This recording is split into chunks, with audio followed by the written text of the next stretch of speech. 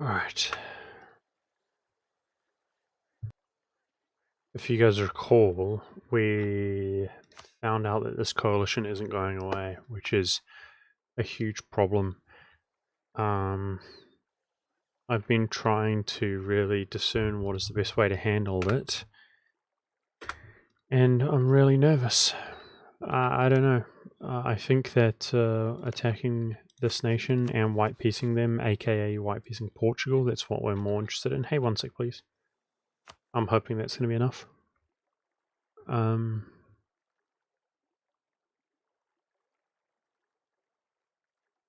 Hey, Kindota, what's up? Plutoke. Appreciate it, man. Thank you so much. We had this faction spawn in our country and defect from Portugal, and we're going to have this faction do the same thing, evidently. It's nice. And I can feed that to Kilwa, so they're small enough as to where we can actually give them the provinces. We don't have to worry about war score. Gamalino. Thank you so much, dude. I appreciate that. Appreciate you, Gamalino. So, regardless of what we do, Madagascar is going to be ours, and it can be converted by Kilwa, which is really nice. I wanted to colonize in these areas. Speaking of these areas, we need more territory to make trading company investments, aka manpower investments. So all of North Africa is now on lock, and it looks like we have converted all of Anatolia.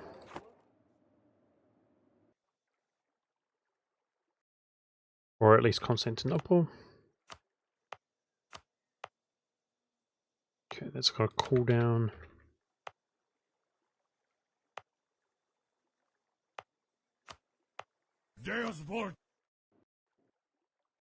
Punksa, thank you, dude. Thank you for 28 months. Appreciate that. You guys are so generous. Thank you.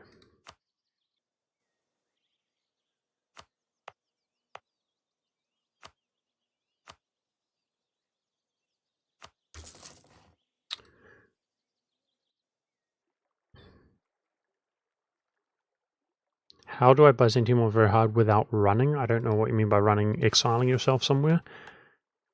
10% trading company investment here, guys. Reduced cost. It's good. Reduced autonomy, reduced manpower. We're going to be doing that. It's 10% less. Yeah, I mean, great B. What can I say, man? You know, trial and error helps. I've done it many times on stream. It's been a long time, and it's a hustle. It's difficult for sure. It's yes a struggle. Sometimes even when I win, we'll still die at a later date. I mean, all that I can say is currently right now the Ottomans don't just straight up attack you like they used to. And the best advice that I can give you is beating the Ottomans at sea. I'm just pumping all of your money into Navy immediately. On very hard, probably attack Epirus. If he has good diplomacy and you can't attack him, probably just restart, to be honest. And the way to do it is to take one province and then vassalize him. And this gives you a base of like naval and land force limit increase by having a vassal here. It also gives you the strong duchies estate for relations, so it basically frees up a relation instead of costing a relation. But then you have Epirus's relatively powerful fleet on your side, and fun fact, your subjects do fight with their fleets even if they're disloyal. So something people don't actually know, you know. Yeah, but simply having a in your sort of coalition versus the enemy's naval strength, the Ottomans can respect your naval strength overall because of nearby friendlies. So that's really valuable. If you can't get that, probably just restart, dude, to be honest. And then, yeah, it is the standard wait for him to fight an Anatolian, attack him. But what you want to be doing is naval barraging. Naval barraging the forts, assaulting them. Even if it costs you like 3,000 men, even if it's got some garrison there, as soon as you got it, lock down the straits, fight, win, okay? As far as progressing forward from that, I really suggest a play that I've been really trying to meddle around with is to, while you're fighting the Ottomans, to fabricate a claim on Ragusa. And there are like RNG elements, because when you're fighting the Ottomans, Venice can kill Ragusa, but if they don't, sometimes if you're lucky, if everything aligns, Ragusa doesn't really have good diplomacy. Sometimes they're at war with Venice, like I just said, but Venice hasn't fully annexed them yet. And all you do is you attack Ragusa just to go back to war with the Ottomans instantly. So you basically take all your cores, take some money, just go straight back to war with the Ottomans. And I would suggest just taking their money. So just blockade them up again, occupy their land again, loot them again, and take more money again. Yeah. And you'll end up having an even shorter truce than you did when you 100% them. So, regardless, I hope that helps you. Kai Cats, appreciate it, dude. Thank you so much for the sub. So today we're going to be getting Portugal out, guys, and yeah, I hope the coalition goes away. Indeed. I'm going to be integrating Mola and Bengal, I decided. Now, at some point I clicked one of these, which was not that. Turn that off. However, it's just a little bit of inflation. What's our charter called in Genoa? Ligurian Company. Let's increase trade power there. What's Seville called? Iberian. Let's increase trade power there. Just get a little bit more money. We have to embrace the institution as well. So my inflation's been doing well. Well, apparently that puts us over the edge. Okay, let's keep one of them on. Yeah, it's trial and error. Good luck, dude. Okay.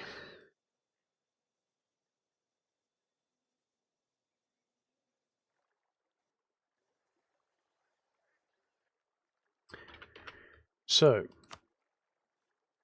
I realize that there are other areas that we can colonize, which I think these areas freely convert, right?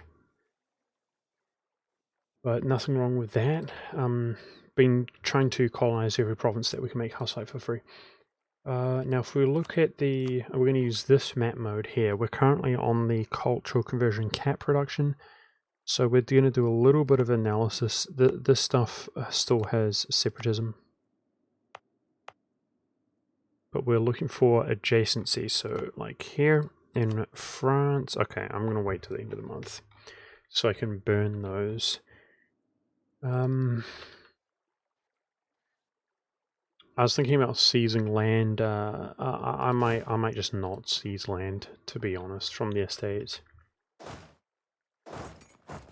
We just finished a war against Langzang, for people who do not recall.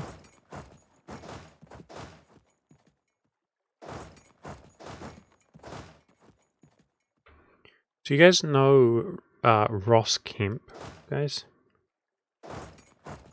I've been watching his content, hey Vitros, and yeah, enjoying it. I think I'm going to show a video. I know people will just watch in the VODs. There's not many people here. there's somebody was talking about Sigma as an alpha, like alpha and Sigma, like Sigma males.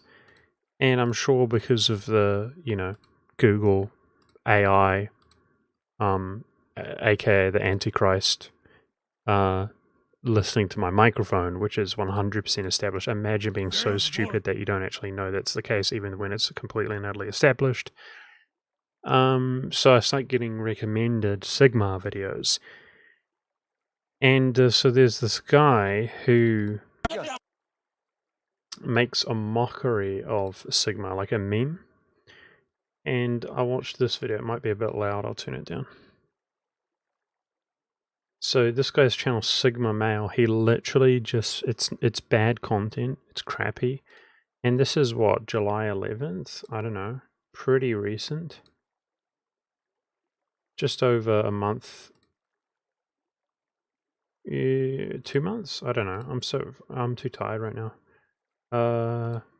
Yeah, just under 2 months ago. He's got almost 1 million views.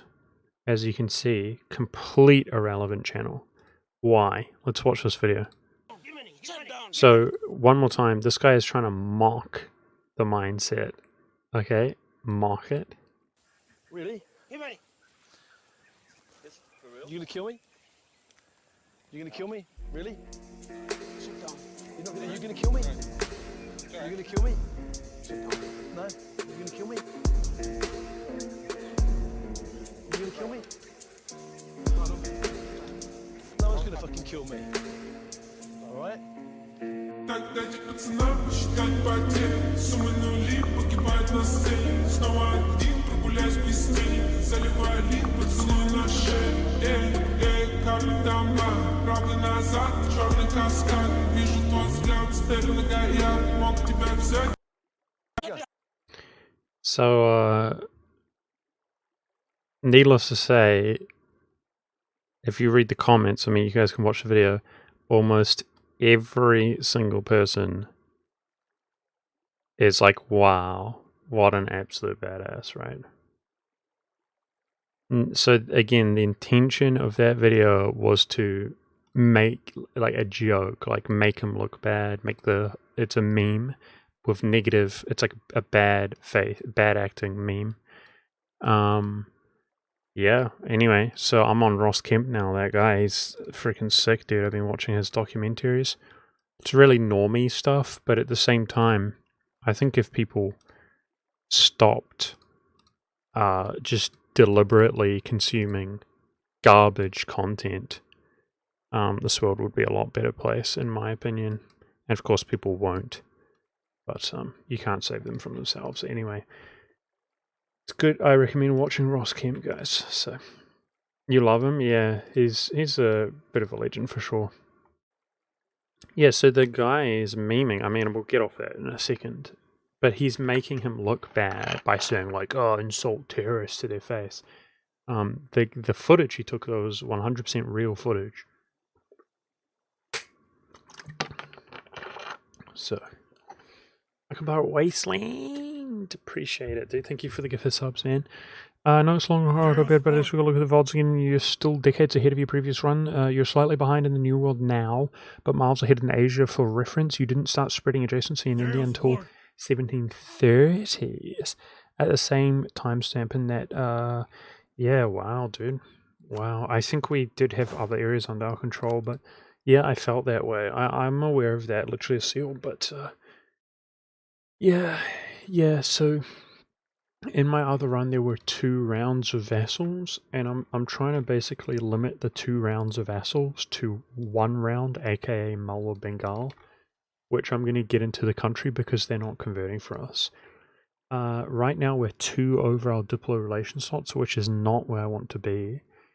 And if we ditch our 2 allies, we're going to be 1 over in a moment when we take Malacca out and release him because he's got religious ideas. So he's really important. And we have to be Diplo efficient. So we need to integrate at least 1 subject, and these 2 have a target on their back as far as I'm concerned. So we're going to do both of them. I think we're going to do both of them. because having subjects around is not a good idea if they could not be around, because they could take diplomats to integrate. And if we're going to take the annexation cost reduction here instead of culture conversion cost reduction, we might as well do 2 instead of 1. So that's where we're at right now. Same goes for Japan, to be honest. Could try to get Japan in as well, but it's about relations, guys. It's all about relations, which sucks. I saw somebody say at Zlivek, is Zlivek here? Make sure to give Zlivek a follow, guys. If you're into that good multiplayer content. Zlivek's pretty much the best EU4 player, let's be honest, boys. I don't see him though. But if he is here, very much appreciate your content, man. He's a good dude. He's a Pole, chat, not like these degenerates. Yes, that was actually real footage. That's the point, dude. That's actually real footage. That's not pretend.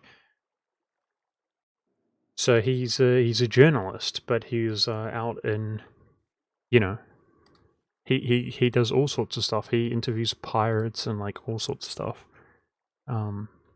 Yeah, he makes documentaries. I mean, again, Ross Kemp. You can literally just go to his YouTube channel if you're looking for content. Like, I recommend it. Where is it at? Ross Kemp Extreme World. Just go to that YouTube channel, watch the documentaries and stuff. It's whatever. But anyway, that's what I've been doing lately. Yeah, Russia has annexed most of their territories, but we've been making good use of them. We're going to continue to. So for me, I'm worried about the coalition, guys, and I think we're going to jump into this war as quickly as we can. Here, Pertha, thank you so much for the 23 sub, dude. Appreciate that. Hey, Windrunner, nice to see you. Let's go, guys. As far as Portugal... Okay, I'll give it a... do I want to be at peace or anything? I think we're okay. I want to give it some time. Oh, man. Coalition, dude. Ah. Wow. Days after. I just mentioned that was going to happen, but I didn't realize it was going to happen then. Days after I unpaused the game. We've got Madagascar on grab. We're going to do the same time. Hey kiddos, what's up? Oh, dude. It's not good.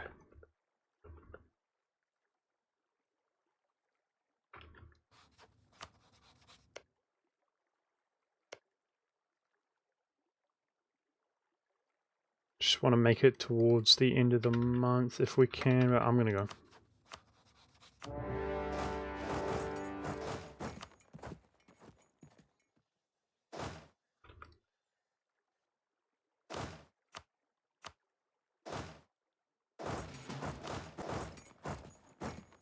Check my OE. We're good on OE. Are we good on OE?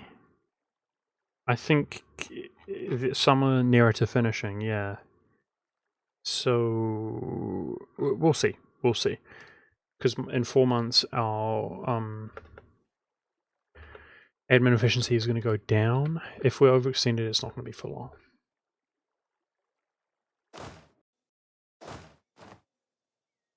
Wow, that's good to hear, kiddos. I haven't been that regular, to be honest, so...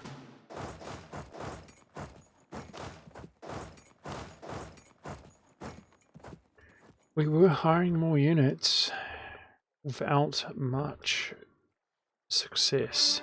I don't care, Kappa, the one and only. Nice to see you, dude.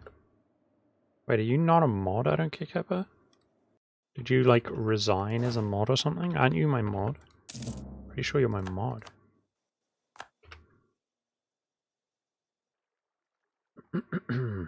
Okay, end of month. So, let's get down to some business here. Where there was one in France. I never modded you.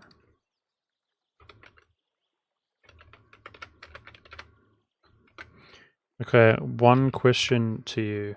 I don't care, Kappa. One question. Are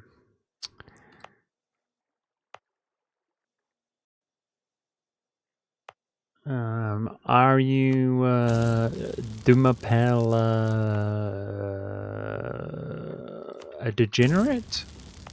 Or are you,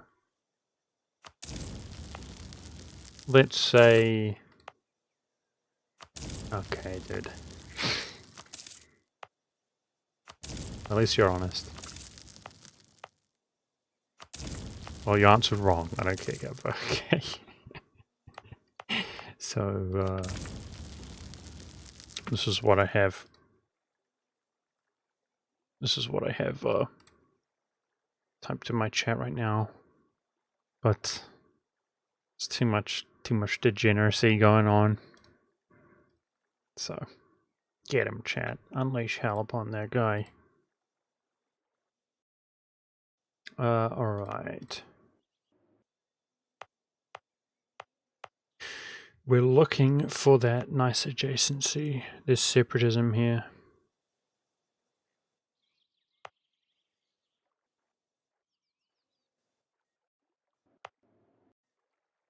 Nice. Oh, that's not adjacent. But that is.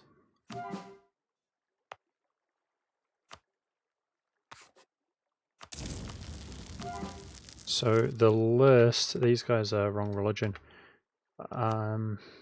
is not great. We can't make great use of the list right now. So we do have provinces that don't have separatism, but they're Muslim.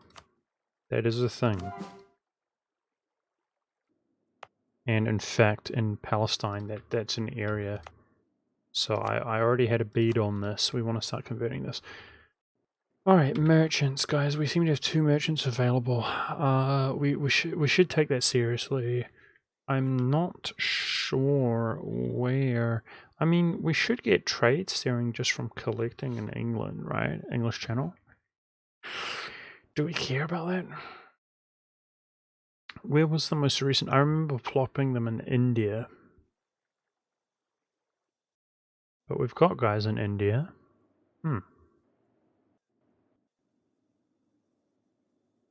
Okay. Could do Ivory Coast. Could do...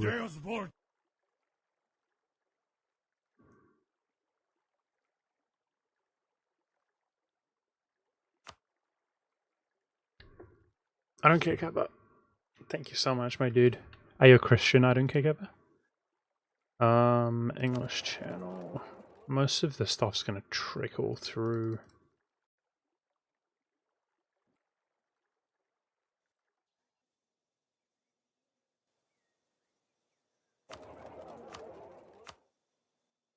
I mean, I don't know.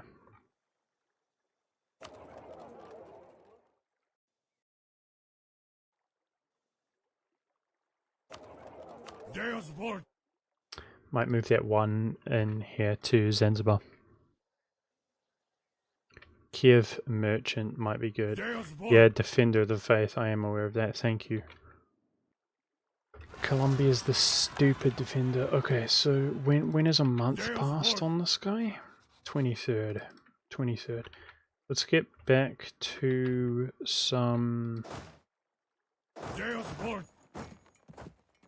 I don't know how to thank you, I don't kick up. Thank you so much. It's very generous.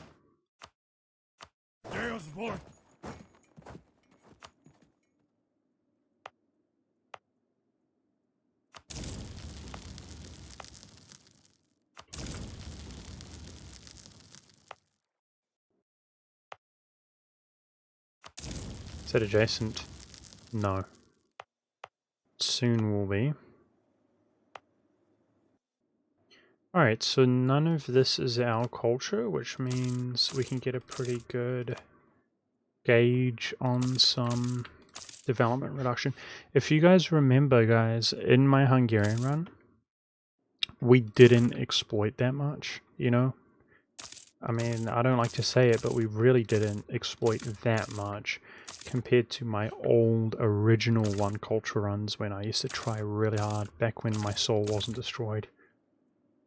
And so I'm determined, we don't need to burn everything every single time, but as you can see, with the innovation, aka me not being bad and listening to somebody in chat who told me to use the accepted map mode, which shows you the ones you're culture converting, and with the fact that we have so many subjects and that we currently have so much of our land actually already Roman, it's not that bad, and we're going to try to, you know, throughout the end of the game, keep burning this stuff. For as our manpower begins to look better, I'll even burn our manpower as well on the few provinces like this, which are so small. We may as well.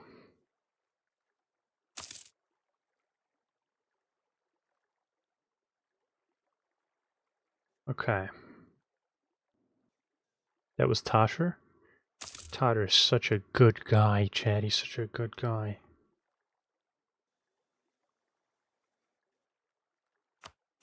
That'll do.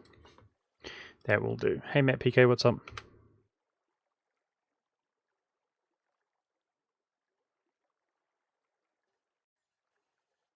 Are you a Christian? I don't care, Kappa. Okay, I don't know if that gives us overextension. I don't think it does. More coalition members. Fantastic. Let's go. So on the 23rd, we're gonna attack this. Feed it to Kilwa, and we're gonna attack that. Feed it to Kilwa. Guys, I'm really hoping that getting Portugal out makes the coalition go away, but I'm skeptical. So, I don't know what to do. With those few guys join, that could definitely make the difference. I mean, I thought that we could get away with one more slacken. We can slacken 152,000 prior to taking this. So I guess build units. Man, it better make the difference. Let's get every little bit of manpower we can.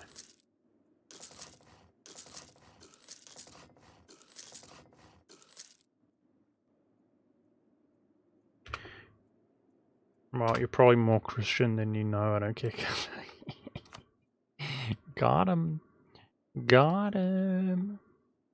Okay, let's keep going.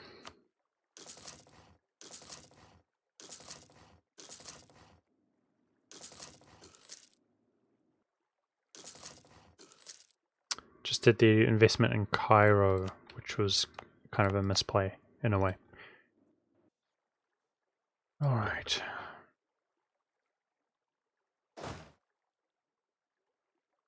Twenty-third.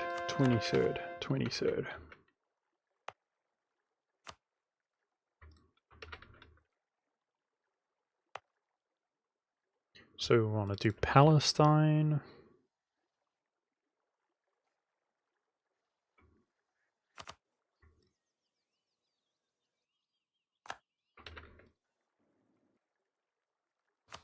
Just checking to see if you were not stupid. I don't care, but you are stupid, so feels bad, man.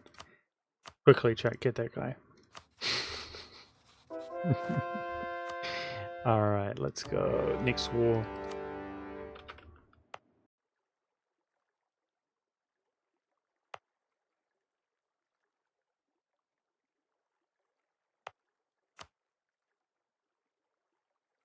So we need to buy the Defender of the Faith. If we take a look at Colombia, 23 prestige. Yeah, that's all we need. And we should be good.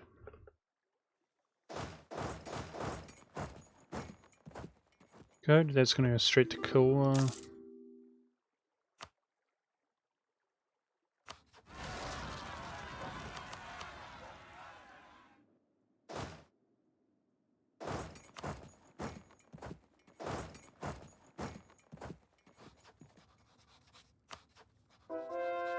24th of December, we should be able to dow over that Madagascar. Really hoping that this war can...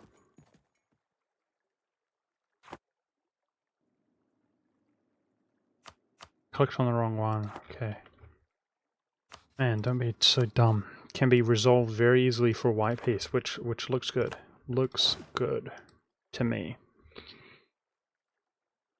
We actually technically PU'd two other nations, Unspark and Beirut, however you say them. Say the city name. They're just so small. We didn't add it to the list, but yep. I mean, how many is that? That's 9. So to say that we actually PU'd 11 nations, which is accurate, is pretty impressive in a way.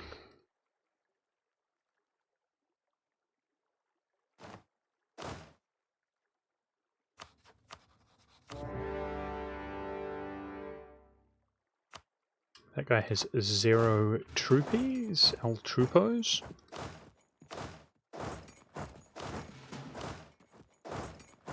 You gotta respect my tactics so I don't kick up, but I make sure to insult the people who give me subs. Works really good with Tommy's 0 brains.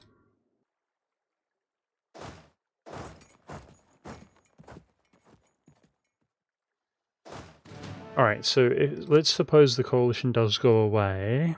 It's time to do a Ming reset. Now, if that's one thing we can do, if God forbid the coalition does not go away, we can jump straight back into Ming, which I'm happy to do.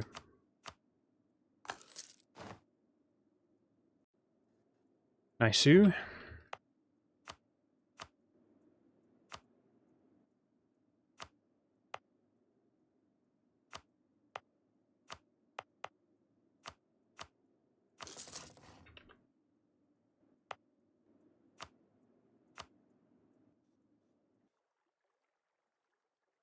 Let's try to keep in possession of it, but there are other independent Hussites, like Brazil, they're affluent enough, certainly. And we have to work on this situation with Liberty Desire, so it's a tough spot.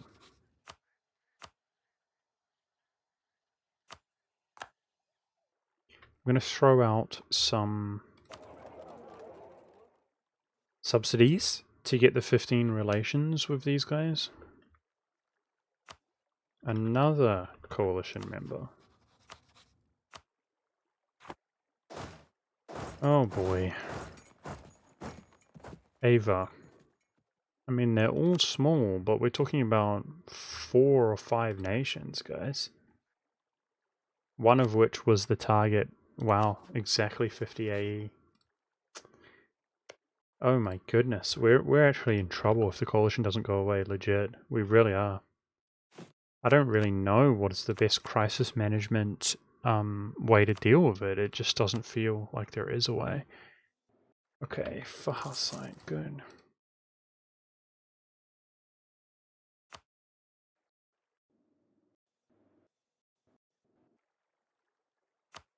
I'm lagging like crazy. I remember now.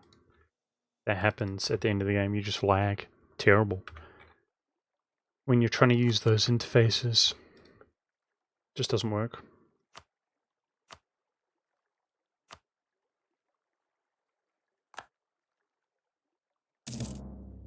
Okay, Age of Revolutions. We're not overextended. Seems good.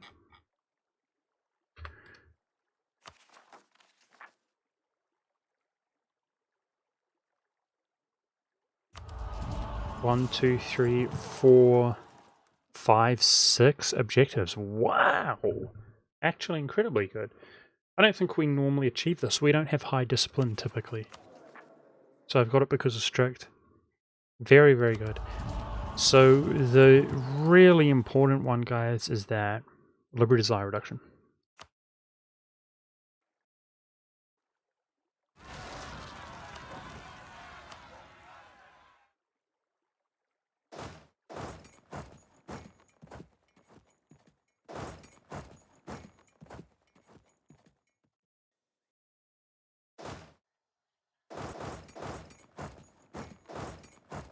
Alright, there was one subject that I wanted to do to break his bank. It's this guy. It's that guy, but what's more important is the manpower. So we're kind of done on manpower here to an extent, but we can do the reduced autonomy in trading company regions. Let's do that. That's more manpower, 5% to both of all of North Africa there, basically.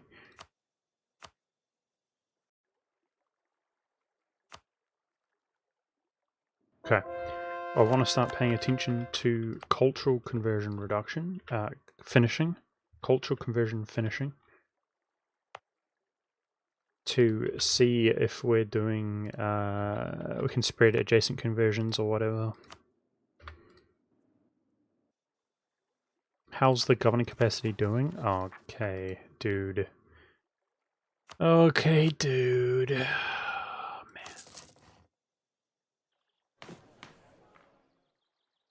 man. Next admin tech sorts us out. I might try not to care.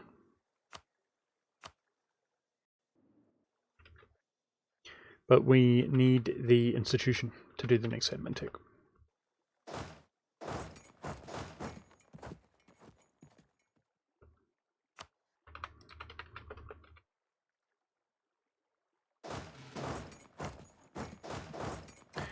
Lately, guys, I've been in a weird position, and I know it's not what you guys are here for or whatever, but I'll tell you guys, like, speaking of like that Kemp Ross thing, I really think that you don't have to go too hardcore, like, and you can't. That's the reality. You can't. But yeah, I know people don't care. I'm just talking to myself, but I really would like to just do something more meaningful. It worked.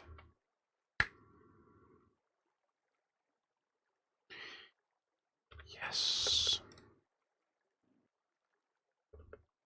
Yes. That's big. That's big. Okay. Okay. We white peace Portugal. It worked. Okay. So before we do Manchu reset Ming, that's going to make the coalition occur. So I think in terms of overextension, we do like a full annexation of Scotland. And then do Ming afterwards. We have to eliminate these people. Anyway, I was going to say like a... I don't think political was the right terminology because I think politics is basically so toxic and cancer. But like analysis videos and things. Like I was watching like Kim Pross's Afghanistan documentaries and there, you know, he's on the ground and we're talking about years ago. And yeah, anyway, I just think it's interesting. That's all. I do think I have things worth airing, like my takes, but who knows? I know you guys are just here to watch game, most of you. Like, because in regards to Afghanistan, I predicted that that was going to happen, and I never mentioned Afghanistan, but I did mention in many times my philosophy as to if you engage in a certain way, you will not see the fruits of that. Anyway, I just think that if you were wise, I'm talking about if an individual was wise, then they would listen to people who say who are prophetic, right? Who say things that come true, as opposed to listen to people with titles. Oh my goodness, that is freaking sick, dude. It's all about the Coco chat. 5 years of reduced unrest and 10% increased manpower. She's a beaut, mate.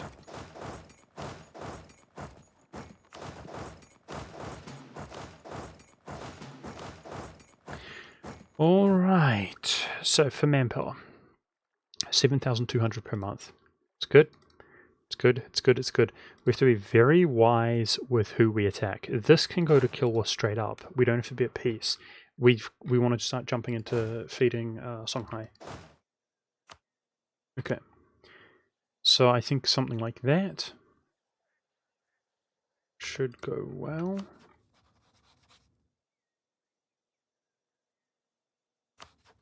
We co-belligerent him. Good. We're going to do a West African one, going to Songhai. Our next overextension is going to be Scotland, where I want Louisiana gone. So we're going to need to occupy his capital. And our cause only just started, dude. That war, that was a really quick way of getting Portugal out. I'm stoked, guys. I'm so stoked. We were in trouble. Feeding India.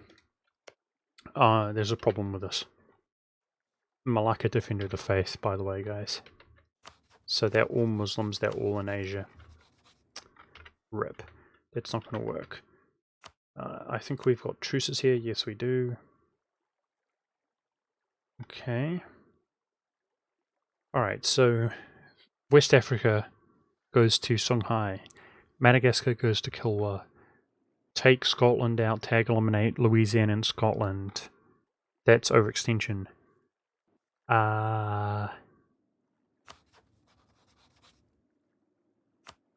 Take this out, feed it to Japan.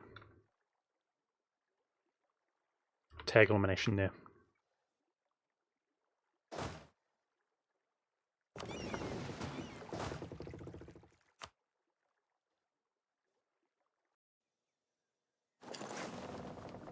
Okay. I think that's going to have to be sufficient. I mean, it just doesn't do that much damage to the coalition is the unfortunate thing.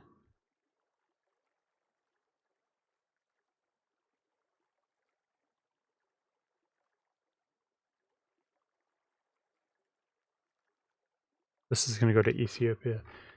That's how it's going to go, though. That is how it's going to go.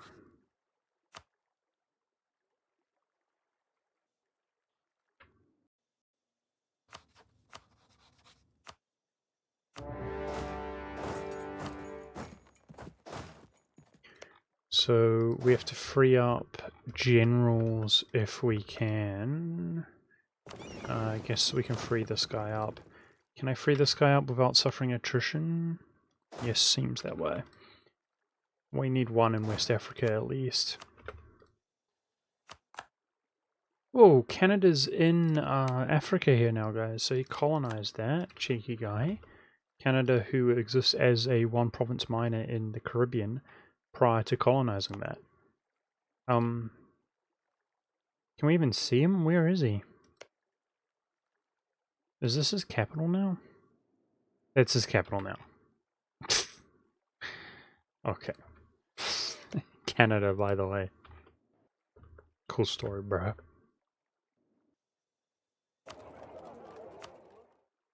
Send him to the Zanziboozle when we can.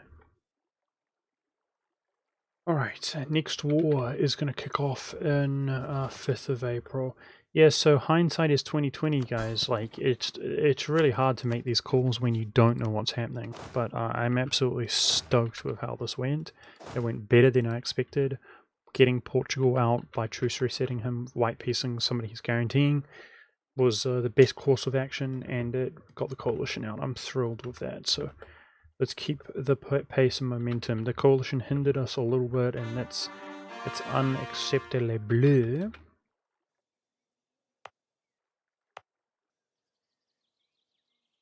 Alright, and it's time to, you know, do the adjacency action in the Americas if we can.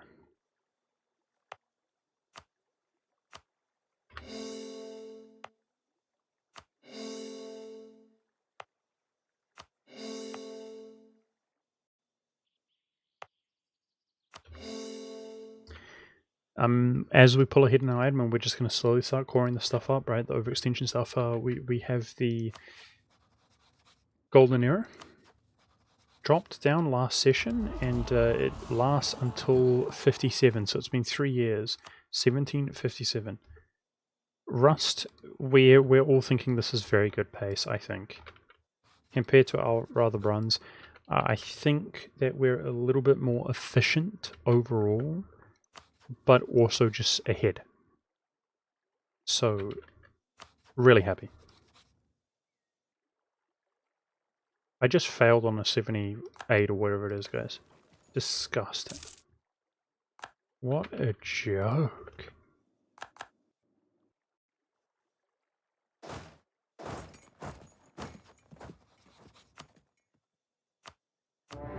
Okay. Scotland is not a great power, but they would be close to inheriting a great power status, I'm sure of that. Due to this, which is all coming into the fold. I'm gonna... Beautiful. 50 Diplo, thank you, game. Okay, that reminds me, coalition's gone. When our diplomats are free, we can get rid of these allies. What happened? When I actually have diplomats, which I don't have for 34 days.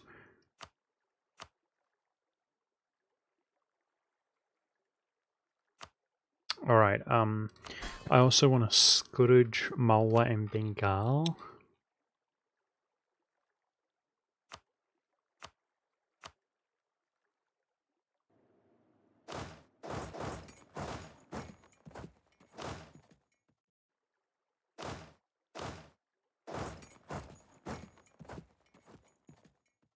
Very good.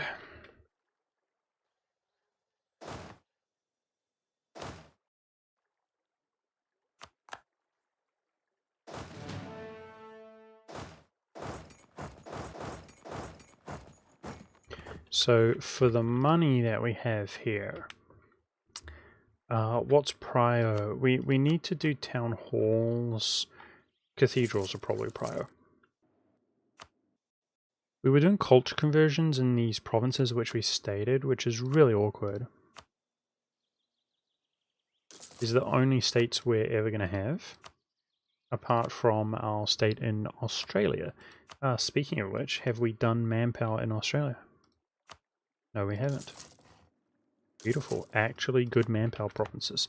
I'm glad that I caught that. So I don't want to jinx it, guys, but if you guys recall, we have... This is almost 100,000 manpower that we can delete and be granted manpower because we still have the regain manpower when disbanding. So I'm keeping it as a buffer to stove off of the coalition. The Falklands should not be stated. Thank you for reminding me.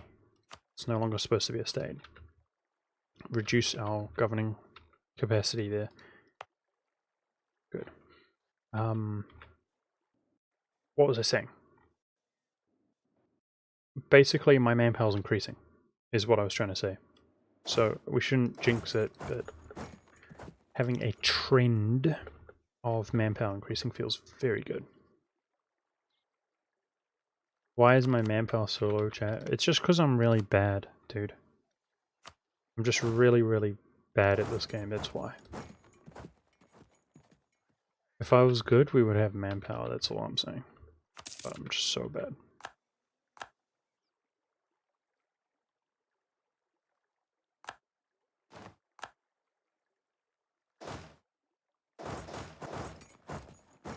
Alright, so we can declare another war. What were we going to do? That's cool, boom, boom, boom. And then this at the end of the year, are we satisfied with that? I think we're satisfied with that. We have to be. There's nothing else we can really do. I don't want to fight Malacca. He's a huge prio target. So cancel allies, right? Let's go.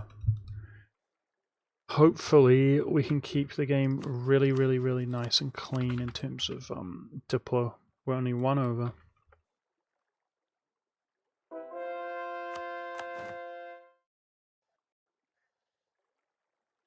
Good. Unstate this. Good, good, good.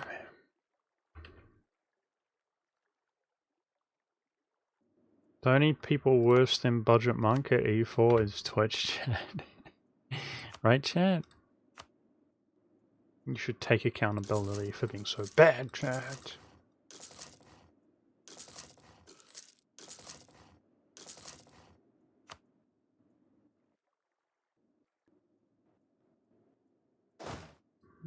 what happened to you? Was not successful. Bamble! Nice to see you, Bamble. Thank you for the bits, Bamble. Appreciate you. Oh, nice-oo. Some good adjacency here in Al Africa. Al Africa O, of course, that's the scientific term.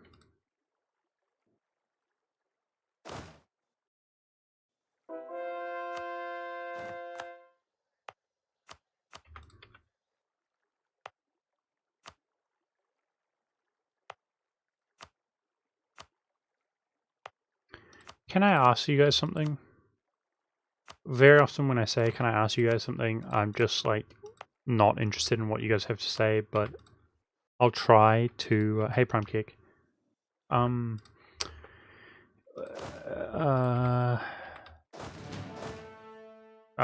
Maybe I shouldn't, I don't know. Okay, we can peace out, but we need diplomats. You guys know when people debate, they don't like debate anything. I mean, would you guys say typically that the people debating are never going to be convinced either way? Is that fair to say? And they typically are trying to convince the onlookers.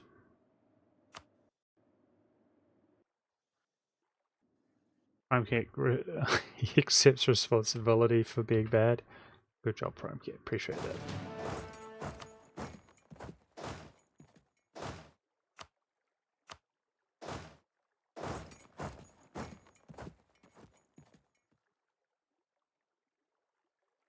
Gilgamesh agrees.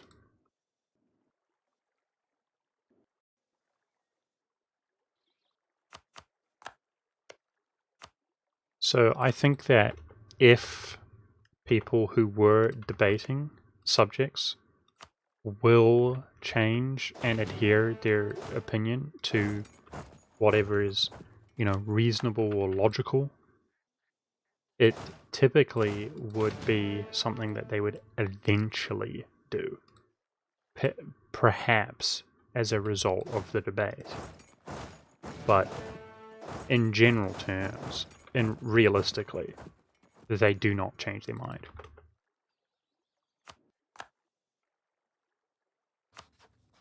There is being devil's advocate, but that's not what we're talking about. Alright, let's peace out. Very good.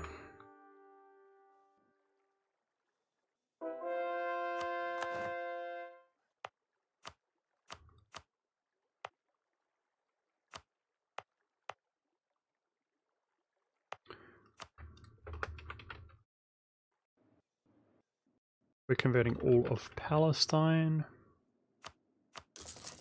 I'm focusing on cathedrals right now.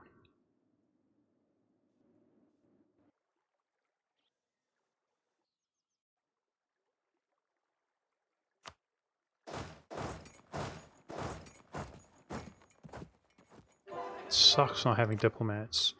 Alright, so that's the Americas done. Which means when these cores finish, we can start spreading, you know, culture conversions. Very good. So my spare admin, let's keep doing it in areas where there is adjacency.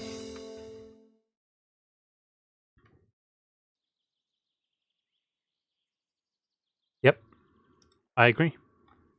I agree. The reason why Buta Mi Guai, however you say your name, is because you have to be so-called open-minded. That's why.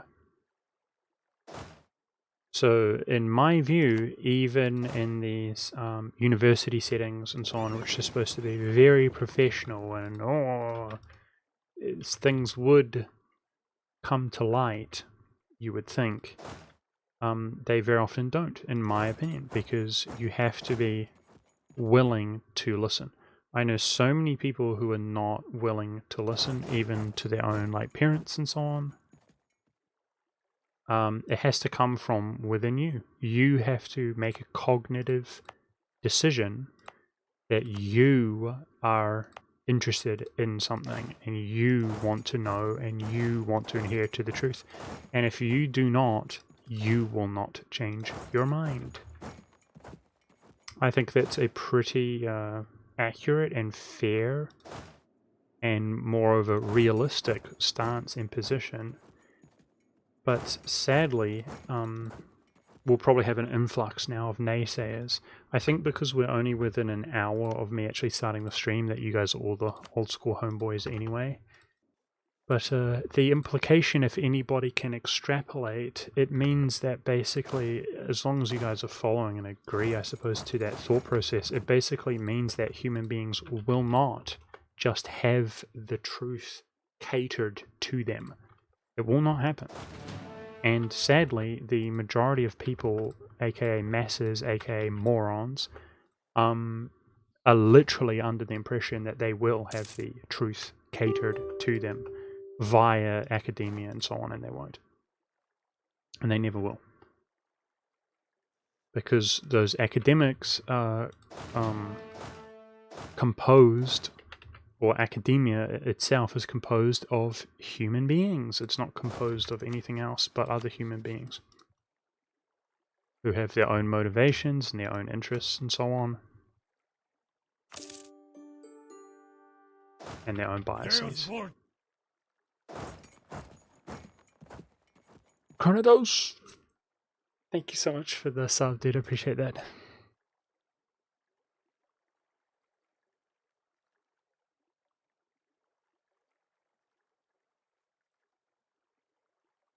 Who are you talking about, Tim Bernard? Answering a question, I see. Alright, another one bites the dust. Let's look at the overextension here in the Al Scotto land. What are we gonna get, eh? For a tag elimination on Scotland.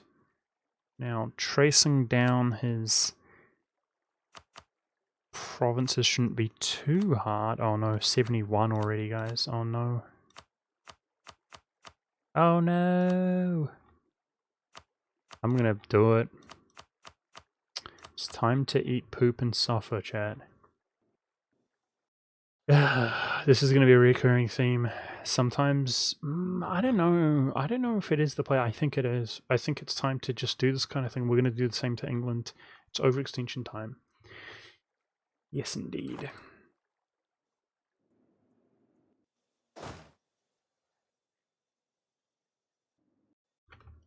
I just find the dissonance within the majority of people never ceases to amaze me.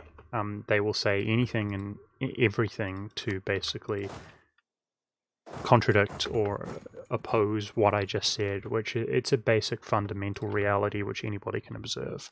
Like, you have to go out and seek knowledge and truth yourself, and you're the arbiter between what's actually true or not, because you are the only person that has your best interests in mind, provided that you're being deliberate with your best interest. But people they reject that because they're cowards, basically. It's why I was talking about people being cowards, like one of my streams a few streams ago, and I look like an asshole. Okay, breaking his diplomacy. That's the relevance to calling people cowards. I'm not trying to be mean to people, but yeah.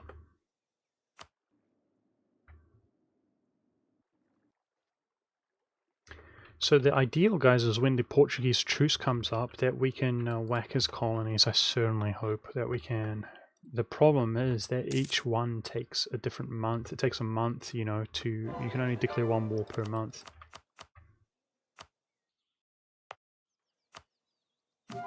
Very nice.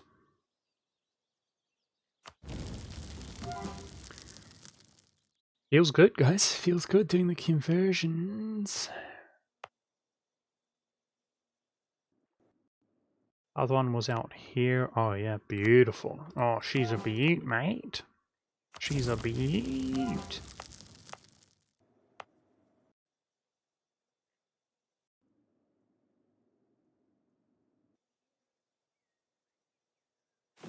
I don't like the idea of. So green forest bear. I mean, I find it interesting, but other people don't seem to find it very interesting. Like the concept. These are my thoughts on you referring to people as sheep. Like, very often when I say something, it can be perceived as being demeaning, and I understand that maybe I'm perceiving what you are saying as demeaning when that's not your intention. But I think that we have like different intentions when we're speaking in that manner, because there is, of course, you will know if you read, for example, scripture, that people are sheep, won't you? But it's not said in a demeaning manner, or else, anyway. So when you come to that reality that people do behave that way, it's just interesting, something to speculate and to think about, in my opinion. Because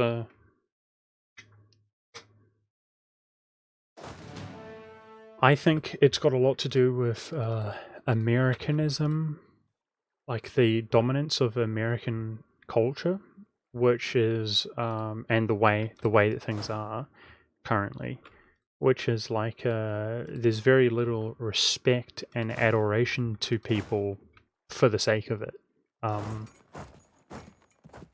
There's very little respect to people because they're a person. It is, well, if you're not rich and you're not famous, then you're nothing, right? And I think this can be kind of observed among young people. You have young people who are waitresses or waiters, but of course they're not a waitress or a waiter. They have so-and-so going on and this going on and that going on, which of course is nothing in reality. The majority of people don't have anything going on. Like, it will not amount to anything. And of course, if you ask the same people when they're, 50, well, then they're a waitress or a waiter, right? So this is how it is. I'm an artist, I'm a musician, I'm a so-and-so. I'm not a waitress or a waiter, or a chef, or a busboy. That is the Americanism, and it's also what I call radical individualism. There's this notion, because of this environment that we're in, that you can literally construct and build things. You do something tangible, but you're not good enough. You're not doing anything because you're not rich and you're not famous. That's what's important. And so it's this radical individualism, right? It's like, I'm a rock star, right? So that's where people value things. That's where people place their value in their mind, their mindset. That's what's valuable, is being a rock star, rich and famous. Whatever you're doing, people want to be a streamer, right? They want to be rich and they want to be famous. So therefore, if you talk about the fact that people are followers and they are also religious, they are religious by nature, human beings, even if they don't perceive themselves to being associated, they don't approve, they don't condone, they are still religious by nature. I'm not using this missionary. Then they're very offended. It puts them in a very distasteful position. So you'll have people, they'll go, they work hard, they go home, they sit down, they watch TV, but you call that person just a regular blow Joe and imply that he's not a radical individual, and they'll be, no, you have no idea. Oh, let me tell you about, you don't know me. Do you understand? So it's the perception that that's offensive.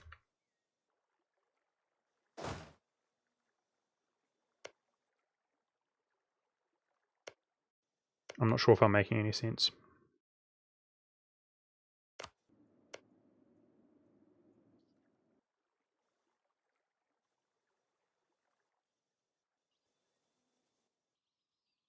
Okay. Where did this merchant come from? Something's fluctuating. No, I just didn't put him down yet. In the Zanzibizzle. Yeah, it's very much associated with capitalism, 100%. Very much associated with capitalism, for sure. But, of course, that's the economic situation is just silly. It's really silly to talk about economics. It's the same on both sides. You have the people who are like, wow, it's never been true communism. But of course it's never been true capitalism either. It's just a silly conversation at all.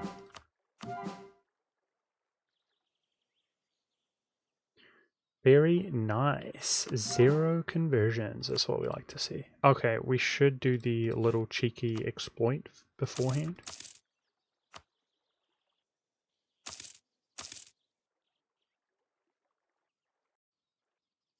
There's no free market. You're very silly if you think there is. There's countless examples of that being the case.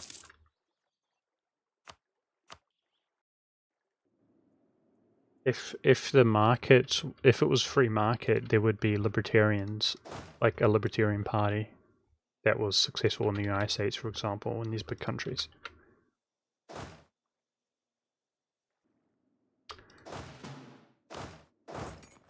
Like a proper libertarian, right? But instead, the entire world will implode and... regardless. Okay, I'm not going to talk about that. Alright, so we need these occupations to actually go to Shanghai, and we're trying to beat Scotland before this course finish, which I think we're making pretty good pace at this rate. Let's see if we can keep this up.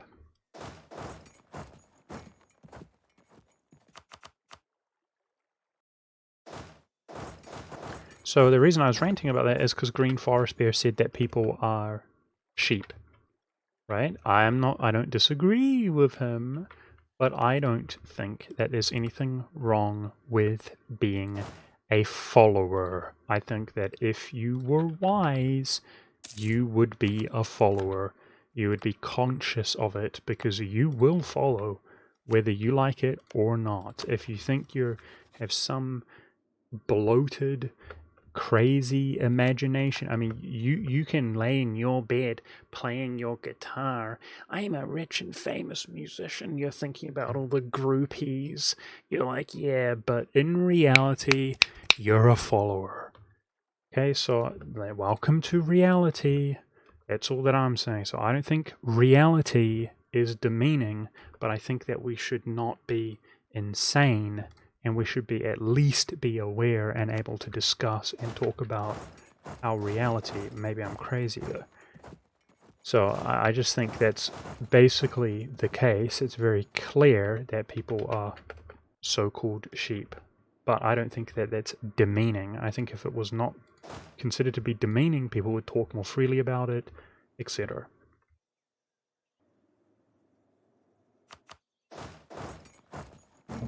Okay.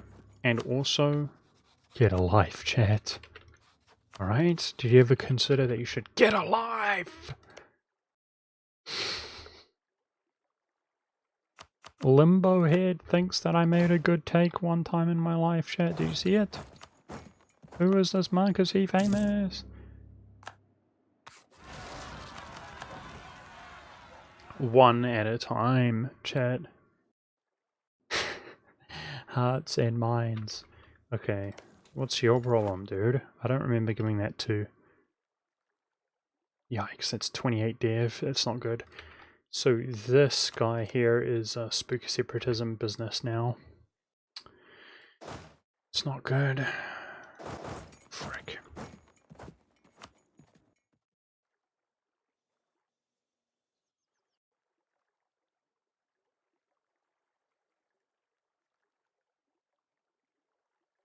Adults believing they're different is odd. No.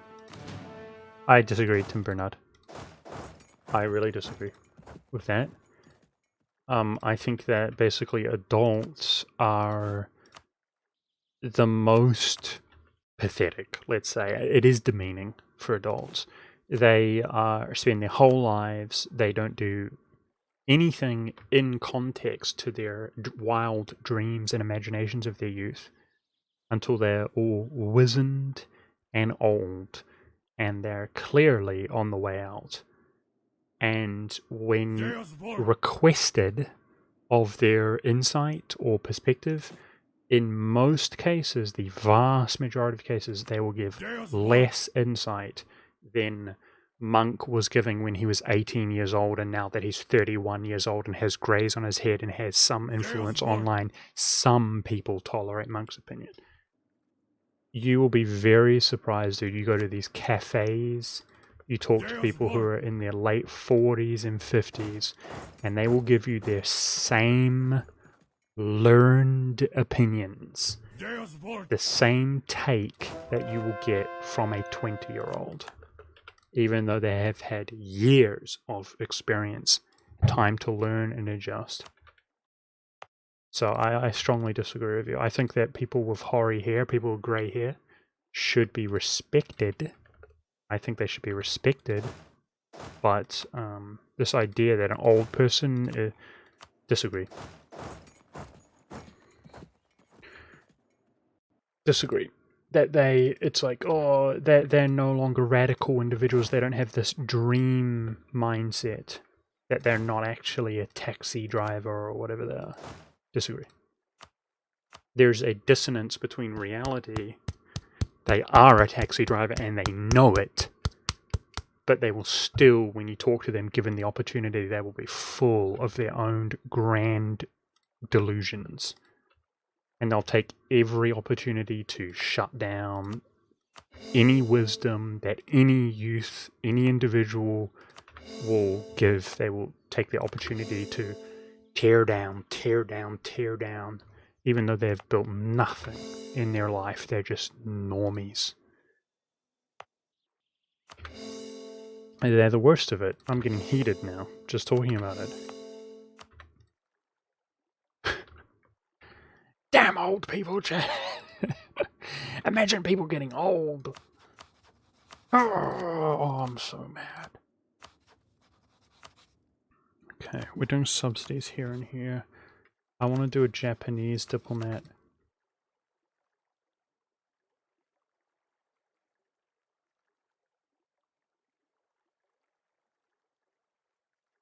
It's okay, Timbernard, what's your first language?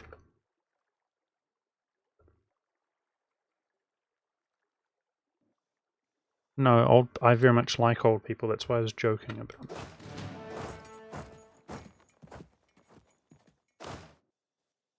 Don't put them in retirement homes.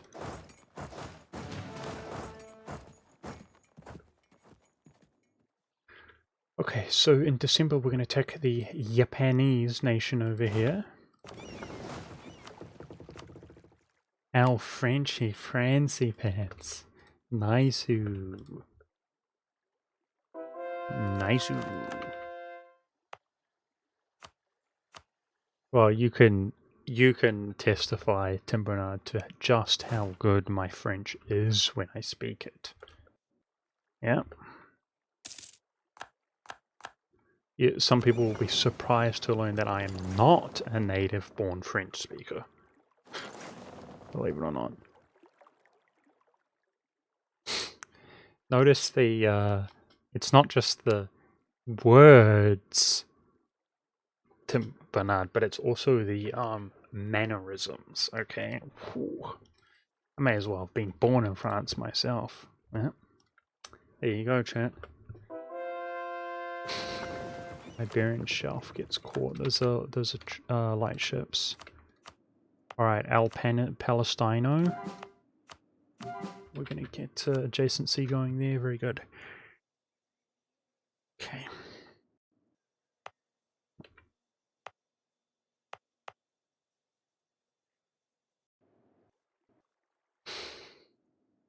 Alright, we're going to use this missionary. Uh-oh, I didn't check if we had cathedrals here. Beautiful. I probably did at some point, but I just wasn't sure when I stated that up. Alright, very good, very good, very good. So, wow, are we actually going to lose that? I hope not. It's awkward. So we have been gaining manpower. That's marvelous. Now we have to overcome Scotland here and stack wipe them, if we can.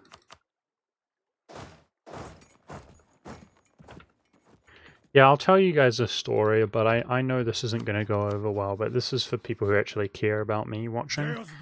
This is a real story. Nothing crazy. Aiden C with the Prime. Thank you so much, dude. I appreciate that. You reminded me because of the old people.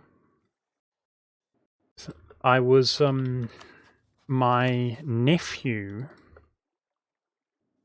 lived in Lake Taupo, which is a lake in New Zealand. It's the biggest lake in New Zealand. And my older sister, because my nephew was a child, lived there. And I'm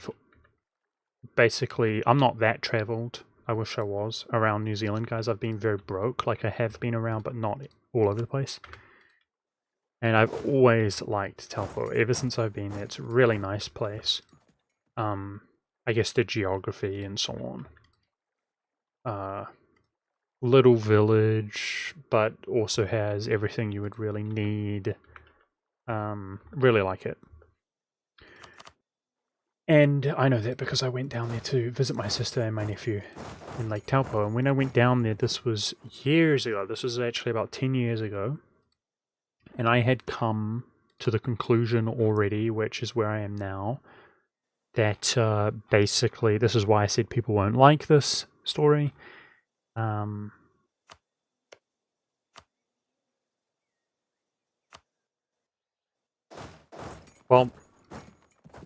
you know, I was never born. My parents are not religious, or they're not Christian or anything like that. I've never really, with the exception of like on Christmas on one occasion or something, I've never been to a church or anything like that. I've never had any massive significance like Christian influence in my entire life or anything. And by this time in my early 20s, I had basically become what people would call a Christian. I think like semantics and like talking about things is important.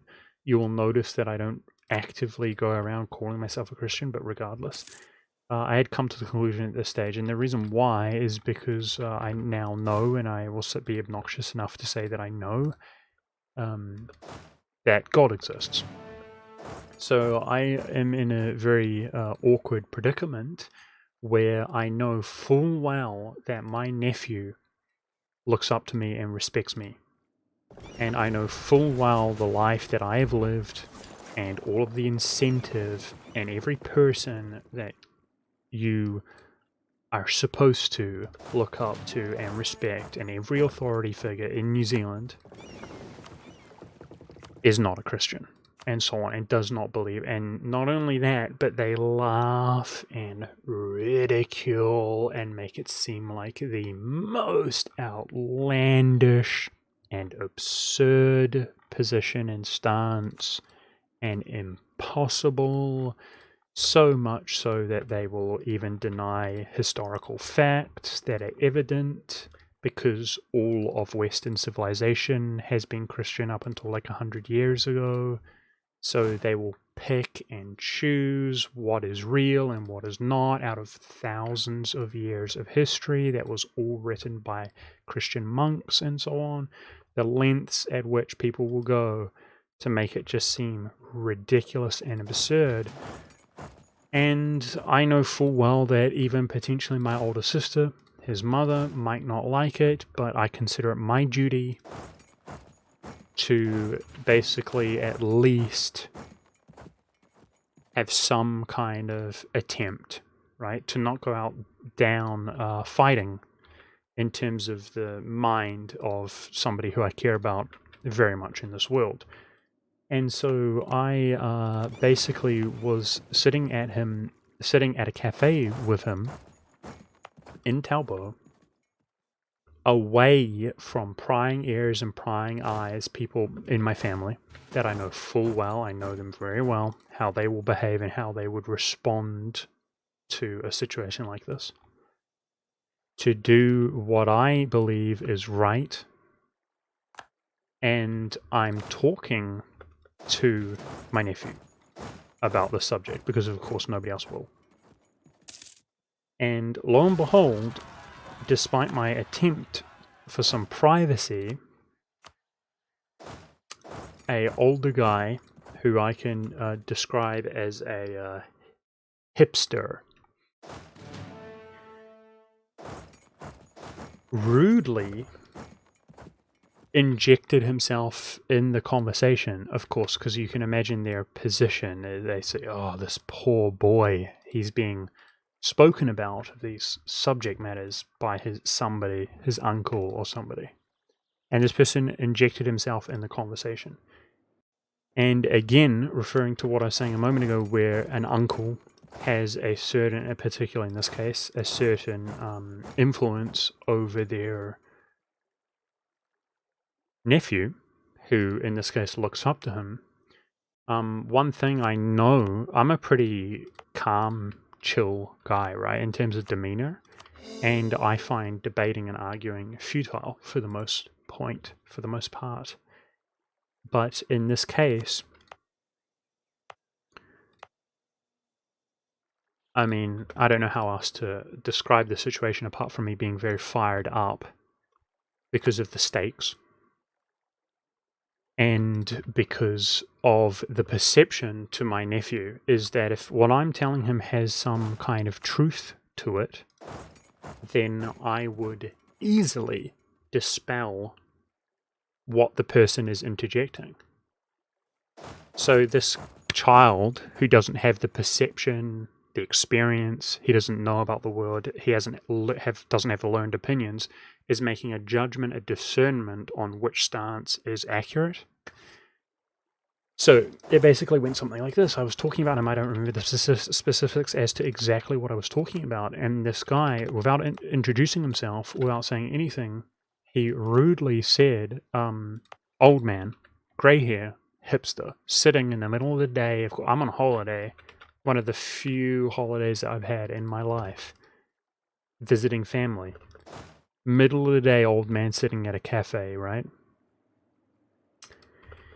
He says, I don't remember the context, he says, he says, sitting, but he raises his voice, so you mean to tell me that at some point all animals on Earth derived from Noah's Ark? So all dogs came from 2 dogs? That's what he said, okay, roughly. This was about 10 years ago. So for the benefit of you guys, because he's laughing and scoffing and mocking and jeering, but of course that is not my position. My position is that they all came from 7 dogs. That's my position. Because that is how many animals were taken upon the ark. And in fact, it goes into so much detail, and this is old, stupid, fuddy-duddy business, guys, to talk about womb space in the Bible. You'll notice that if you have 2, it's an even number. You have 1 man and 1 woman. But 7 is an odd number, and you have 3 men for DNA and chromosomes or whatever, and you have 4 women for womb space. Very stupid, right? But that is my position, which is more reasonable, but that's fine. People still want to say it's ridiculous. But that's not what I said to him. I stood up. I actually reached around. Like, I'm at that stage, I was like a professional gamer in terms of skill level, not being paid or anything like that.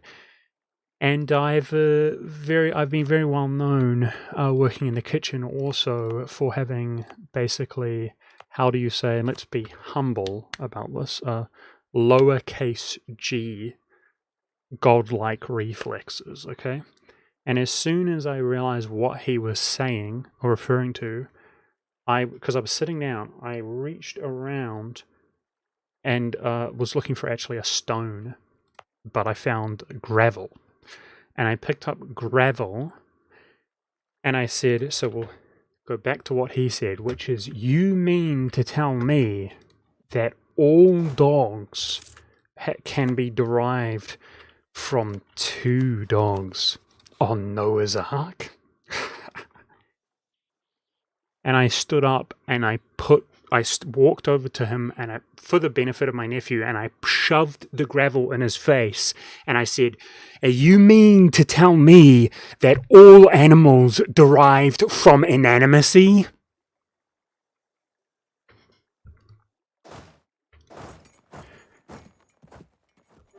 And he immediately had a jerk reaction, and he swallowed his jerk reaction, and he said, that's not what I... And he paused, and he sort of straightened out his newspaper and sat and didn't say anything, like the coward that he is. But that is an example of how these elderly people or more mature people will undermine what it is that you're doing. Suddenly it becomes their business. Rest assured, I looked over at my nephew and he gave me the nod. He gave me the nod, chat. So that's why you have to get a little bit heated every now and then. But of course, that is what they believe. That is literally what they believe, and you'll have every person squirm and wriggle and lie and exaggerate. But I believe that dogs evolved from dogs. And the scientists believe that dogs evolved from nothing. And if you ask them, they will tell you that they cannot prove it. And they cannot demonstrate it, and it was not witnessable, and they can't recreate it. They will literally tell you. But I'm insane, okay. Regardless. People, huh? But that is a true story. Okay, yikes. No, I started this one up here, but it stated it's under 10%. It's under 10%.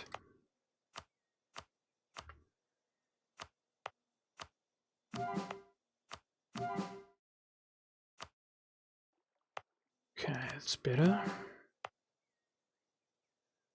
This guy needs to be no longer Muslim, please. So we just lost the trading company investments that I made in there. That's okay.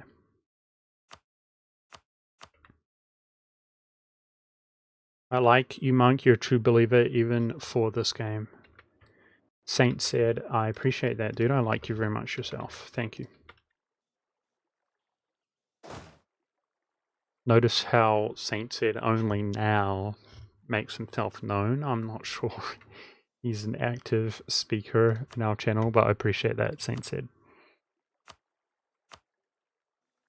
And you can rest assured that I am a true believer. When I say anything that might imply that I'm not a Christian or anything like that, it's because I don't want to be associated with people who are not Christians, who call themselves Christians, which are the majority of Christians, particularly in the United States of America. Particularly Catholics. Catholics are not Christians, and by that I mean even the priests and pastors themselves literally say on many occasions, the majority of them, that they don't believe in God because they don't believe in God. At least they're being honest. It's a cultural thing, and it's shameless. It's shameful. The Catholics are responsible for all of the secular stuff, all of it.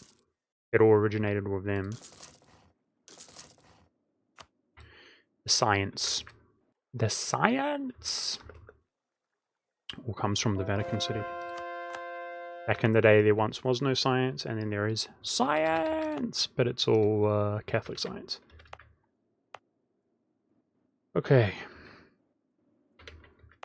More conversions.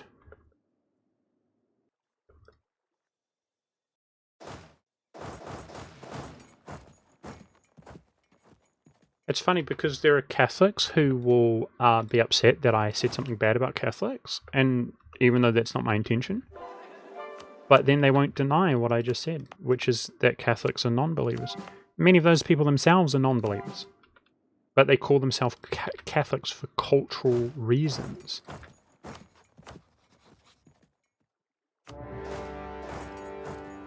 For people who don't know, many so-called Christians do not believe any of the stuff either. And it's very evident by the actions. But they think that we must preserve what has been successful.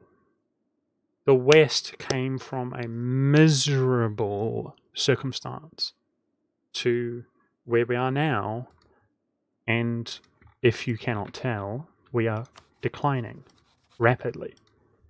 And the idea is to preserve what has been successful.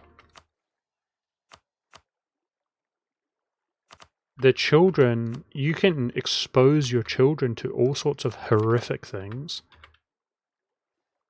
or mediocre things, which you may or may not have good intentions, or good or bad things. Like, it is what it is, right? And there are these people who think like, oh, we should try to be civilized, you know? But I mean, let's be honest though, just between you and me, science! It's where it all comes from, is from these Catholics. I'm telling you, it actually does.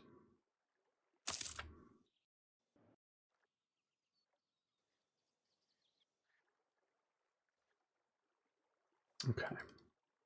Got some cores going on in Australia.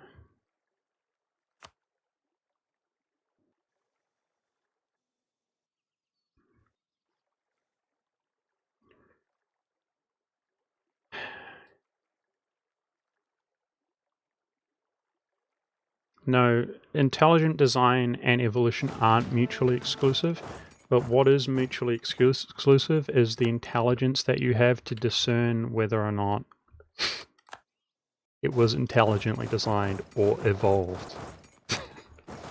That's the intelligence that's not mutually exclusive. Do you remember what we were talking about prior to this? We were talking about the fact that people will follow whether they like it or not. I really personally reject and dislike the notion that is perpetuated by people today that they are somehow better and superior to people of the past. For what reason? Because they believe what they are told. Whereas people in the past, they believed what they are told. But today, we believe what we're told. These are people who behave the same way and expect to be treated differently. Shameful. Shameless, right? Shameless.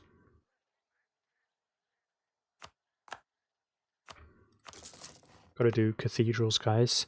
This area has been, only just taken over in terms of separatism. So we don't have to stress, but let's do building slots while we're here.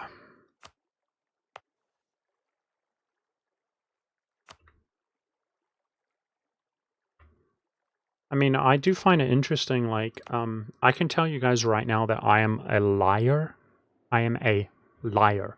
I interpret the Bible in terms of bearing false witness slightly differently. I don't think that just straight up, like, any lie whatsoever is a sin. I think that people always laugh at religion like it's about control.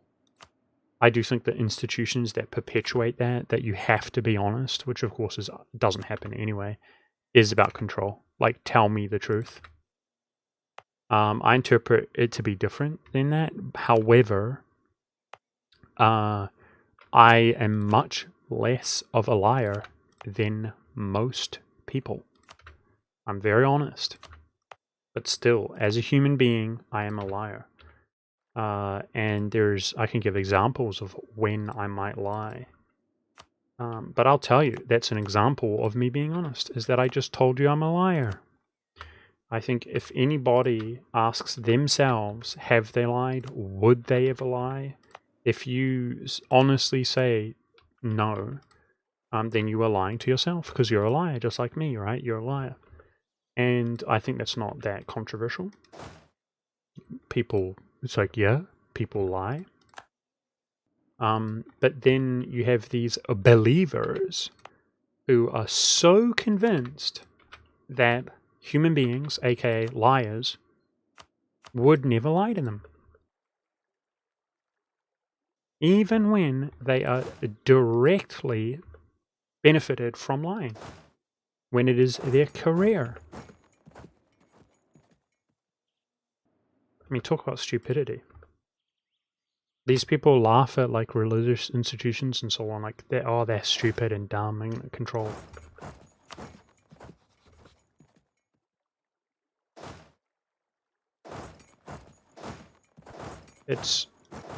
I wish if there was anything that I could perpetuate out there more than anything else, and I have done many things, by the way. Like the meta of games, I've changed the meta of games. I'm not even talking about U4. But if there was anything like IRL, let's say, that I could perpetuate out there, it would be careerism. Careerism. Careerism. Everybody gets to make an ism, right? Ism this, ism that. If I could make an ism, it would be careerism. That is what I want in the forefront of your mind. Careerism. Careerism. If anybody is talking about this and that and this is my huge, this is what's so important, trust me, listen to me, I'm an academic, whatever, in any context, this is so important, this is huge, such urgency, listen to this. If, regardless of what the matter is, if it benefits that individual and their career, that's what you should be asking yourself. Is there so much urgency? Is it that important, or is it sensationalism because they benefit of their career? I think anybody of like even basically above average IQ can discern that if somebody benefits from something. I mean, look at the behavior of people trolling online. Look at the phenomenon of trolling. If anybody's boomer like me, you've been around in the internet before the term troll existed, people trolled. Look at the attention seeking that you see in society.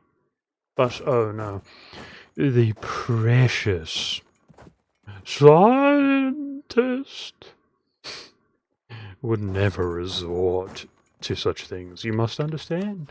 It's all very sophisticated. You couldn't possibly understand. If you had many years of experience like myself, maybe one day you could possibly understand how important it is for me to have a very lavish career. I need tenure, you see.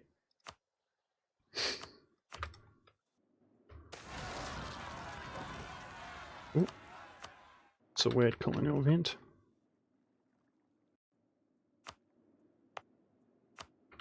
So I do have to kill the natives there. For some reason I was under the impression you didn't. I don't remember how it works. But we do have some military points. Jules. Jules is dying of laughter. Wow, at least somebody is. I appreciate that, Jules Burnett.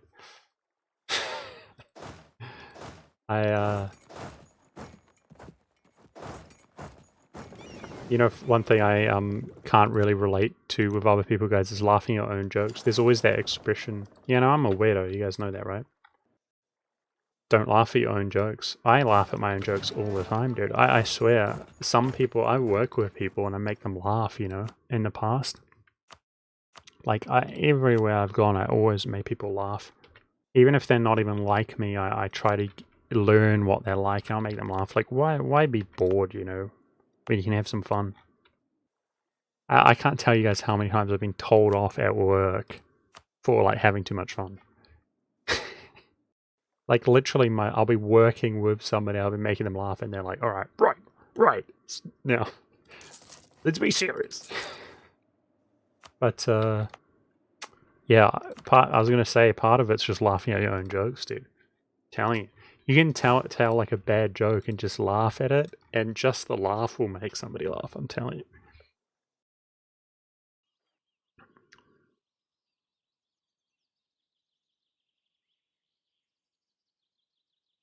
Careerism.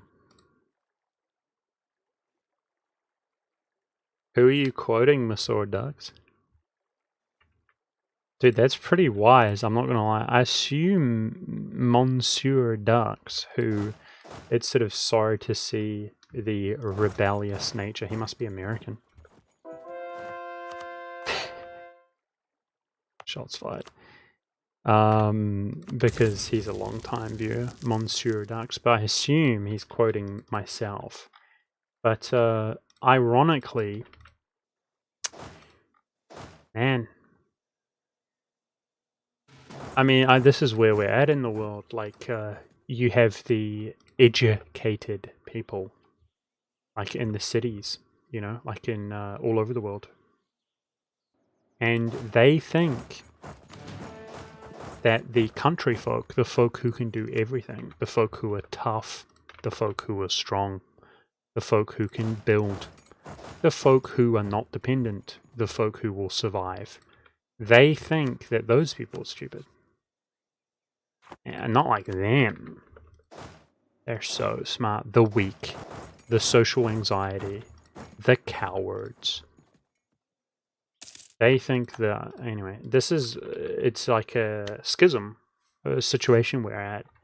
You know, stupid people, they can't recognize stupid, right? And if you had to make a blanket statement, which is smart and which is stupid, it's the uneducated people who are smart. There are people who are wise enough to educate themselves in a field that really benefits them. There are people who are just intuitively wise enough. It's from their genetics. It's from their being, their upbringing mostly. Mostly from their upbringing. Who are wise enough to extrapolate things that they learn to other situations. But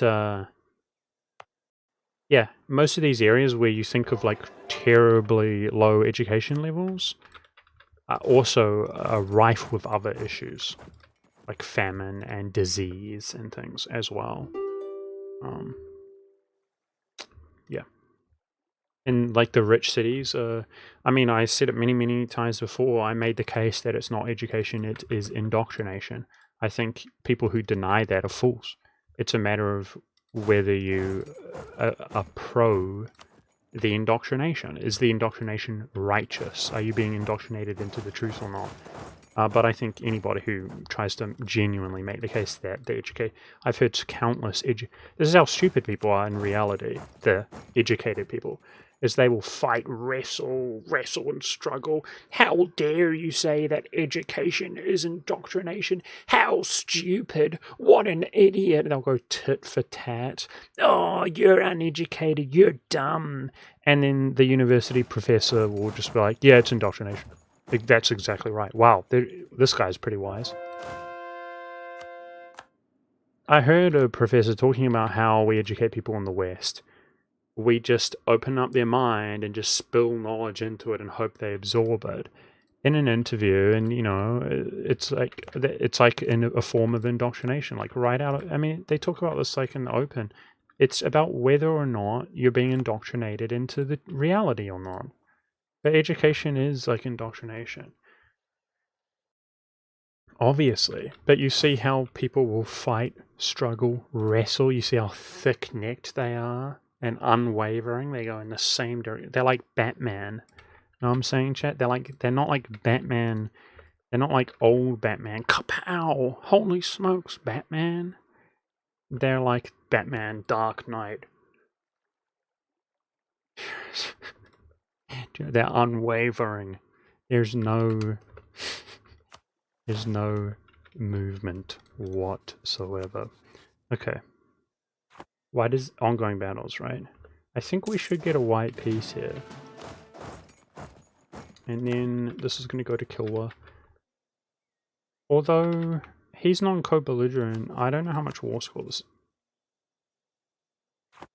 2. Not Kilwa, Songhai.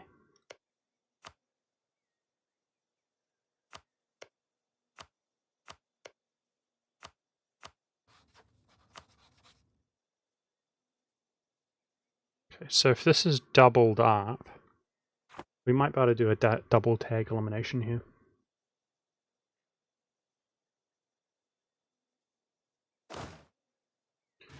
which would be good.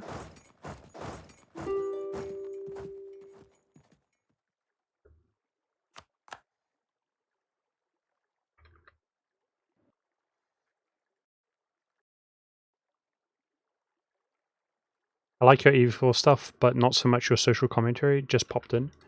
Alright, Monster Ducks. Well, I'm letting you know right now that I think EU4 is a dead game walking.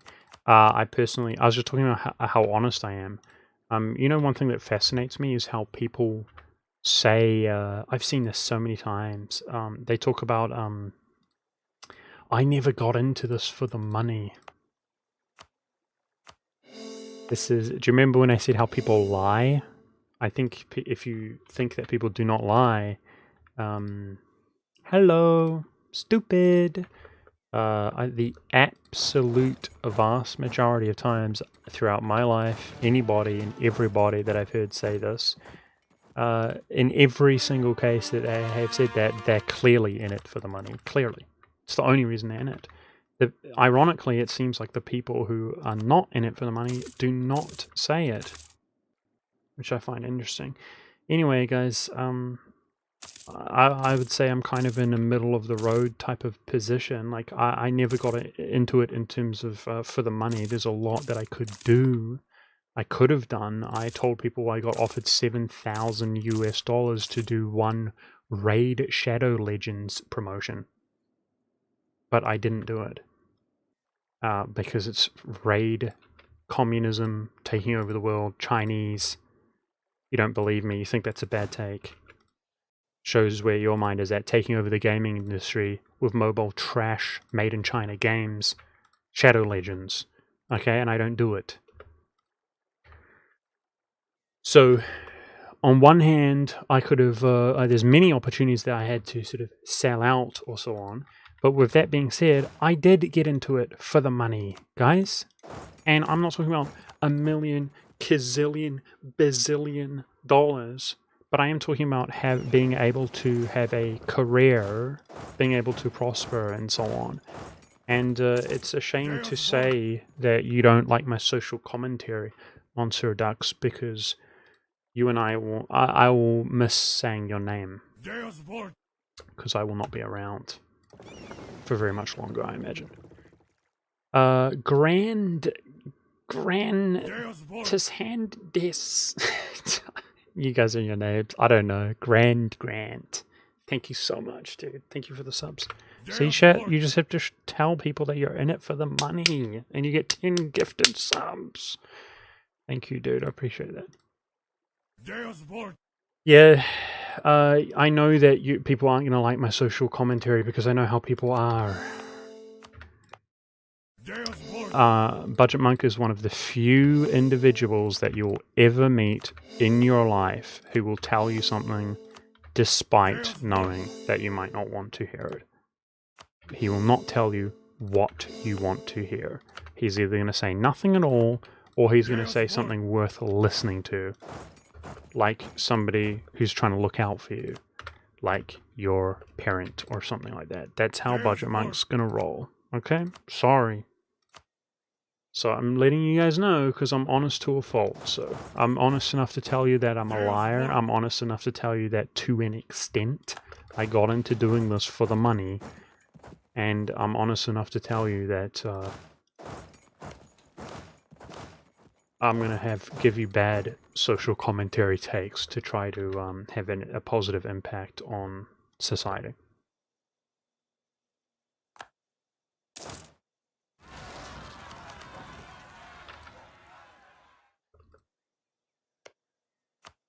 I wonder if he has any separatism here. He shouldn't have separatism here, should he? No, he doesn't. Good.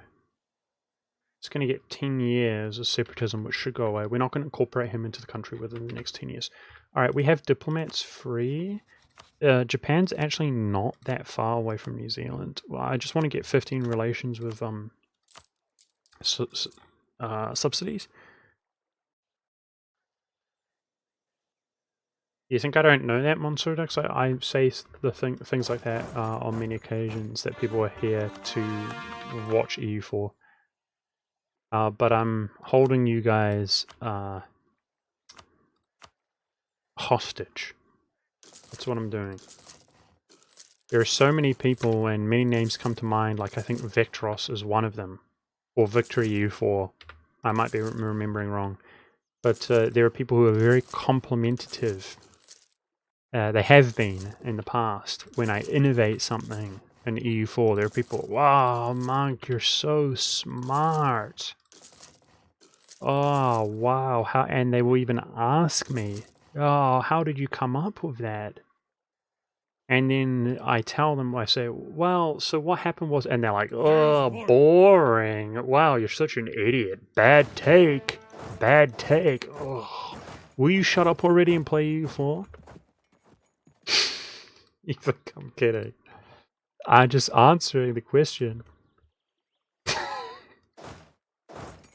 Because it's the way there is a reason, right? Somebody the other day, I've been playing Heroes of Newerth, like I said, and even now these guys are doing tournaments, right? Somebody might have catched me try to promote my friend doing a tournament. I came back to this game Heroes of Newerth I haven't played in like months, and I used to have a good reputation with all of these guys who are now trying really hard for this tournament. So after the tournament, they're all celebrating, they're all, you know, having a laugh, good fun time, that was fun, we should do this again. I'm in Discord with a bunch of them, I solo queue, I'm by myself into another bunch of them, 3 of the grand finalists who won the tournament, and I carry people pingers, we call them pingers. They're people who are so bad and stupid at the game that they queue in Australian server and have ping. When it's the most dead, but also the most small and elitist server out of all servers. We call them pingers. Their very presence goes to show how stupid and dumb and heavy they are. We call them pingers like ping. And I carried 2 pingers against the actual 3Q of the grand finalist team and beat them. After having not played for like a year. So I'm arrogant, right? Just telling you about like how it goes. I beat people talking about, Joel, this is a try-hard team. These guys just literally won the tournament. Meanwhile, I'm like 3-0 destroying him middle. I'm like, huh? Who? Why am I talking about it? Why am I gloating? Because I'm in this game with another guy from Australia, and we're talking, and he's like, oh man, you're a legend. Like, you must be like the best player in Australia right now. I'm from New Zealand, same region. And we're just chatting. The guy's in love with me, right? Because I'm so good at Hon. He's interested in Hon. So then we start talking about some serious stuff, because that's how I am. And what happens? He's like, oh, idiot, bad take. Oh, anyway, can you just casually be the best Heroes of Newerth player in the world right now? By the way, I just don't want to put up with you right now. Can you just casually be the best, okay, and just not talk? People like to take the one thing, the one value you have, and try to extract that. But if they were wise, they would like try to take people on board as an entire human being. Like if you, let's just say for the sake of argument, just I'm not saying this is the case, let's just pretend that every invention and everything good and everything positive ever was made by Christians, and that everything bad ever and everything negative was not made by Christians. Well, you would think that people out there would be weighing up the odds and would come to the conclusion like, oh gosh, Danny's pretty cool. Right? That's the point that I'm trying to make. People are living advertisements and embodiments, and they represent who and what they are. And somebody like me, you best rest assured that I'm not going to let it get past you. Okay? Monsieur Ducks. You frickin' guy. Do you want to fight about it, dude? Do you have any idea how tough I am, dude? I'll kick your ass, Monsieur Ducks. I'm so tough, dude.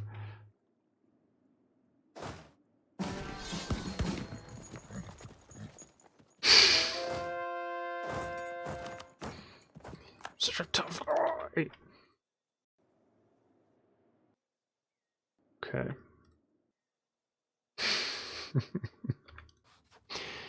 Alright, what do we think about these? I think it can go. What do we think about the Al Scotto land? We're about to get the full annexation off on him. Before our cause finish, I'm happy. I am happy. It's good. Life's good in the Al Hood.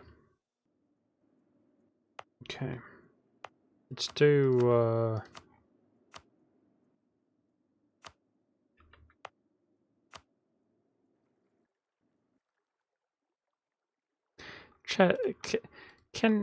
do you... I don't know if people are trolling me or not. Do you see Vectros? Like, are these people... I think we got a lot of Europeans and, like, English is their second language, but, like... Oh, man. You guys, man. You guys know, like... I wish people could just be mature. Like, you guys... You make me depressed in real life, dude. I'm just saying. I assume that's a troll, Victoros. But the other guy's for real, though. Briz. Unless he's talking to somebody else. Oh, boy.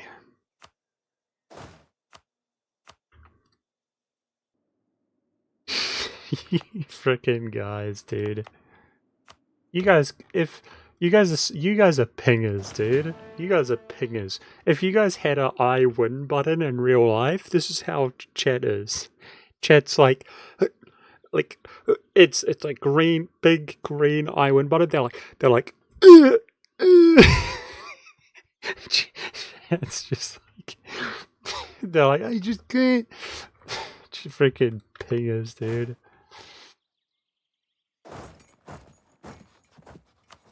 Okay, we're almost there. Very good.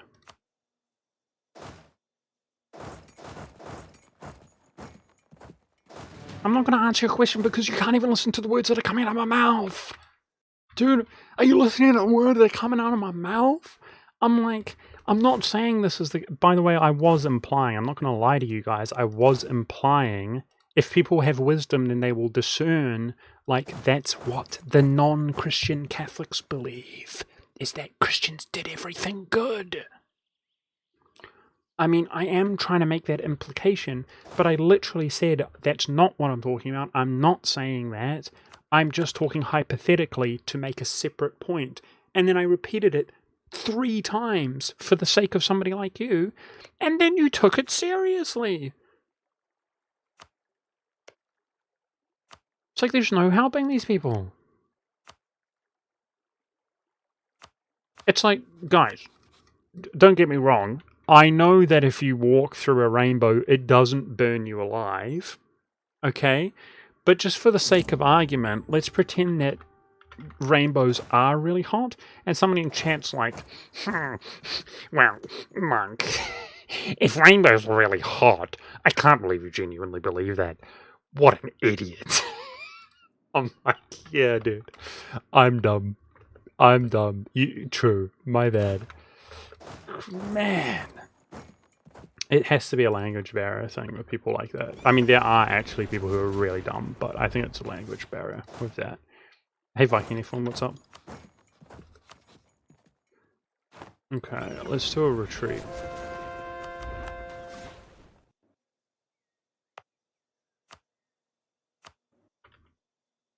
Well, you're just in time for me to call you a degenerate for using the F word, Viking. Okay? You tuned in just in time to catch that.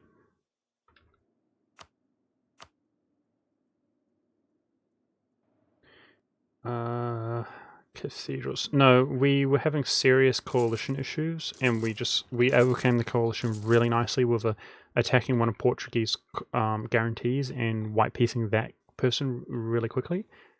And I'm stoked. And by really quickly, I mean we won this war before my last batch of cores, which we finished last session finished, and so on.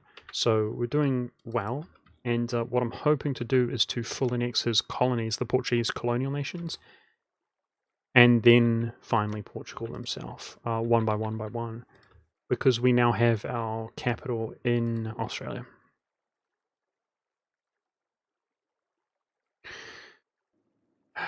Jules, it's hard for me to answer that question, dude. Like, people aren't interested, you know? But, the real down-to-earth, honest-to-God answer to that question is that, the litmus test to whether somebody is a Christian or not, what everybody agrees on, because people say, like, I'm a Christian, when they're not. They're like, I'm a Christian. Anyways, so Kari Hishna was going on... Like, people are just... Certain individuals are just... loopy. The litmus test, the minimum, because all Christians don't agree, right? Christians notoriously do not agree with each other. The litmus test is, do you believe that Christ existed? And if he did, is he the Messiah? And if the answer is yes and yes, then you're a Christian. That's the bare minimum requirement to being a Christian. All Christians agree that if you do not agree on those two, you're not a Christian. And the answer is that the Pope does believe that Christ existed, and he does not believe that he's Messiah. The Pope believes that the light bearer is the Messiah, the bearer of light, and the one who illumines all to the forbidden knowledge, who rebels, like the Americans rebel, against that devious god, Lucifer. The Pope worships Lucifer. Okay.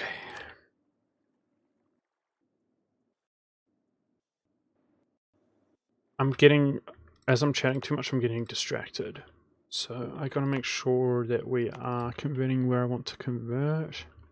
We should actually do the Cairo region in Egypt.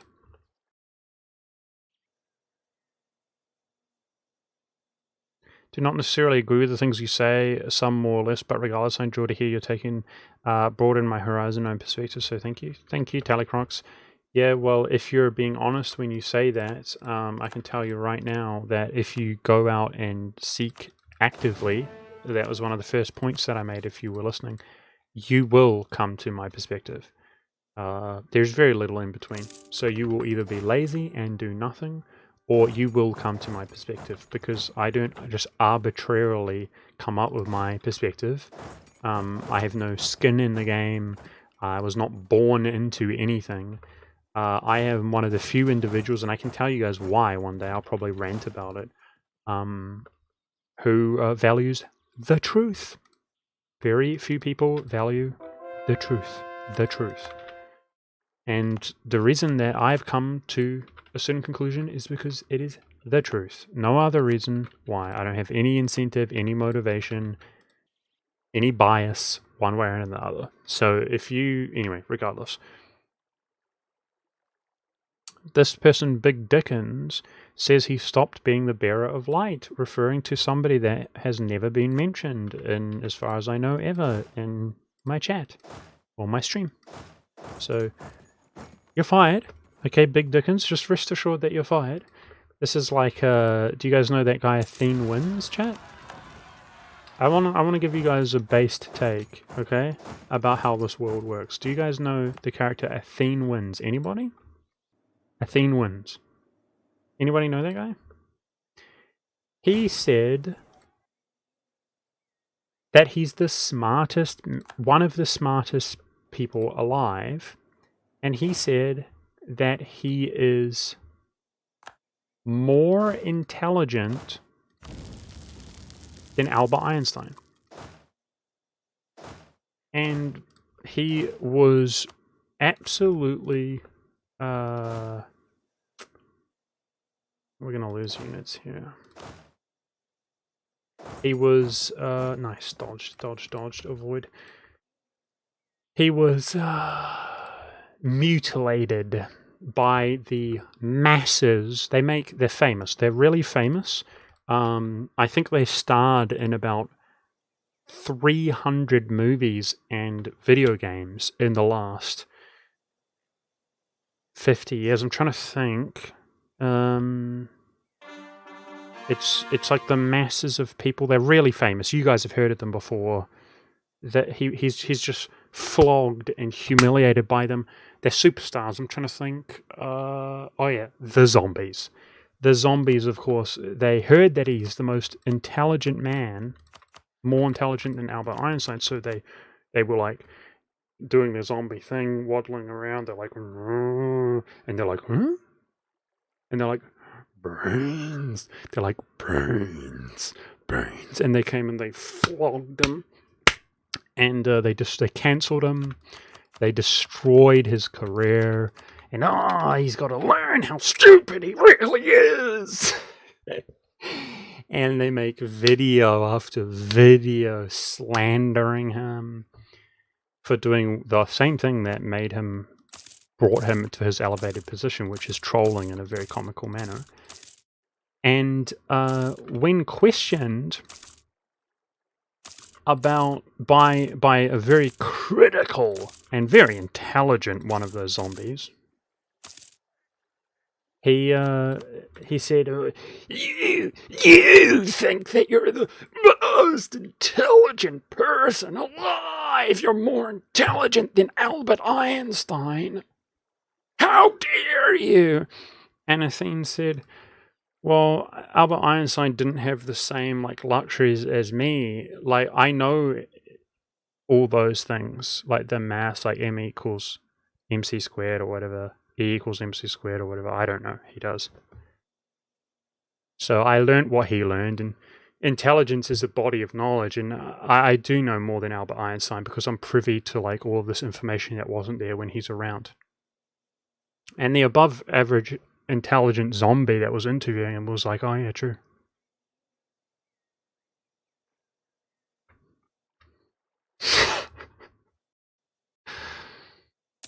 And he's like, "Oh yeah, my bad. Well, I'll try let the zombos know about it." But it was too late. There was no brains remaining. They were all eaten.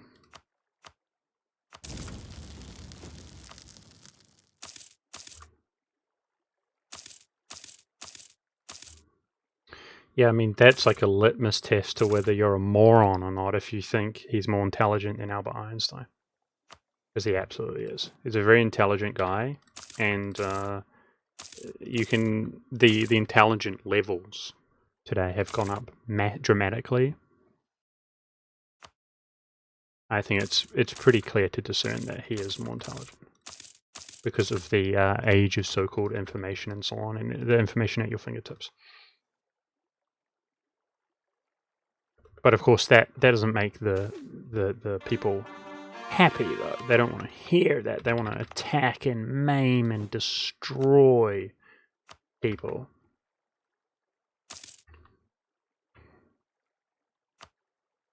Ooh, prime kick. Careful now. You don't want to show that you have something that resembles a brain prime kick. You know what happens? Those superstars start coming in, dude. They're famous, you know. Okay, the full annexation. Very good. Double tag elimination.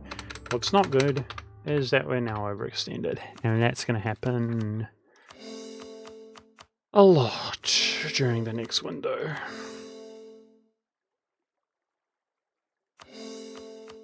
Well, HP Legend, when that conversation was basically spoken about, Athene, who was a very... Excuse me, I just burped, by the way. Intelligent guy. He's also a very honest guy. He just cares about the definitions of things. So he's intelligent enough to know that there is no real definition of anything. And you always get the stupid people. When somebody misunderstands something, it's always the stupid people who laugh and mock you. He thinks that this means something else. But it's the smart people, the people who have good intentions, the people who aren't bad faith actors, who just accept your definition. Okay, because the words are used to communicate with one another. So, of course, what often ends up happening for communication purposes, when people who are very intelligent speak, they ask you, okay, well, what's your definition and so on. And he spoke about definitions in reference to that. And he said that, there's a difference between smarts and intelligence. And the way that he defines intelligence is like a body of knowledge, like an intelligence agency which collects knowledge, right, and owns knowledge. So he is more intelligent by that definition of Albert Einstein because he embodies more knowledge. So he never claimed to be more smart, which is what he says, more smart, more creative than Albert Einstein, but he did more intelligent by that definition. But the funny thing is, he's a troll. He's always trolled. He did it literally to provoke a response. Literally to provoke a response. But we now live in a day and age that if you provoke the masses, if you provoke the herd, you better be careful, dude. If you provoke...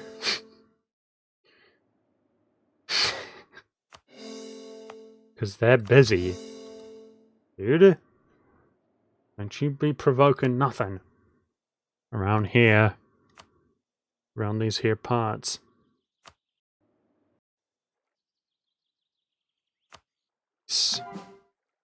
Got some zeros. You have every idiot from here to Timbuktu announcing themselves if you say the name Athene. I'm like, does anybody know Athene?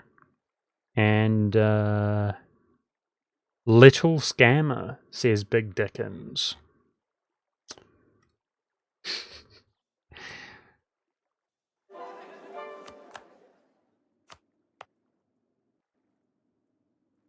He's like, yeah, I know that little scammer.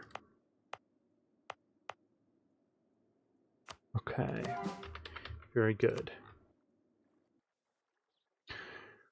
So things are going along nicely. I think I've been slacking, guys, because I should have gotten in position to win the next round of war sooner, but I think we're okay. So the next round of war is Ming. Via attacking one of his tributaries, which is going to be Manchu. That works. No, well, I need to make sure that we can take his highest development provinces. It's time to get the highest development provinces in the world. Jeez. Okay, dude, they're up to 61. We need these two. Manchu will do it. We lost that 5 admin efficiency, guys. Yeah, he's small enough. Okay. Let's go.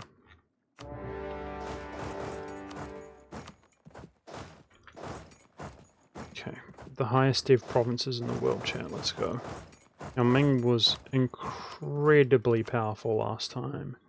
It looks like he's ramped down a little bit. It's good to see.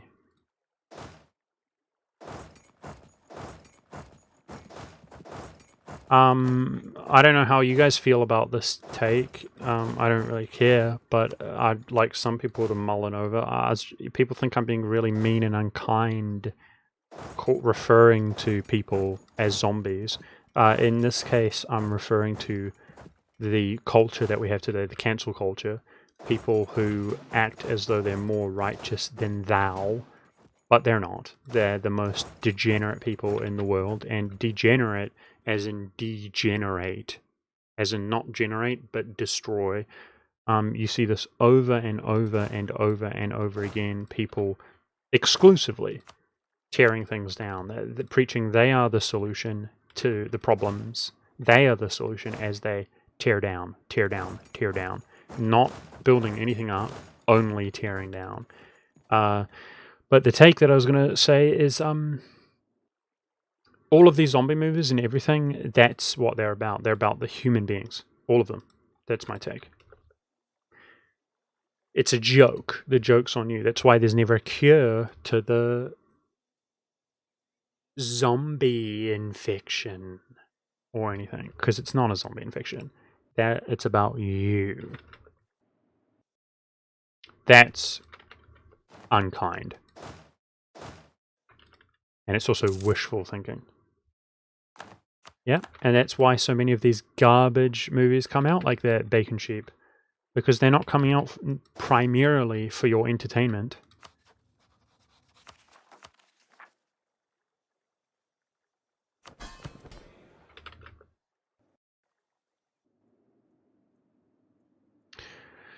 Okay, so our cathedral coverage isn't spectacular.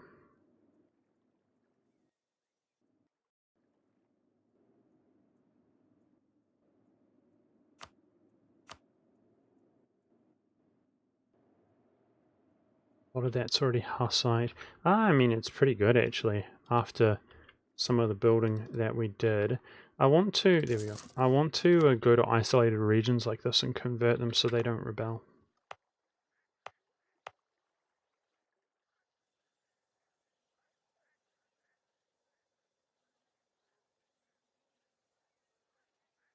Yeah, that's the whole point, or compel.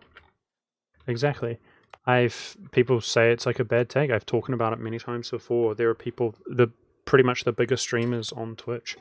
It's promoted completely. And Twitch has a policy, so they promote these people, and they have a policy whereas if you talk about them, then you're talking about your co-worker.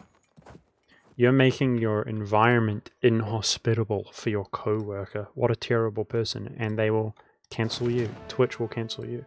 So there's a guy on Twitch who tears down. You can tune into him seemingly 24/7 every day of the week. He's not a Christian, so he doesn't take a day of rest off. And he could benefit from a day of rest off. And he's tearing down and tearing down and tearing down. And he says the same thing, which everybody knows about, like, for example, segregation in the United States of America, for example. He says the same thing 300,065 different ways.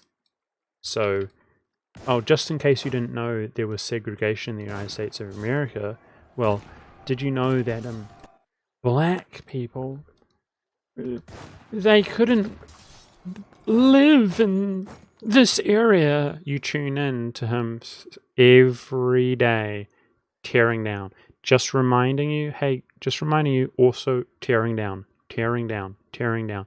Talking about one thing happened a long time ago. A lot of things happened a long time ago for everybody. Life wasn't that good a long time ago. Life was pretty bad in Europe. People fled like an exodus, ran away. But tearing down, tearing down, tearing down. Every day, tearing down, every single day. And I gotta focus. And if you disagree with him and his careerism, he literally dehumanizes you. Literally. If you disagree with him, he sees you as a threat, and he says that you are something, it starts with N, who historically has been killed, murdered, executed, hung. If you disagree with him on anything. So he tries to make you appear as though you have no rights. He's not a believer in God. He doesn't believe in rights.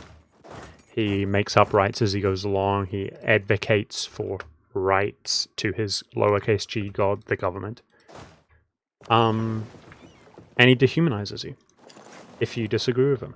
This guy recently bought a house for millions and millions of dollars. He gets tens of thousands of views, tearing down, tearing down, tearing down, tearing down, criticizing, exaggerating, repeating, twisting, repeating, making things that happened decades ago, centuries ago, seem relevant, trying to keep its relevancy.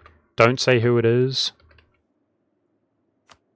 And then buys a house for millions of dollars because of his very successful careerism. And if you say, hey, I don't think that's very nice, hey, I don't think that's very strong, beneficial, Hey, I don't think that's very positive. Isn't every second word that you say coming out of the side of your mouth love? I don't think that's very loving. And what he does is he says, oh yeah, hey, everybody, he uses this huge platform. This person does not deserve to live. This person does not deserve to prosper. This person does not deserve to... He is evil. This person is evil incarnate. Assault him, destroy his job, destroy his career, murder him. That's what he says, in other words. He uses other words. But nonetheless, he's one of the biggest people on this entire platform.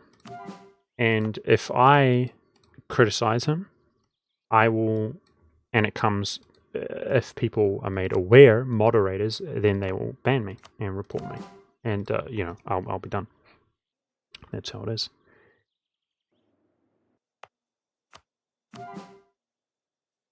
Okay, we got that good adjacency there. Very nice. I don't know when the separatism is coming away here. Beautiful. In Fez. Bornholm had a little cheeky separatism guy on it. We're waiting that out. Very nice. Those were waiting on religion. Das ist Jut. That's relating on religion.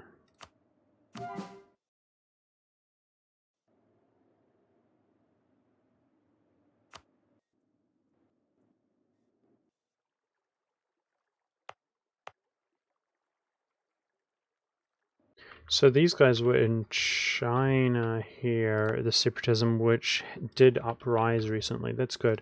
We're overextended right now, guys, which is unpleasant. Well, let's look at the Chinese peace deal here with Ming. Good. So this, if we got spooky separatism in these provinces, we would lose the game. Which means that, number one, we're going to take these 2 forts. And number 2, we're going to protect a combination of those provinces and the forts forever until the end of the game. So that we don't, just separatism in general would be really unpleasant here. Alright, that's 40. We can get 25 overextension. If we go for the full annexation of Manchu... Oh geez, I can't even call that. Okay, it's too much overextension. So if we're at peace, we can give this stuff to Russia. This is pretty low dev. Yeah, that should work. So 25 overextension. 25.5. Perfect. Okay. I'm going to try to core this, but I'm going to give those occupations to... Oh, geez. 17 dev there as well. Oh, man. I hope we can pull it off. So this is going to be a tag combination of Manchu and overextension into Ming. They are state JoJo type. We actually have 10 provinces stated here. Which, by the way, if the culture finishes, we're going to put state houses into 2 of these provinces, the paper and the glass, for this mission. Which is to have autonomy lower than 30 in the lowlands, low countries, region, which is 5 separatism. The darker green in the accepted map mode is a promoted culture. So that's your primary culture. Dark green is promoted culture. Which is being overridden because we only care about Roman. So we actually flip to Burgundian to form France. And I happen to have a culture acceptance slot anyway. Okay, so governing capacity is a big issue here. Institution, yikes. I kind of regret not taking these texts when I could. Let's look at the institution map. I feel like the institution's spreading terribly. We took some of the institution from Langzang. It didn't make a difference.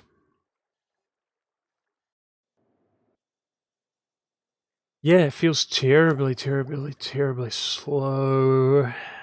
Okay, what about this culture conversion cost reduction? 2 years.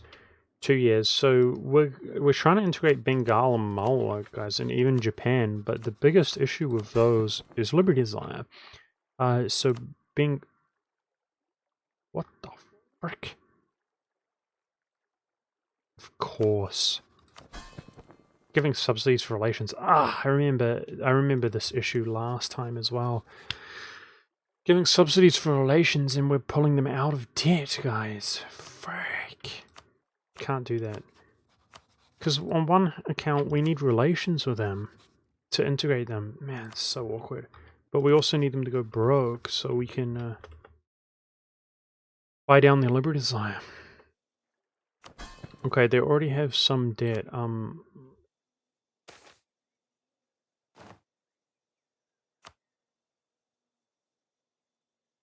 I think I just wasted some prestige as well. Oh man, Monk. Don't be such an idiot. So it seems like each of them...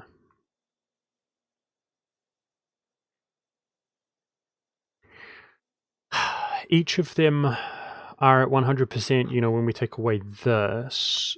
Okay, I think I'm gonna... I mean, we have to placate somebody.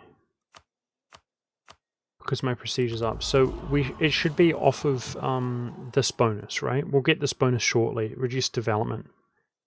I'm focusing Malwa. And we'll have to make a discernment as to who is... They also have to be annexed at the same time, ideally, guys. We might only get away with 2. Because then the other one will lose the relations. You know how it is. Freaking rough life, dude. Alright, for war score... So Langzang is another trib under Ming. So for war score... How do we look on the Ming peace deal?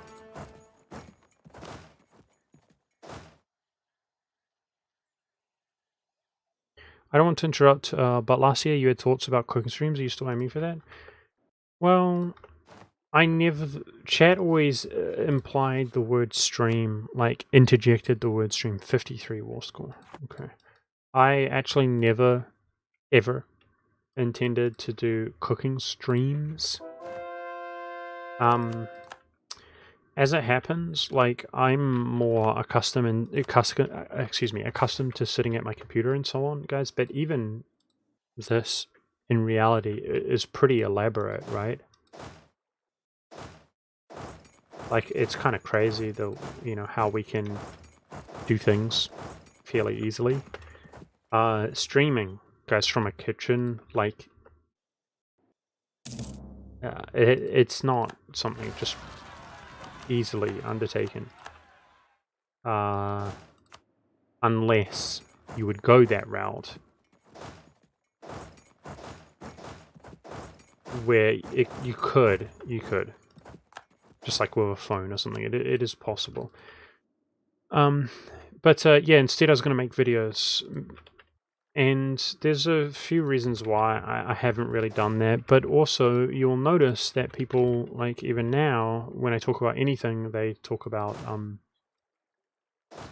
well, I only follow you for EU4. So even if you do something that is benign and not politically charged or anything like that, that's how it is, guys. Typically, what happens with very big people, if you get enough growth, if you become very well known and very popular, then you can basically betray your fan base. And the few individuals that remain are still large enough to build growth and be relevant and so on. That's how it goes. So in my case, we're in that kind of situation to an extent, because I always burn and you know, say naughty things I shouldn't say and so on. To an extent, a disproportionate amount of my viewers are those people already. But nonetheless, there's a good 50% or so who aren't.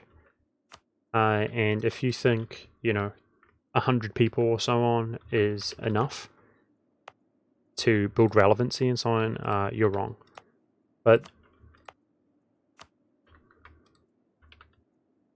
the cooking thing was more of just a contribution, my dude. That's it. I guarantee you, I would be very surprised if there was anybody else on this planet that could make, using an onion, half an onion, using a single tomato, and using some regular dried pasta, if they could make a pasta as good as me with those basic ingredients and salt and pepper. I'd be very staggered. And you might think, well, it can't be. If you were smart, you knowed anything about food, you'd probably think, well, it can't be that good. I mean, onion, pasta, salt and pepper. Yeah, and you'd be kind of surprised. So it's more just the intention would just be a contribution to show people.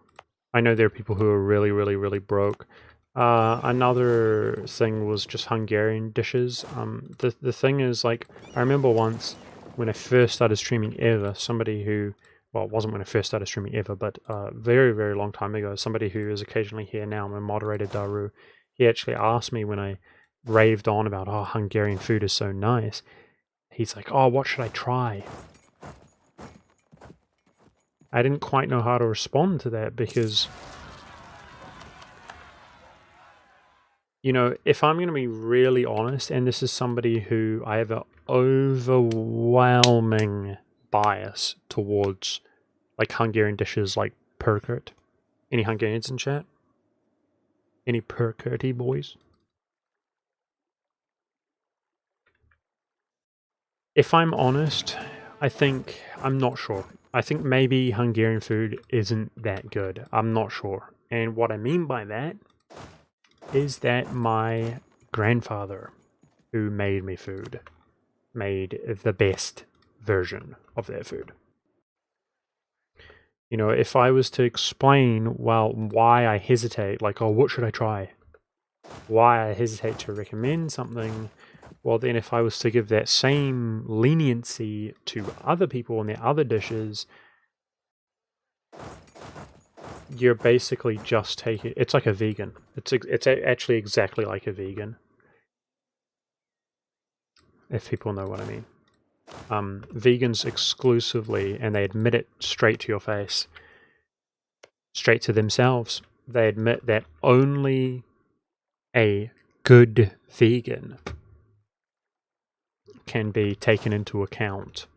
So if anybody is a vegan, if anybody gives their testimony that veganism wasn't beneficial for them, well, then they were not a good vegan, and they didn't do veganism properly. But those same people, those vegans, will then preach and advocate that veganism is a good thing, and it's actually so intuitive, and it's natural, it's your natural diet. But this sounds fallacious, but it's not. Veganism is quite literally, and there's a lot of information to discern this. Like, it's quite literally the case. Veganism is the worst diet. And it is the worst diet. We're getting to critical mass with our manpower here, guys, if you can't tell. It's brilliant. And you might say, that's not true! That's not true! It is better than what? What is it better than? It's better than the standard American diet. But the standard American diet is not a diet at all. That's the point. It's not restrictive. It's not conscious.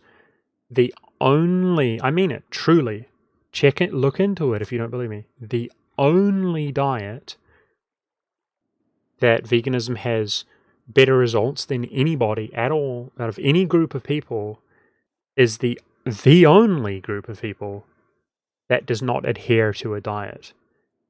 If you take they talk about how it's good for heart attacks, and that regular people get heart attacks from all that cholesterol. Ironically, the creator of the Vegan Society died from a heart attack, literally. I'm not making that up. He actually did, which is a shame. But vegans have very high heart attack rates, and I even saw this guy who suffers from psychosis, Vegan Gains, if you know of him, preaching about how good veganism is for heart attacks, and it's just comical, the words that come out of his mouth. They use a very small sample size that he cites, and they have 10% better rates of heart attacks. A margin of 10%. I mean, talk about battle of the bads. Like cardiovascular disease or whatever becoming one of the largest killers of all, and a small sample size of vegans, 10% better. No, literally, without exaggeration, any diet whatsoever has better results in those regards to things. Any diet, like paleo, anything. If you use vegans compared to any diet, they're worse in almost like all of any significant variable. It's fascinating, but the people there, it's an ideological thing, like it's for the animals and stuff, but many of them don't admit it, because then they know it's the same reason Christians know that other Christian people aren't going to listen to them because they're Christians and people don't like Christians and so on. Vegans have the same self-awareness that people don't like them, so they lie and act like it's they try to play up how good it is for the environment and how good it is for your health and so on, when they're like it's ideological. But even that's giving them too much credit. It's just insane is what it is. And like in the case of Vegan Gains, he admittedly suffers from psychosis. He's literally a psychopath. There's a lot of evidence of him acting like a psychopath, and he literally is a psychopath. He's been diagnosed, and he even admits it. But people follow that guy. Wally Yeet 100% agree, could even give source. Yep, like I said, it's just whether people want to. So do you remember how I was talking about followers and leaders and followers? The reason that people are followers is so that they can be productive. That's why. Do you remember I was talking about followers? The reason people are followers, but then they're very wounded by the word follower, because they have the modern Americanism, the radical individualism. Oh, I'm a follower, it's a bad idea. Bad feeling associated with that. But the reason, the wisdom in people being followers, is so that you don't have to Google it, and you don't have to research it, and you can instead be productive with your time. That's why. So you just need somebody who is trustworthy to tell you. Okay? That's all it is. That's why. Now that obviously makes you susceptible also to people who are not trustworthy, lying and manipulating to you, which is something to be aware of. But people can actually be productive. You don't have to have one or every individual in the world knowing every individual thing.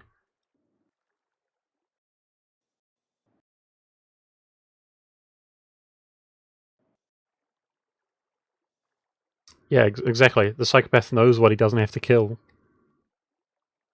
Animals. I wish you have to laugh about it, you have to, because that's not a joke. That guy would kill you if he had the chance, literally. He says it all the time. All the time he says, oh, you eat meat, like you should die. Oh, I would love to kill you, like this kind of thing. That kind of rhetoric. You're a murderer. It's literally what he says. You have to laugh about it because it's not a laughing matter.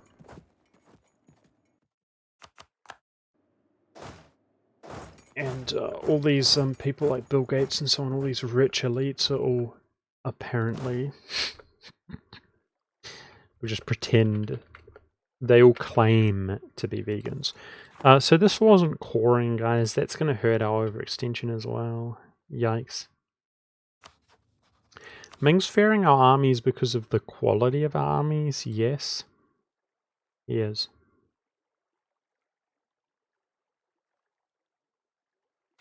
Yeah. He was going to commit over here on the farmlands, and then when I had something that even remotely compared in numbers, he backed off. Nope. Wrong. Brez Stormer, you're absolutely wrong. It's a terrible take. Nobody wants veganism. Nobody asks for veganism. There's no representation of very little representation of veganism. There's like nobody cares about veganism.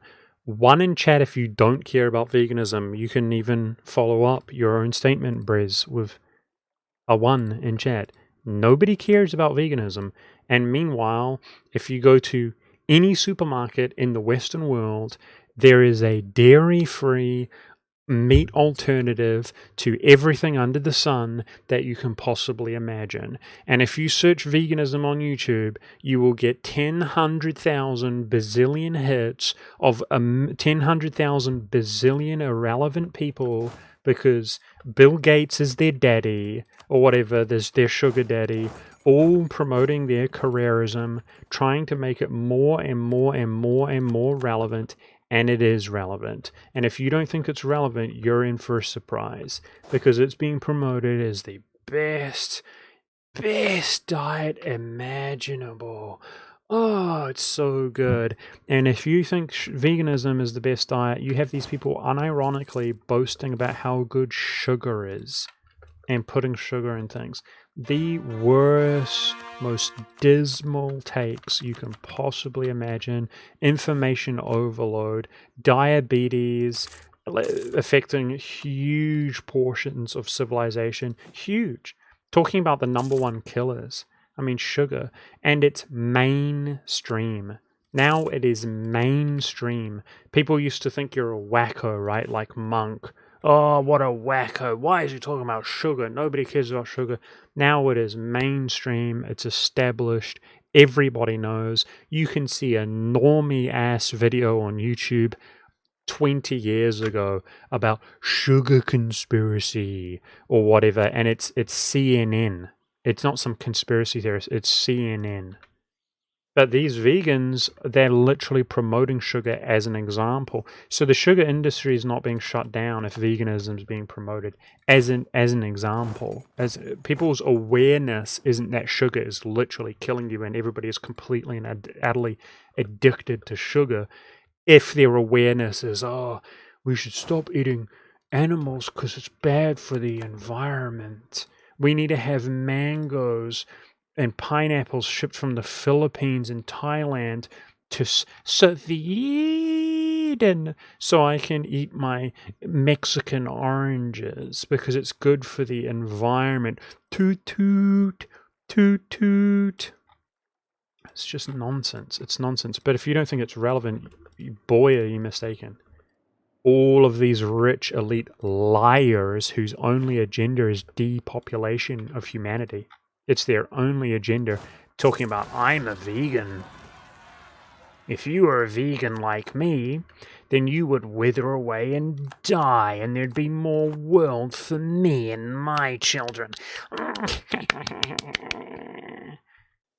I wish I was kidding. And they're winning as well, by the way. They're winning. They have more shills than you could possibly comprehend.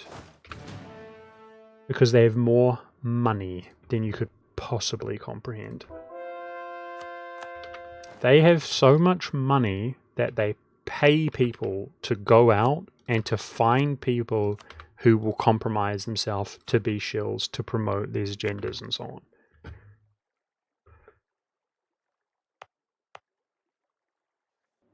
So remember your words. Do you remember what I said? I think if people had wisdom, when I say something, but you can take what I say in the past and it ends up being prophetic in reality, aka an example of that is talking about Americans meddling around in other regions of the world, thinking that they can teach people how to be. They can teach people about democracy. They can police the world. Well, they will find that they are wrong, and that is fruitless. But I don't enjoy having people learn that, and they don't learn, at the expense of billions and trillions of dollars while there's potholes in your street down the road. And people starving in the frickin' USA, and people fat on cheap food and pasta and sugar. I don't want you to learn that way, but if people are prophetic, then does it sink in? Does it ever sink in when you realize that, oh, what he's talking about years ago, what I heard him coming true in reality today? So remember, your take is that veganism isn't relevant. And when in 10, 15 years, when you're getting to the point where meat is on the verge of being banned, and you do not have the choice to eat meat unless you raised it in your own pasture, in your own garden, and they have all these sanctions and restrictions. Like there's states in the USA where you can't catch rainwater. Well, you can because it's an enforcement issue, but it's illegal. So many rules. Everybody's a criminal. So many rules, you can't even imagine these rules. You don't know if you're walking this way or that way. Anyway, when meat's on the verge of being illegal in your country, just remember, you said, oh, it doesn't have any relevance. Well, it does, I assure you. Yeah, exactly. When all the normies... See, Gilgamesh says, at the point when we grow meat in a lab, right? Exactly. You'd be like, oh, it doesn't have any relevance. Tomorrow they invent meat, which they already have, by the way, but it gets popular. They invent meat, which is grown in a lab, and then, boom, 30% of your country is vegan. And 2, 3, 4 years, 60% of your country is vegan, and you're a weirdo. Is it relevant then?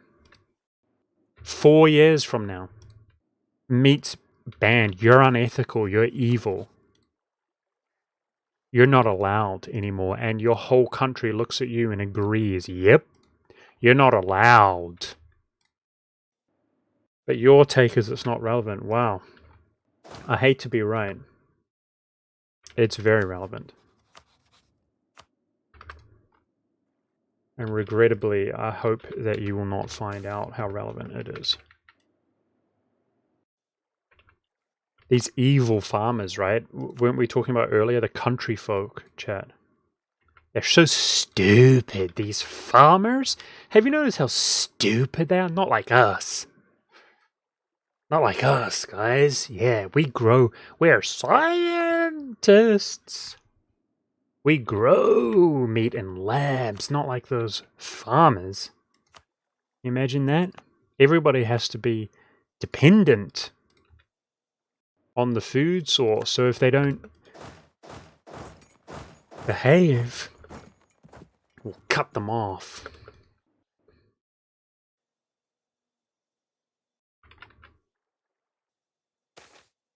Okay, let's have a look here.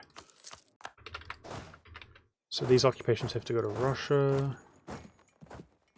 So I hired another general, by the way, but it's because my manpower was doing better. I felt like we could be more... Anyways, Monk been talking about veganism since before you guys knew who Monk was, right? Am I right? Am I right? So you just... I wonder. Let's just see how things go as time goes on. Because we all agreed, we all pressed that 1 in chat. Hold on one second. We'll press that 1 in chat. That's how much people care about veganism. But unfortunately, you may find that someday soon, you will not be able to escape whether you like it or not. You don't care, but you'll have to care.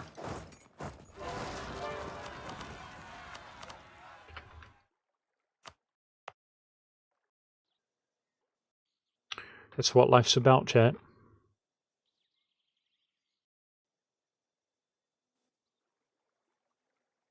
You don't want to, but you have to.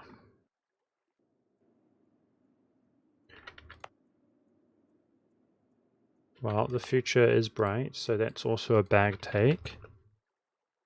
Braze. So Braze is just full of what not to believe, basically. The future is not bright if you are a degenerate moron. Okay? Because, unfortunately, you will get exactly what you believe in and exactly what you deserve. Right? Do we all know what that is? Nothing at all. Maybe it's like just darkness. I don't know. Nothing at all.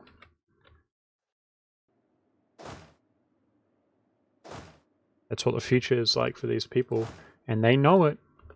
You try to tell them other words that you've got a bright future, and they get mad. No, no, I do not have a bright future. There's nothing at all. It was just like before I was born. There was nothing then, and there'll be nothing on. Okay, dude.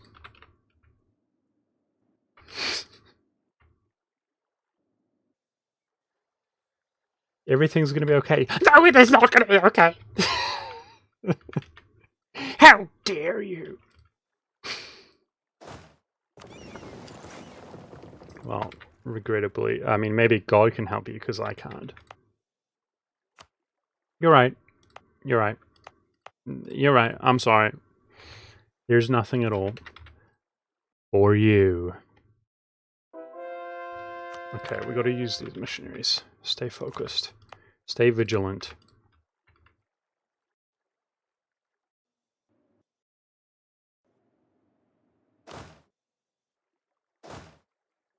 Nice. Let's liberate this general. Russian occupations on these guys. We got to occupy that as well. For Russia.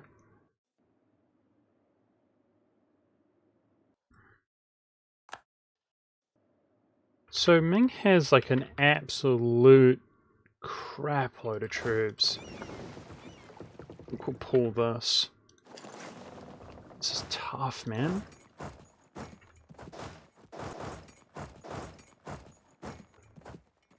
JoJo type? I don't think so, but I'm not sure. I find it very difficult to judge. I think that we're ahead, and that if we're optimistic, it's definitely not going to be much later than that. The only reason I hesitate to say yes is because it might be too ambitious and greedy, and it's going to make me feel bad. I think it's definitely plausible around that range. My hope would be that I will say no, just because I can't be bothered like analyzing or thinking about it, and then we will find out that I'm grossly mistaken and the world conquest will be quicker than that. The reality is that the world conquest is not even a priority, guys. That's the reality. Like, theoretically, if we conquer something with low development, it can be conquered quite late, you know? If there's no... We reduce separatism down to just a few short years. As long as we make sure rebel factions don't occupy the province, we could conquer something as late as 17 or 1800. As long as the dev is low. Which means we just need to take high dev stuff. So, do I want to conquer something that late? Absolutely not. Will we? Absolutely not. I'm just saying theoretically we could. So, because that is the case, we don't make the world conquest our absolute priority. It's also about being efficient. You know, we could simply take more land, but then being more overextended is going to do more harm than good. As an example, right? Being overextended, but also like costing diplo points is another example. I was talking, see, everybody accepts and tolerates, guys, if I talk bad about Catholics, but then I talk bad about the majority of people in chat who are non-believers, and then they will leave, guys. But like I said, Catholics, even though Catholics themselves, so many of them do not believe in God, most Catholics' parents don't believe in God, most Catholic priests or pastors or whatever they're called, cardinals and things, don't believe in God, and if you ask them, they will tell you that. Even though that is the case, if I say that is the case, Catholics get offended. And it's the same with the non-believers as well. If you say, like I just did a moment ago, that nothing is going to exist for non-believers, which is precisely what they believe, they will still get salty and butthurt and complain about it and leave.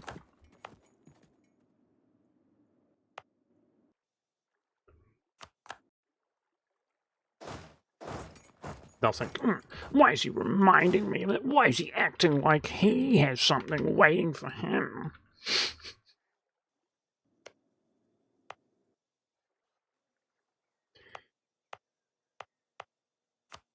It's fair. Okay, let's record this. Where's the other one?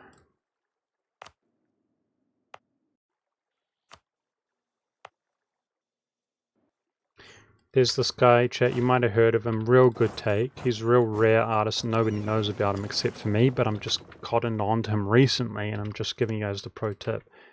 This is a hot take. There's this guy, what's his name? Oh yeah, Kanye West. Yeah, don't worry about it, look him up. So, don't worry about it, but he's got a song, Careful What You Wish For. Do you remember that song? Careful What You Wish For? I don't think it's what it's called, but it's a lyric in the song. Because you might just get what you wish for. He's a religious guy himself.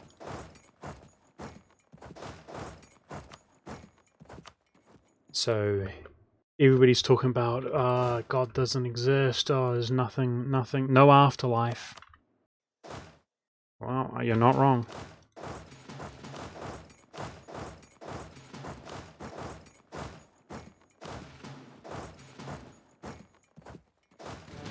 There's no afterlife. For you. Alright, we don't actually need to occupy those.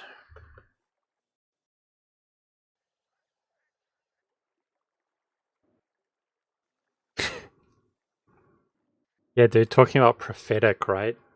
Chat, one day from now in the future, Kanye will blow up. And, yep. You guys will be like, damn, Monk. He is ahead of his time. Let's look at the unrest here. Nice. Super stable provinces, dude. It's disgusting. That's the military hegemon kicking in. Oh, speaking of which, we're about to get the 20% siege ability bonus. Champ. Yeah, so right now I shouldn't be too cocky, guys, but in our full acceptance provinces, not even that. We can endure negative 15 unrest. My stability is going to go away shortly because my rule is really old.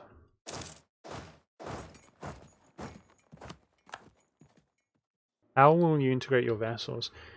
Yeah, so we are going to get reduced Liberty Desire by development, which is the main contribution of their Liberty Desire, by 33%, which is really big here. We got to get their relations up. There's some issues with that, including the lack of diplomats, but I'm working on it. And we're going to feed prestige into them, and we're going to pay off the... Okay, dude. Bengal's making money. We're going to pay off their loans. So I'm building high-level forts right now. Most of them are losing money, but Bengal's making money. Yeah, so paying off their debt, of course, which increases the Liberty Desire. What the What the frick? Did I not cancel him? Why is Mulwog making so much money now? He was in the negative, dude. I mean, there's evidence by the debt here. What is this hacks? Ah, the scootage, right? I have to scootage them. Oh, guys, that's bad. Mulwog's making 30 ducats. Yikes. Only 6 troops. Oh. Unscootaging the Wisdom Liberty Design.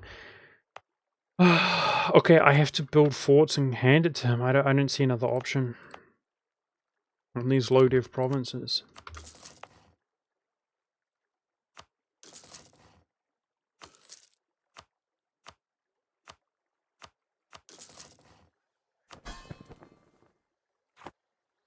We want him to lose money. Oh, you said not. So that I can pay off his debt to sort out his liberty desire because they're infinitely mad at us.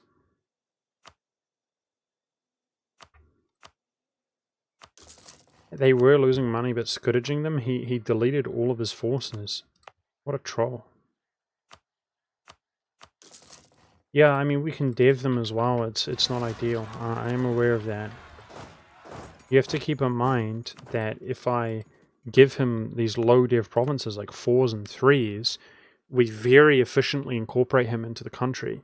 So it's better to give him those than it is to develop a few times in terms of monarch point efficiency. But at the same time, it does take from my Diplo points, so we're going to get in a situation here where we probably feel like we have excessive mill. I'm not sure.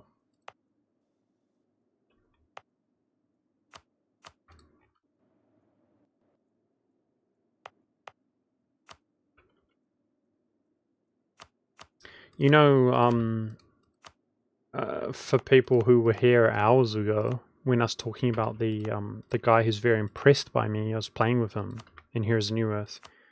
You know, he asked me, he said, what made the difference to you? I'm like, what do you mean? He's like, well, why did you, decide you were going to become a Christian or whatever? And instead of answering the question, which I've spoken about before, and like for the benefit of people, I will speak about again, but that's not what I'm talking about. I said to him, because he's like as old as I am, I said, have you seen the movie The Matrix? And he's like, yeah, it's like one of my favorite movies. I watched it the other day.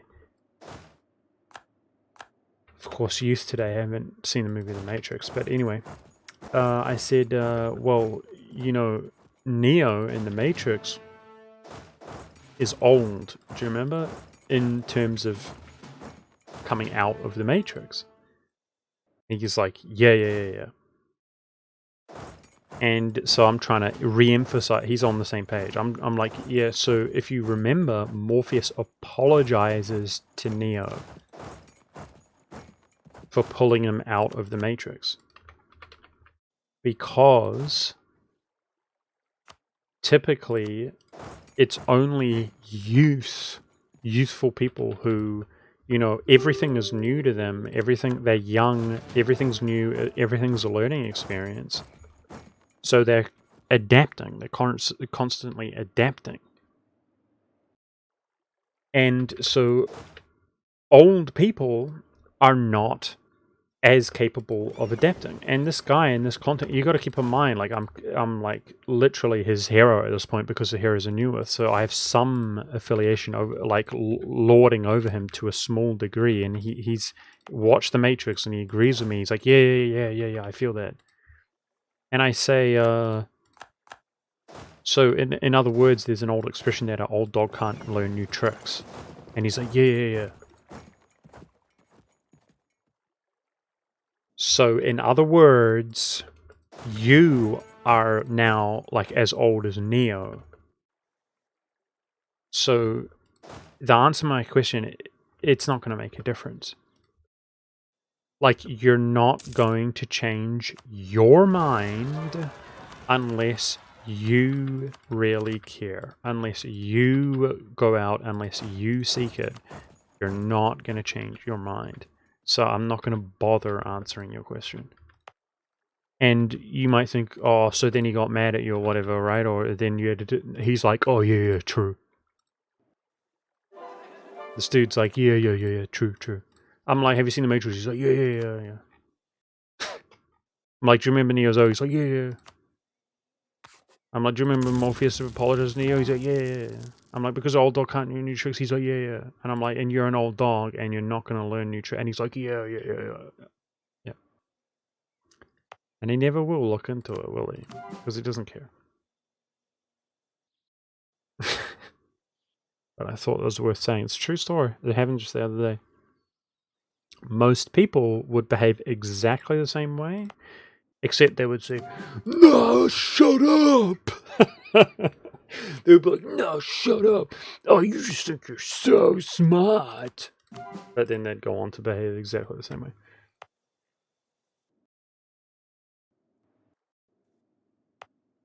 Ooh, that's a big boy right there. Converted to Alexandria. Very good.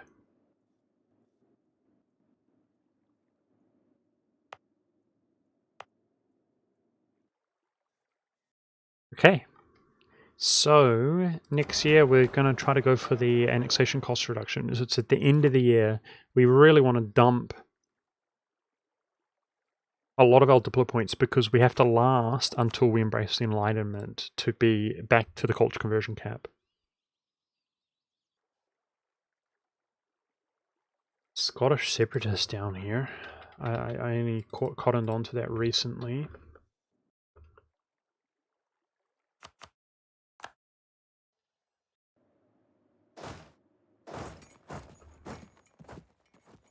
Oh boy, oh boy, oh boy. Somebody else is Ming scared of us. Well, that 120 stack with more guys nearby isn't scared of us. Alright, this is going to go to Russia.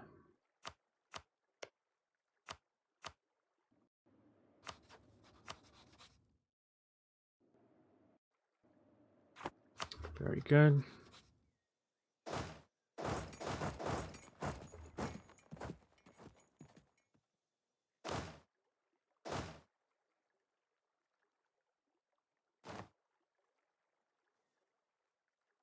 We have to watch that Portuguese truce. That's really important to us. 2 years. Okay. Thanks for the raid, the social streamers. Appreciate you, dude. Oh no, chat, we've got newbies here. Quickly scare them away. Hey guys.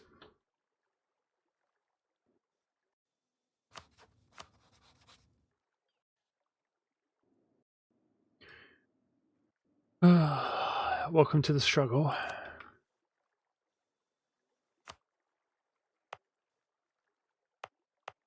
So we need to kill that native. These will convert to Hussite, right? Pretty certain they'll convert to Hussite if, even though we don't have a settler going there, colonist going there.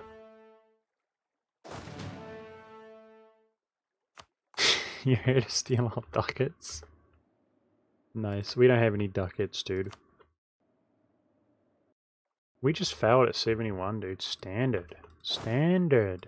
I don't even want to siege anything in my life. No way. People shooting in are like, yeah, I failed at 71 as well once. And I'm like, Pepe laugh, he doesn't know that we fail at 71 100% of the time and never have sieged a single fort in our entire life.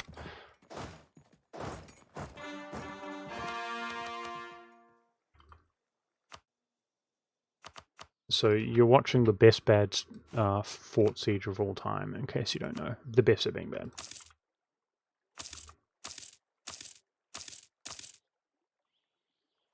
Alright, so with these cores nowadays, that is some good adjacency. Look at that. Beautiful. Oh, she's a beat, mate. So this guy on 2 is probably a big dev province. Big enough. Alright. Convert him for 2. And 3.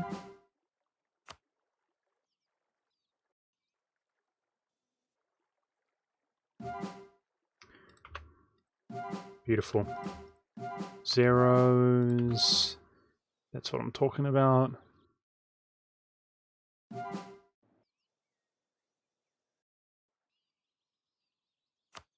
Okay. So what about adjacency in this region? How's separatism doing? We at least want to prep adjacency if we can. 25. Okay. Frick. Not great. 35s. That must have had rebels. 25. Wow, later than I thought. Yeah, we might not get... Well, we have plenty of time. Adjacency in our capital or whatever. We want to start prepping it, you know?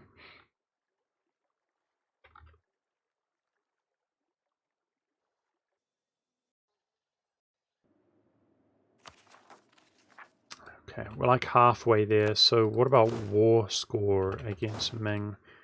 It's a 50 war score job. We're doing pretty well. 39.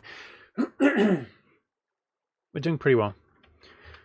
Making pretty good pace. So if we're overextending coring this, to be honest, we probably want to pick away at smaller nations after this war, guys. Our truces are coming up here if they have not already.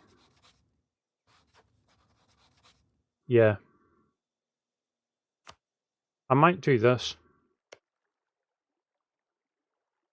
And split it between Ethiopia and ourselves. So we're way out of position if we do that. I've got a 40 stack. Actually better than I thought. Okay. I think we can do that in a swift pace. I shouldn't have boasted about our manpower beginning to go up because struggling.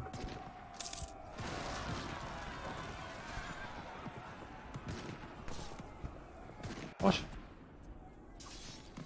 Hello?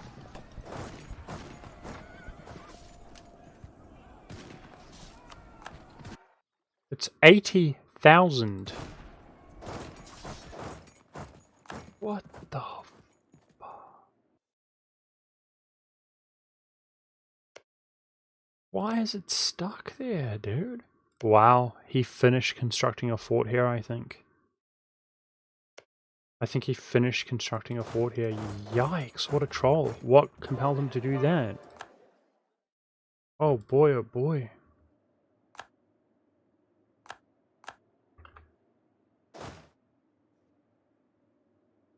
That 20k is probably dead. We have an odd end down here, odds and ends.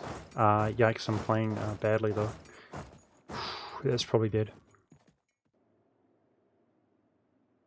This isn't a world conquest attempt to anybody tuning in. It's a one tag, meaning there will be no tags in the game, including colonial nations apart from myself. It's a one faith. No religious provinces, including colonies, which will not be Hussite in this case. And it's a one culture, as the lost culture of Rome. Including non-colonized provinces will only be Roman. On very hard difficulty, with no exploits, including diplobanking. And despite I'm not playing on Leviathan, and despite that, it's so hard, in fact, what we're doing, that I don't think it's actually technically ever been achieved. And despite being so late and taking so many attempts, if we get it now, I think we will technically be the only person to ever do, at least in this kind of manner, this style of run, to ever do a run this hard. My capital is in Australia right now.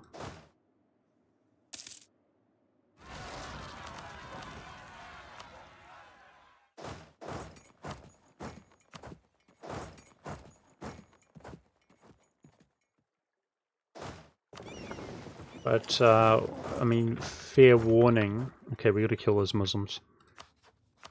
So for people tuning in, you can see my subjects here. Everything that is highlighted here are my subjects. They're my vassals, and in Russia's case, my personal union. So we control the whole world. We're on the verge. We're trying to do a sub 1750 world conquest here. We'll see how it goes. But so we're very dominant. Yeah. But I'm warning you guys that I normally spend my time actually talking about controversial issues lately, which is, yeah, not very entertaining for people, and you've been warned. Okay, so don't follow. Just leave, dude.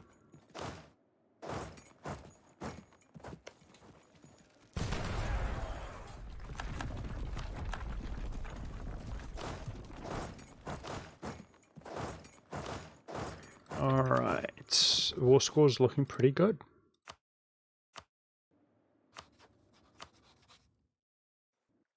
War score is going to be fine to full annex Manchu, so we want to make sure to hand that to Russia if we can, guys. One of these got delayed really badly, yeah, but it's worth 2.4. Yeah, we should be fine for overextension. Good, good, good. Oh, okay. Are we still over 1 million men? Yeah, we are well over. We're 80,000 over. Which means technically, if we find units which we don't need idling somewhere like Constantinople, we could generate, I'm going to do that in fact, some manpower.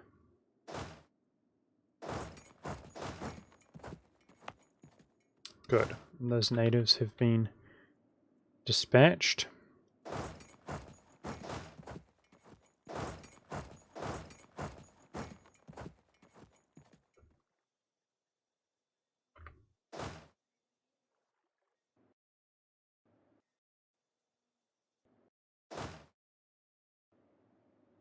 Dispatched and done away with.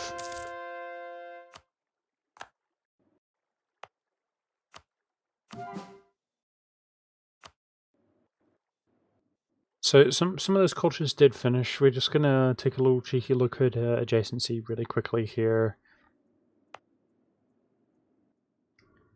For people who are new here, when you go to the acceptance map mode, the acceptance culture map mode, it shows you orange as provinces which are being converted. So we try to use the reduced cost from converting adjacent provinces. And that map mode can be useful to kind of spreading your culture like a plague. Nice. That's what I was looking for. Adjacency. It's time to spread into India like that. So you can see like that. We've got separatism here. But yeah, as that finishes, we'll spread out and out from there. Coastal province would be very good.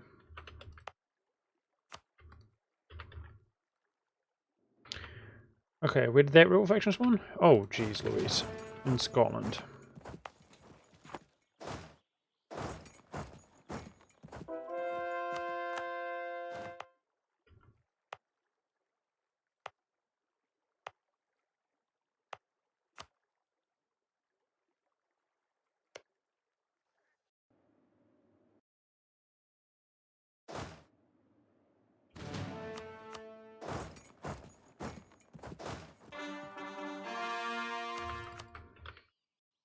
Let's take a cheeky look out here. Very good, that's what I'm looking for. The zeros in the New World.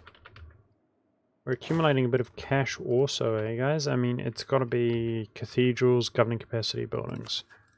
But we do have the governing capacity tech coming up here. So the money goes to enlightenment, of course, also paying off the debt of our subjects to fix their liberty desire. So I think we're doing okay. Alright, we can almost take the highest development provinces in the world from Ming. Which is good. Das ist gut. Das ist gut.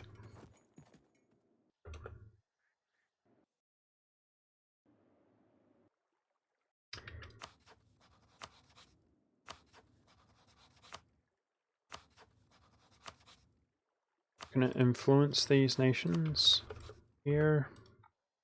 Gonna build their relations up. Ah! Ah! Ah! Okay, dude.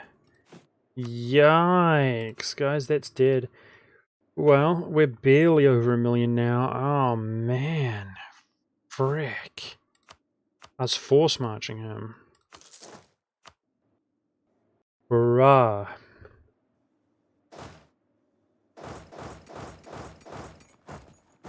Yeah, that will get stack wiped, I'm pretty certain. Just by their sheer numbers.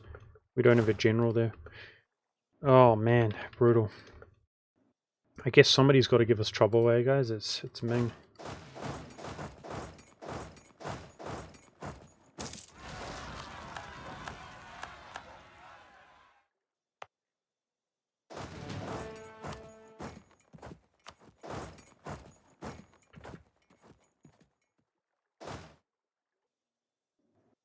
We can retreat on the... Well, we might survive. He's rolling a 0. A couple days. Nice. Whew. I really thought I was going to get stack wide. We were close. Whew. Okay. Stick together. That huge stack's just going to go around pub stomping us. Alright, we're actually doing really well for this peace deal, but we got to hold out time.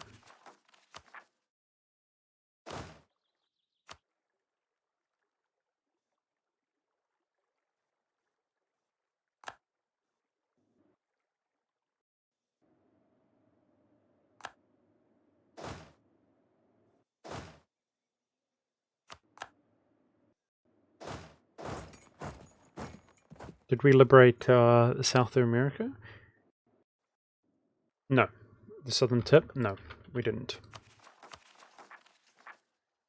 True. Yeah, they're doing well as well. Frick. I was hoping I could just walk down there. Jeez. Okay. It's not going to be fun. Because of this stupid ass attrition that you take. Send like half a stack of 20k down there. Don't need a full stack.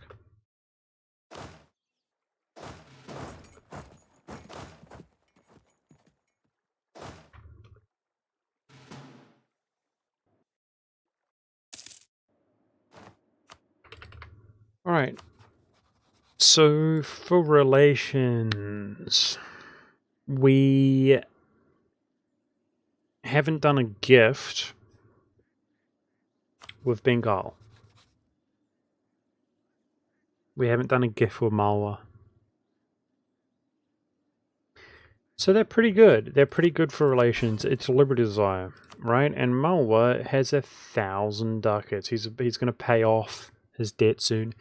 Man, I wonder if we can, you know, get that age objective, obviously turn trade off, put all prestige into there, and maybe develop him a little bit, if nothing at all, hopefully, and Malwa's good to go. I hope so. And then, you know, not have to pay his debt, because that's bad, dude. It's really bad. Bengal has some debt, but he's also making money. We did forts there, so he's done. The debt farming is going to be the way to go. And Japan. Oh, yeah. So these guys, we're going to be able to pay off their loans, which is going to really make it a lot easier to sort out their Liberty Desire. But it's Malwa. Malwa is rich, bastard. If we can get to peace, I can give him all of those forts, but, you know, in order for him to rack up debt, it's going to take time. Not good. Okay, that just reminds me, I have to Scottish Japan. So, speaking of which, Japan might recover his economy if we Scottish him.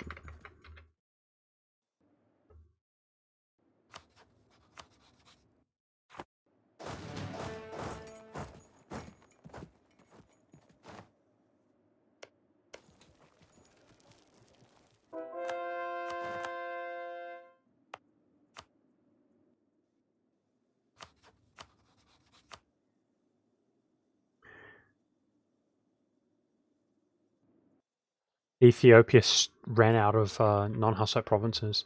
Yeah. Next year, we're going to feed him here. Kilwa's doing a good job.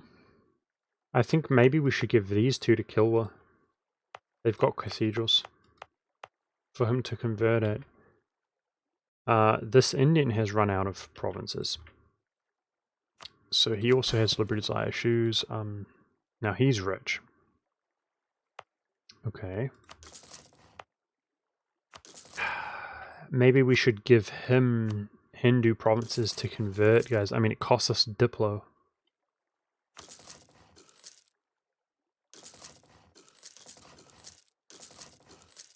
Forts to break his bank. He's not coming in anytime soon.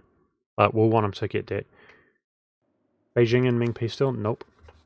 In a few years, we're going to be going back in against them. They're not as high prio as these, which are the highest tier provinces in the world. They're about to be 60. By the time we incorporate them into country, they'll be burned down to 59 at least. Which takes like 55 years or so. Which means we have plenty of time in that regard.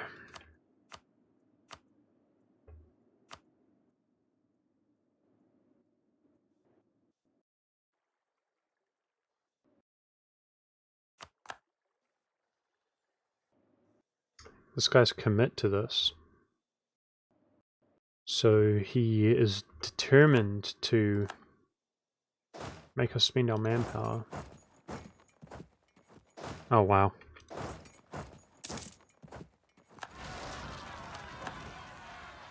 Whew, Ming's numbers are disgusting. Missionary, thank you.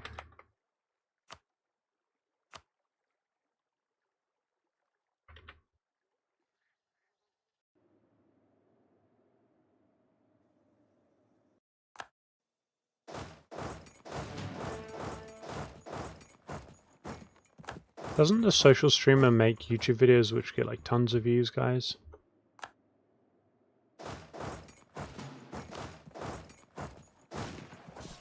Just do a Kajaz retreat there. I'm committing to this one though.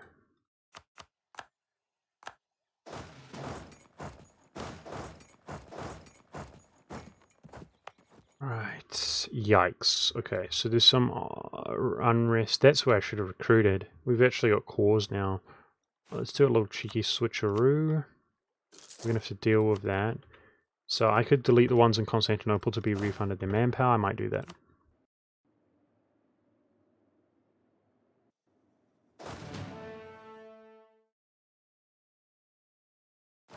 Damn, I don't get a month of recovery tick there. Oh boy, rough. I mean, we have this peace deal, but we're just hanging out at war with them, you know, trying not to regress. So the Mameluke truce. The Mamelukes are absolutely tiny. Sadly, he's got Malacca Defender of the Faith because his capital's in Arabia. So we're not doing anything there. Speaking of Malacca, full annex and release Malacca in next year. What month? The end of next year. Okay. That works out well.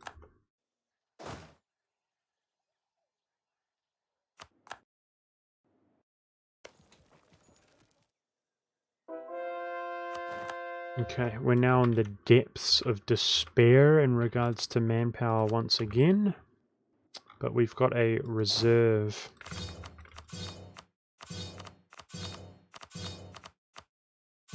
Yeah. A little bit of manpower remaining. At the cost of 3 military generals or whatever, we could slacken again. So, good.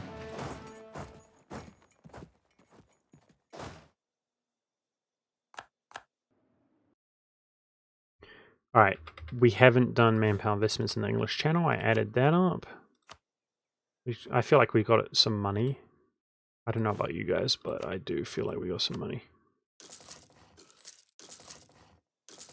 That should be a pretty nice manpower move.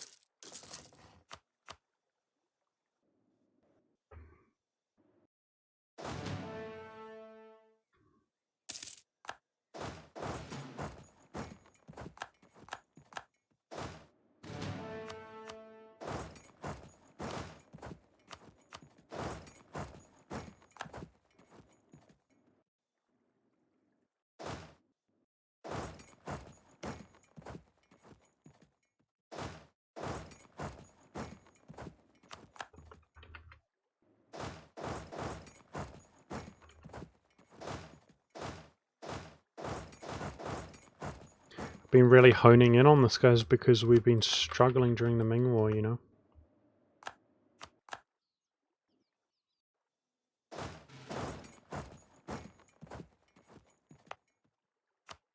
Do normies know how to make a bechamel sauce or a white sauce, guys, in terms of cooking? Does anybody know? So I don't think they do, right?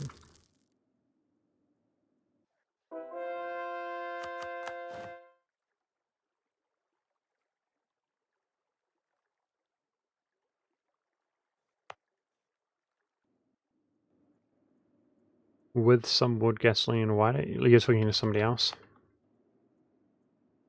You get that in a jar. I hope you're kidding.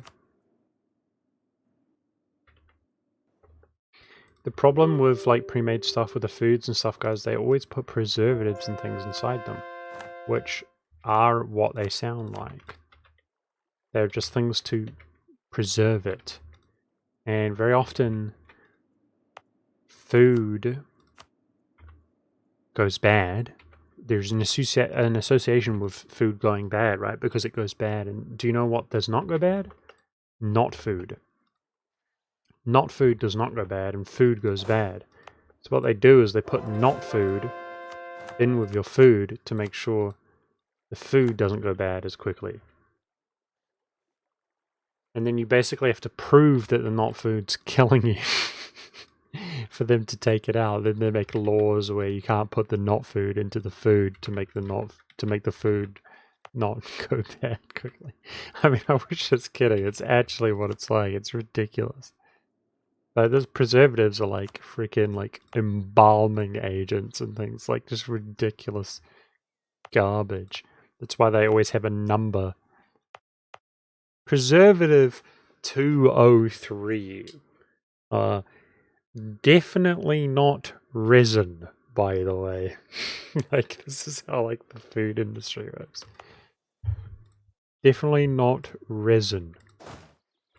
It's like, okay, cool story, bro.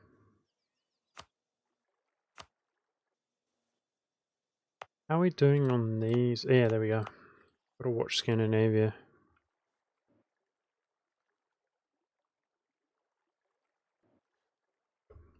I was just wondering, okay, we got a missionary. Because my pasta that I was referring to, if you just make a simple white sauce with it and like just put some cheese in it, so good. But I was also ranting about veganism earlier, and that would actually be a vegan dish, and it's actually really unhealthy for you to eat like that in the long term.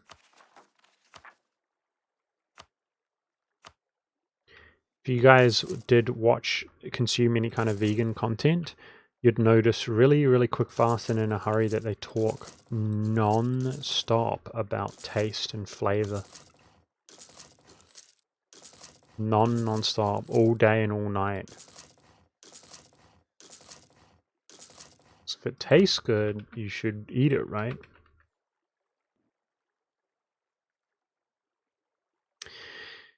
Alright, this missionary, I wish we chuck him down. I could do that. I'm kind of leaning towards going that to Kilwa, though. I mean, same with this could go to Songhai. Would we find ourselves in a position where Songhai has converted all of West Africa and we want to give him that for the one faith? I don't think so. I'm going to do it.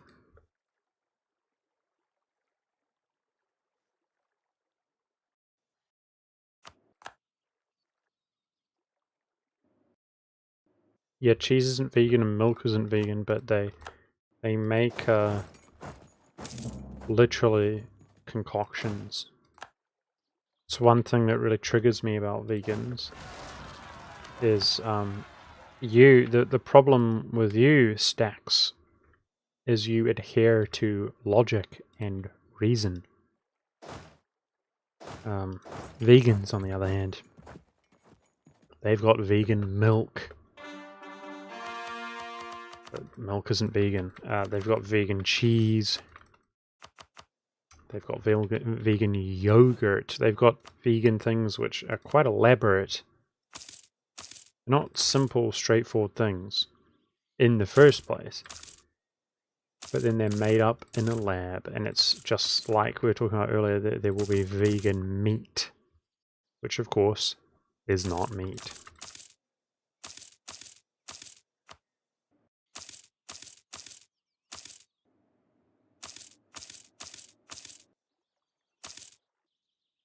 Nice. Okay, let's look at the conversions. Yep, there's vegan meat already, exactly.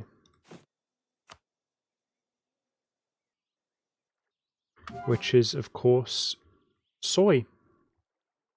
Soy, which is, of course, unironically, literally the most damaging thing that you can purchase for the environment. Literally. The deforestation in like the Southeast Asia and so on. The GMO, many vegans are pro-GMO, genetically modified soy.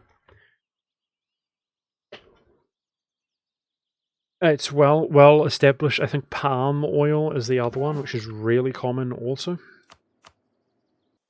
And the vegans replace your meat, which is so bad for the environment, with soy, which is well known to be worse for the environment. But of course they are ideologues, and they lie, cheat, steal, and manipulate.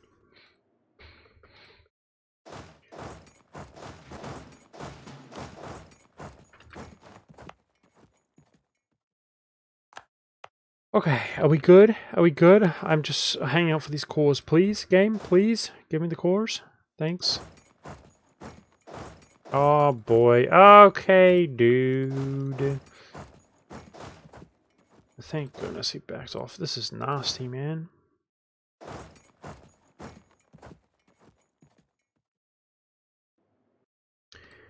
So some people, I wanna reaffirm what I was talking about earlier, where like it will be illegal to eat meat one day.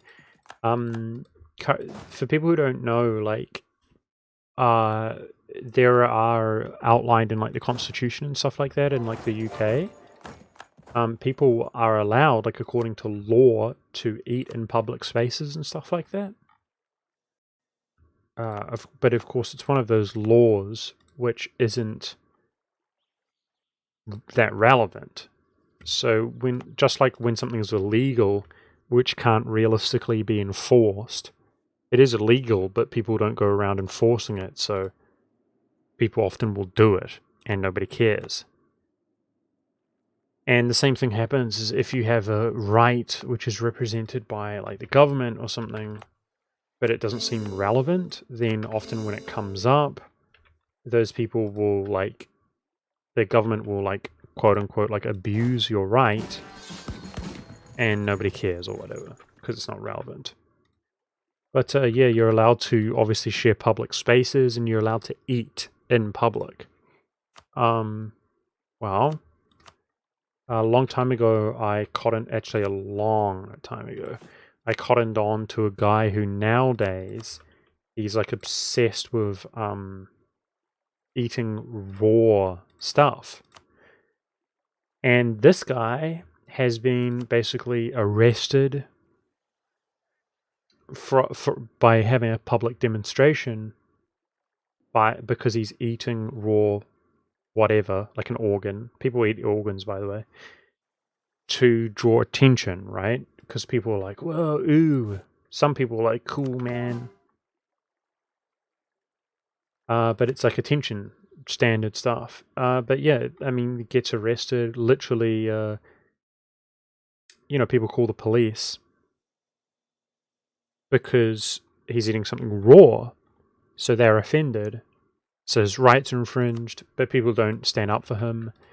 And that's like, might seem arbitrary, but this guy, you will be shocked and appalled, guys. This is how normies behave in our society. This guy was arrested, detained, recording the police officer.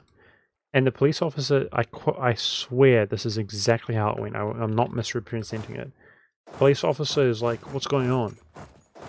And they're talking about what's going on, which he's making a statement, and he wants to like engage in conversation and talk about veganism, how it's bad, etc., blah blah blah. And when you explain stuff like this is happening and this is why we're doing it, blah blah blah blah, very often people can't be brought up to speed quickly. And the cop says, listen, are you pro-vegan or anti-vegan. And he just sort of, like, his heart sank, and he's like, anti-vegan. And the guy's like, oh, like, how dare you? He's like, you know, my wife's a vegetarian. How dare you? And of course, you know, fined and so on. Scolded. In some cases, I think he's had issues where he's, you know, I mean, there are less friendly governments in the UK, and you get like, you know, banned from countries and stuff like that. But literally, this guy who he's talking to is not a vegan, and his wife is not a vegan, a vegetarian, and he's a cop, and he's not interested in any of the details. He's just like, look, are you pro or against veganism? Guy's like, oh, I'm against veganism. And he's like, oh, well. It's just shocking, man. Normies, when I was talking about the lab meat thing, that so many of them are like, I hear this all of the time. Somebody starts a conversation about veganism, and they're like, look, I mean, don't get me wrong, I mean, vegans are better than us, I mean, they're the best of us, I mean, I couldn't possibly do that, because, I mean, vegans are just so good. Like, that's how they want to start the conversation, like the premise. I'm like, what? No?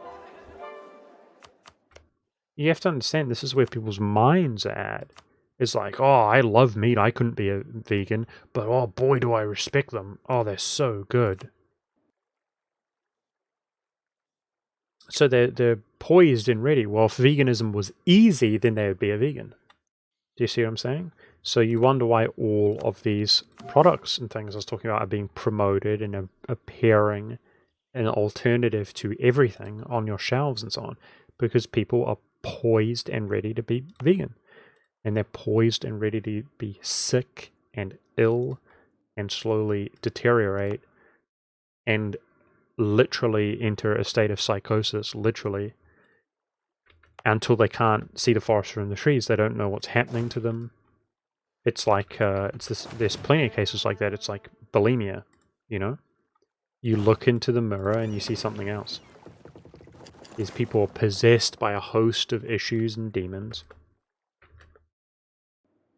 Oh, it's better for the environment. Those animals are beings too. Yikes. Oh, it's the most healthy diet. Oh, you're just not a proper vegan. You just didn't do veganism properly.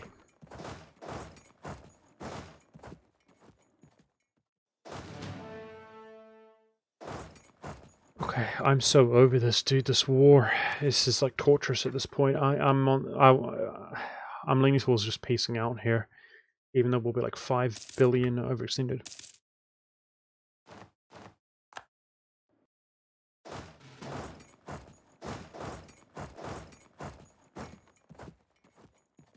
I'm gonna do it.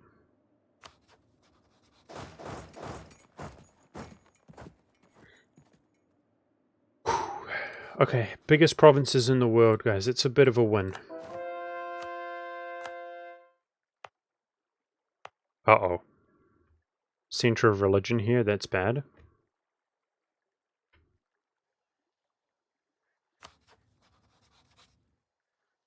That's Malak who's actually got a target on his back for us, though.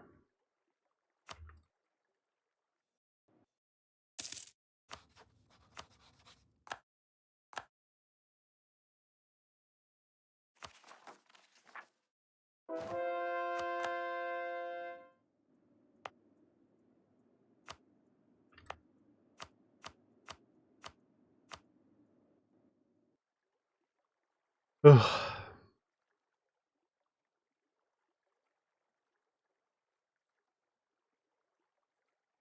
Should take money. Yep, it's a good call. It's a good call. We don't worry about the truce, and we need money right now particularly. We just pulled into debt from a random event. I'll just take what I can from money. Good call. Okay, so we're going to want to start focusing these missionaries on Christians again. Because we have the Hussite heretic bonus back, and we're going to switch it out to the annexation cost reduction bonus soon.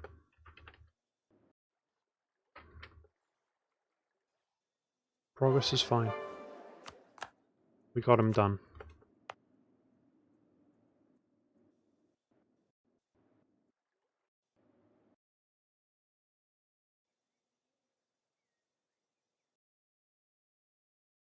Do you guys know the movie Soylent Green? It's an old horror movie. I remember telling my older brother, you know, I mean, this is how people are. Like, you know, the brand. There's a brand today, Soylent, and Soylent is made from soy, right? Hence the word Soylent. It's made from soy, so it's bad from the environment and so on. And Soylent was promoted on Vice, like Shill 101 Vice, and popularized, and it was run through the works. I mean, you know, Joe the Toe is talking about Soylent. There's a period in which you would hear Soylent everywhere.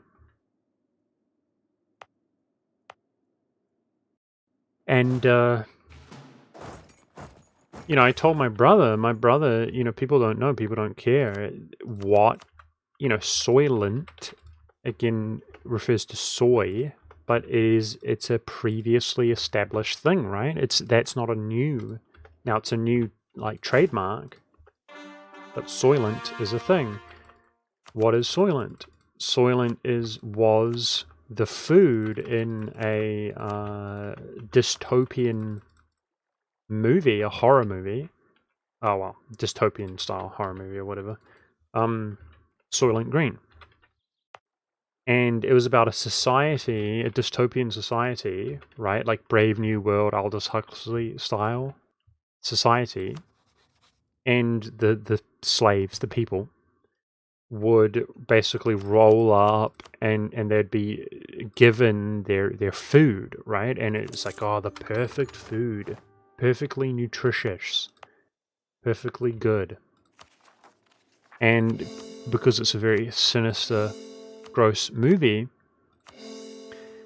it's cannibalism. They basically take people who die and they turn their corpses into Soylent to feed to the other people, which is very grotesque. And isn't it funny today that I told my brother that he doesn't know about Soylent Green, but of course he didn't care. He thinks it's funny that the brand calls themselves Soylent after Soylent. And of course it was wildly successful. I don't know where they are now, but Soylent was wildly successful.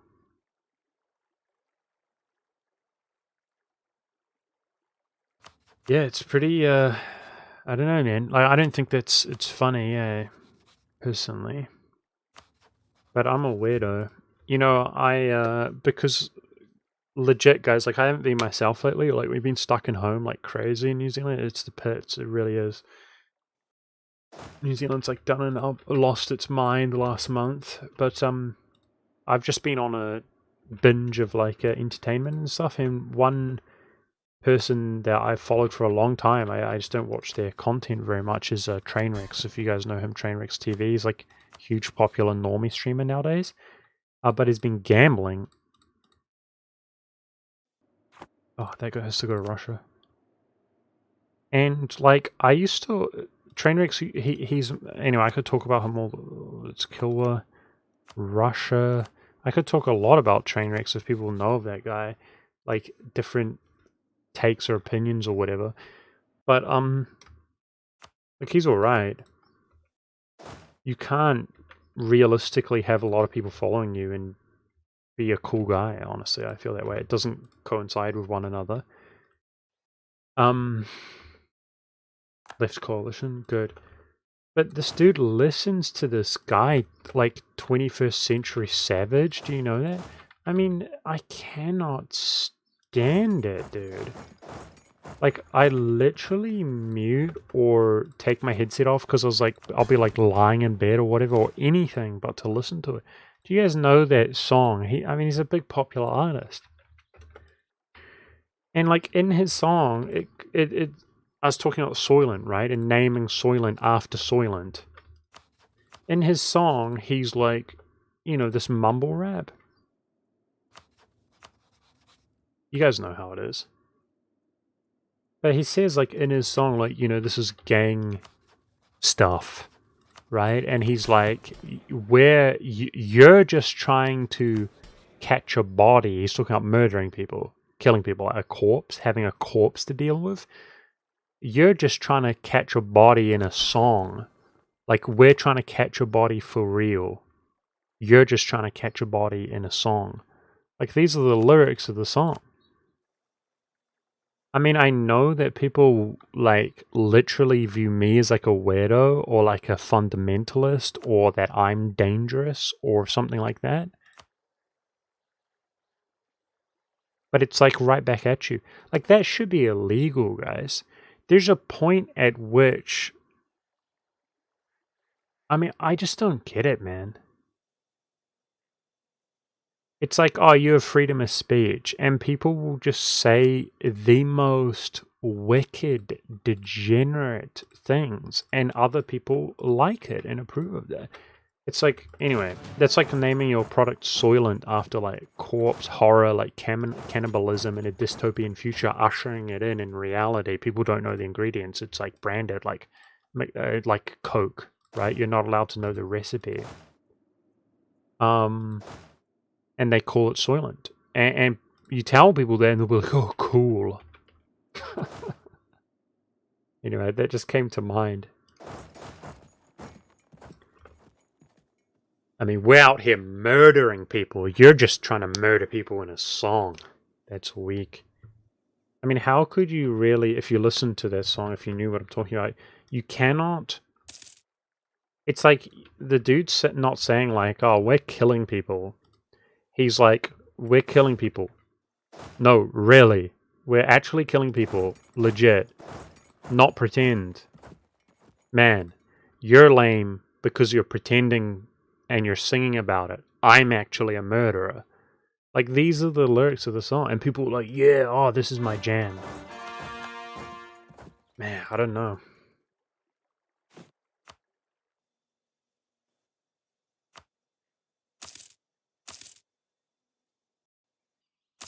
Like, art is, like, subjective or whatever, but I don't feel like morals are subjective, obviously, because I'm a Christian, but it's just a point where something is just blatantly wrong, and our society is obsessed with it. Like, evil is good and good is evil, right?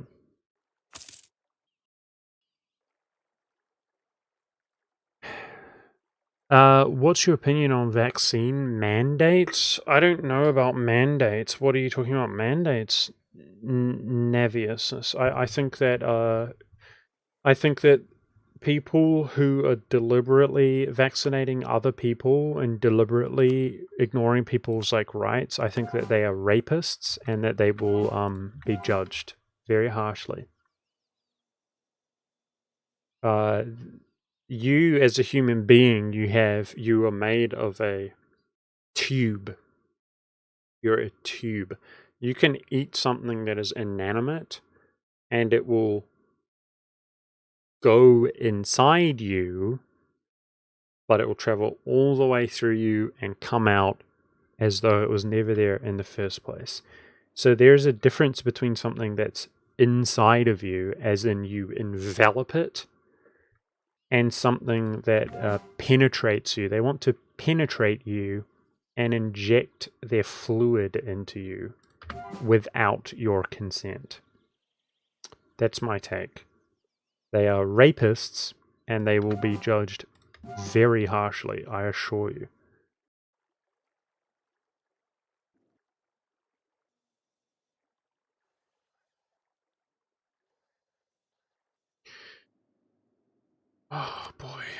Okay. Let's just look around at adjacency really quickly.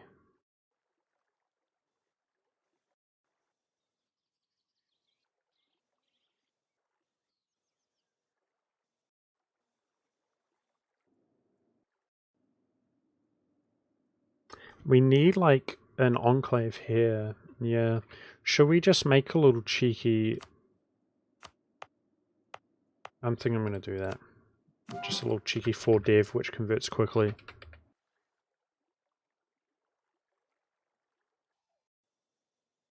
Nope, I'm not vaccinated. Absolutely not.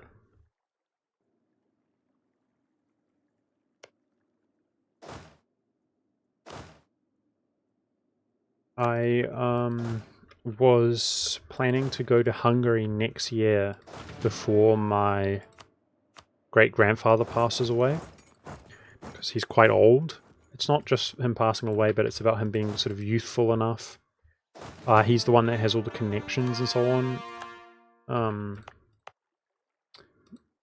with my sort of Hungarian relatives. And my father, who's been in New Zealand his whole life, can't speak Hungarian very well. He can comprehend what people are saying quite well, but he can't speak it very well. And it would be really appropriate to go with my Uncle Frank. But by the looks of things, they may make it so that you cannot travel without being raped. I mean, they already will indiscriminately pick you out, pick your children out, and grope them in front of you. This has been happening for years. And society will not have your back. They will think, oh yes, very good, very good, very good. It's what's been happening for years. But unfortunately, it seems as though they want to penetrate you and inject their fluids into you as well. So unfortunately,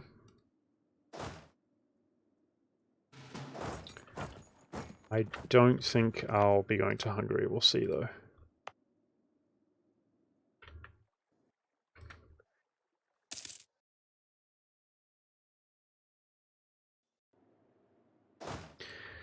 Okay, so we have to have an idling stack here on the 61 and the 61 here, or the fort nearby.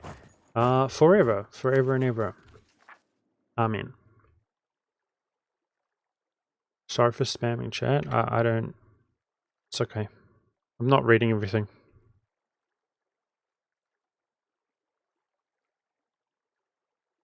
I can't read what you're saying, Assassin. It's too much. We're at governing capacity limit. We're actually under. I right-clicked the little tag away. If we go over, like we're probably about to be right on the verge or over when we fully expand you here, I'm going to take the tech here shortly, so we'll just go over. It's okay.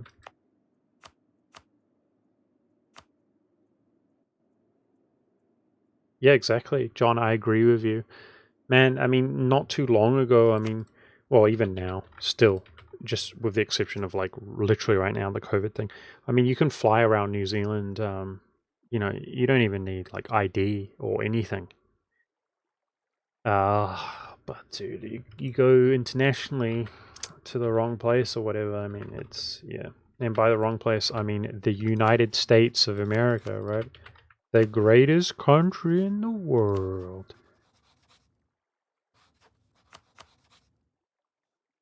Yeah, I mean, that's one reason that I don't really travel. It's the same as like the mask thing, you know, like it's, you know, there's 2 supermarkets nearby me, guys, which I typically go to, like local. And we, with the whole pandemic thing or the Delta crap or whatever, it's like law because, you know, they just make it up on the spot. That's all right, whatever. But that's how it is. We have to wear masks inside of the supermarkets right now. And I went to like one of the supermarkets, like I'm going there, and so I like put a mask on going into the supermarket, and this guy, he's like, stop, just a guy, one of the employees, and it's a chain, and it's a actually an Australian chain, and you know they want you to do which I haven't done at all, by the way, like the tracking. They want you to take the photo on your phone or whatever. And he's like pointing at it. So I'm like, oh, I don't have my phone on me. And he points over at, you know, where you can sign. They want you to give your details as to who you are, where you've been. So the dude will deny access to the supermarket, which is the only thing open in New Zealand. Like, I'm not sure anything else has been open in New Zealand for like a month, dude. It's been ages. And this dude is like, no. Like, we want to know who you are, where you've been, what you're doing. So I went to the other supermarket, which is a local one, and so on one hand, they let you do the minimum. It's like, put on a mask, sweet. So you have one supermarket does the minimum, but the other one goes above and beyond. Right? They'll lose business. They don't care. And of course, they will justify it to themselves.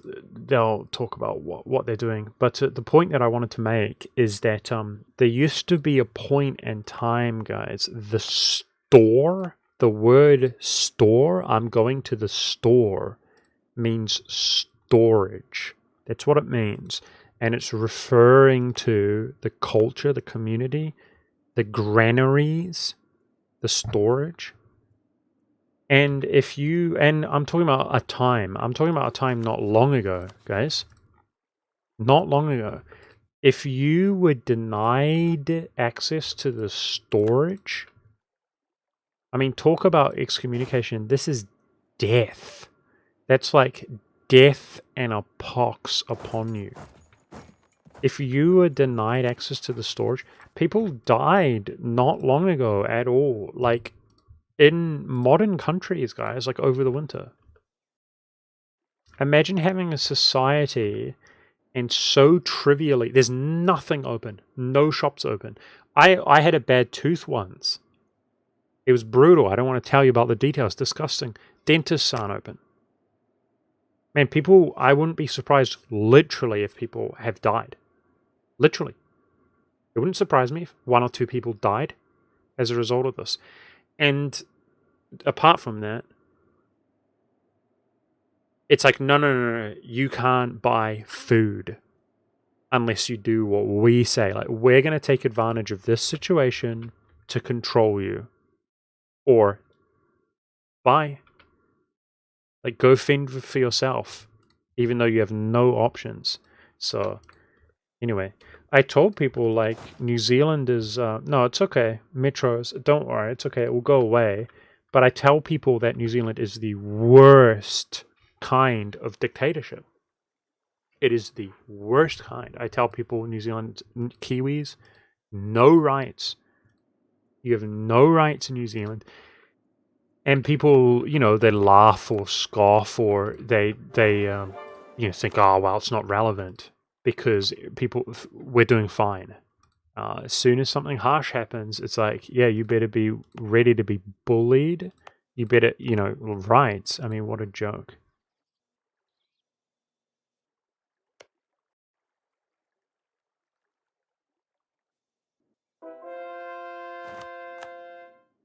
It's like, you better kneel down, slave. That's how it is.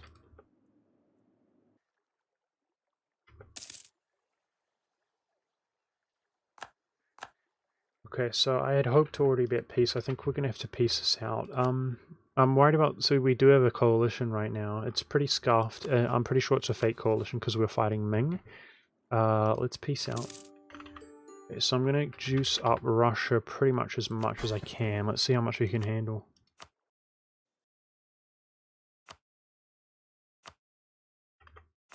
And of course, the reason things are that way is because most of the people are slaves and they will give their stuff across willingly, happily, and they'll hate people who don't do it.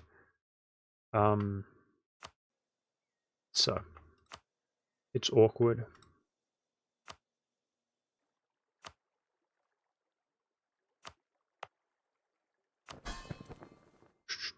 Okay.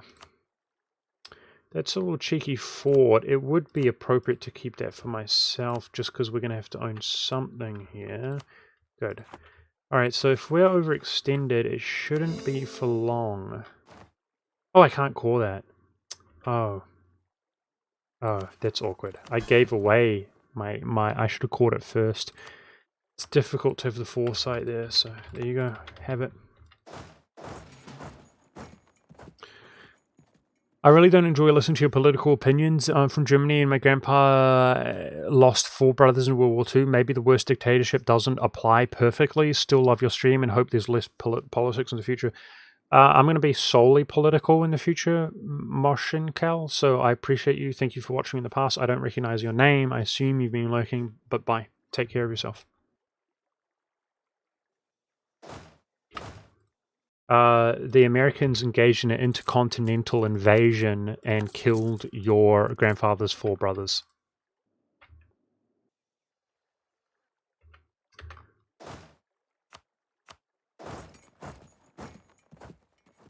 Because of the worst kind of dictatorship that existed in the United States of America, aka Roosevelt, who was already at war with Germany prior and with no consent of the people, no vote of the people. He was already at war with Germany, and he made every attempt imaginable that he possibly could to drag himself and the people into a war with Germany without the vote or the consent of the people, including attacking the Germans' allies and doing everything they can to rope themselves into that war as well, embroiling themselves into that war as well.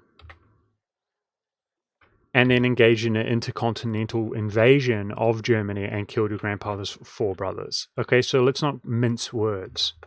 Okay? Well, yes, but actually, technically, it was the people...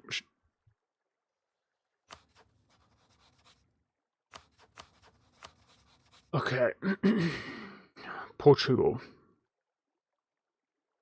March.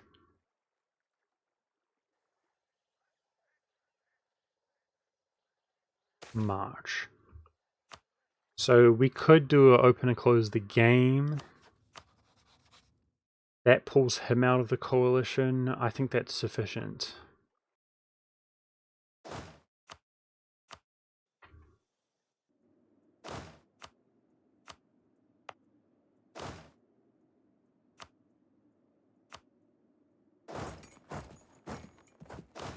Cheeky white piece, short truce that guy. Feed this to Ethiopia. Take some overextension combined with some overextension that we're never going to be fighting the Portuguese colony. So did these guys do any they did. Brazil did do some conversions. Now that they're independent, that's good to see.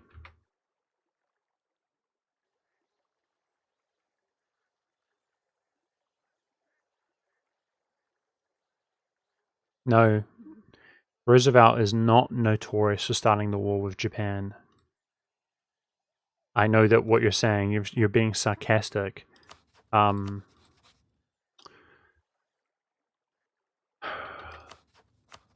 So if you're somebody like me who says radical things, right, then things didn't get there overnight, right? This is why Budget Monk doesn't trust the media, right? This is why, because I don't advocate that, the media is free and independent and critical. Precisely the opposite. So you can do the research yourself. Who's the president of the United States at the end of the war, guys? Do you remember? This is very easy to research. You can do it yourself. Not Roosevelt, but this president, because this is just as controversial, but very easy to confirm. Truman. Truman, you can confirm this yourself. He had prior knowledge months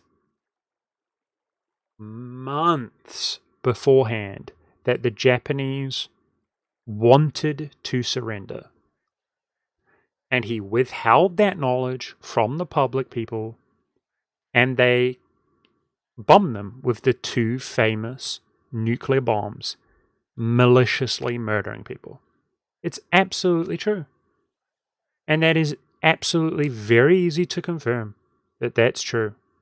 They knew, and they murdered people. But I guess he was really bad and evil, and the fact that the warmonger, Roosevelt, no, he was an absolute saint. The reality is so backwards that you would never believe me if I told you the truth, which is they tormented the Japanese, they mocked them, they threatened them, they did everything, the R word, racist. They boycotted them, they sended contraband weapons to the enemies that the Japanese were fighting, the Chinese. Exactly the same with the Germans. There's something else very easy to be documented. Very easy documented. You have to forgive me, guys.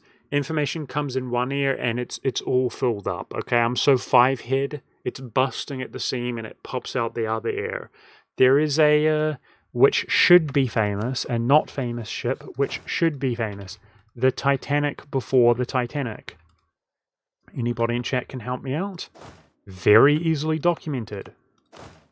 Everybody knows about this apart from the moron slave class, aka the vast majority of people. There was a Titanic ship, a big ship, before the Titanic, an incident. They made movies about it, and of course they make all their little alterations in the movies. But this ship was filled, probably, the Lusitania, that sounds right, with civilians. It was filled with civilians. And you say, what's the big deal? Because it was also filled with contraband, and by that I mean weapons.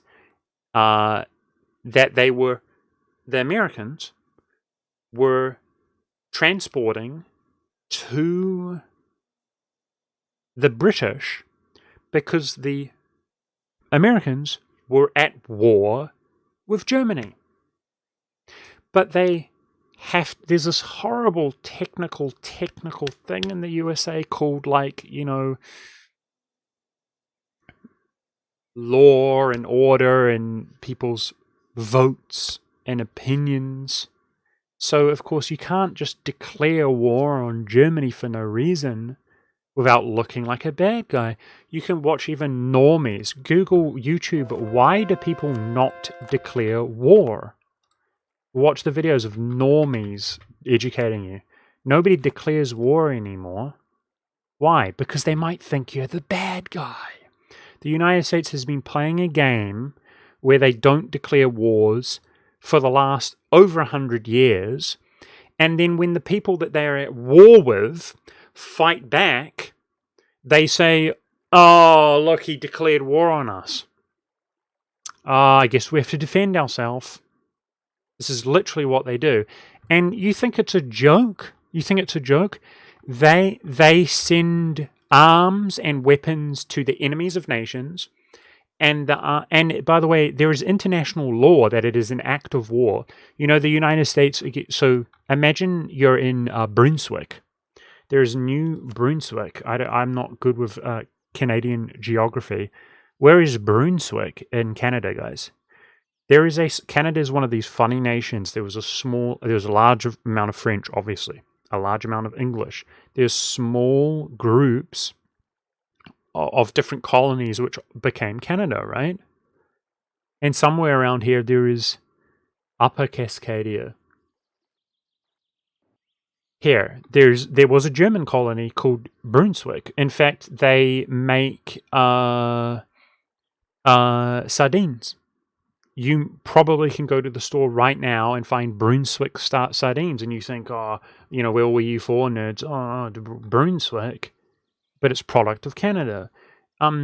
Imagine that you're a German, you're living in Canada, and all of a sudden you hear that England is at war with Germany. Well, that's awkward. And what happens? Canada is at a state of war with Germany. Well, you might think, if you're a German in Canada, you might think, oh, uh-oh, I hope they wouldn't persecute or prosecute us. So what did many, this is documented, Germans do, is they thought, you know what we'll do?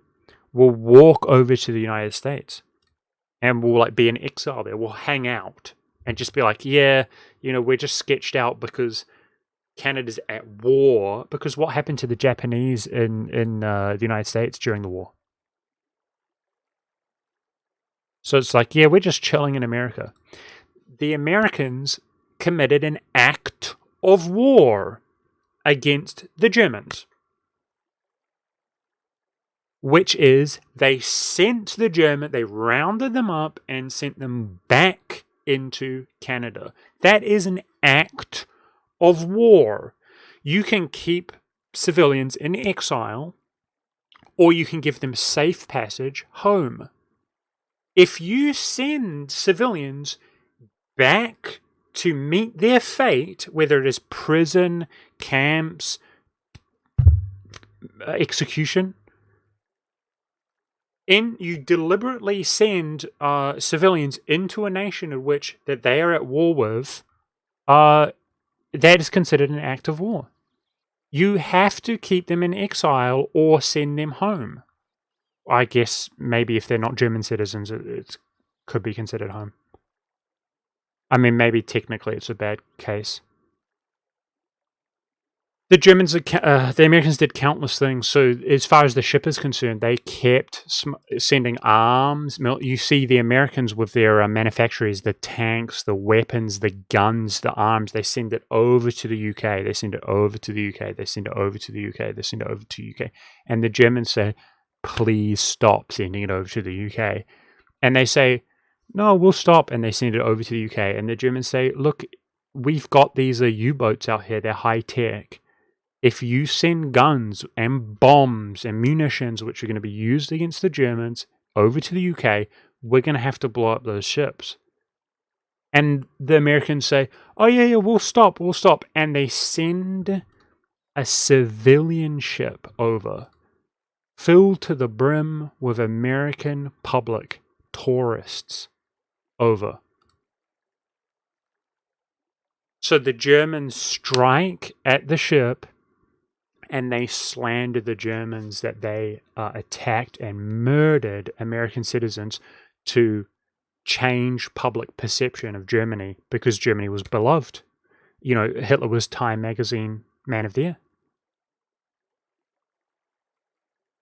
I mean, we're talking sacrificial lambs. These are the lengths, the murder, the insanity. These are the lengths that the presidents go to. Just like Japan. Murdering Japanese, hundreds of thousands, and it's documented.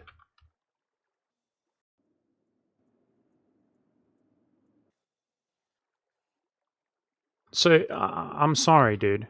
You're talking about the worst kind of dictatorship. What is that? The public doesn't vote. The public doesn't consent. They lie. They manipulate people. It's disgusting.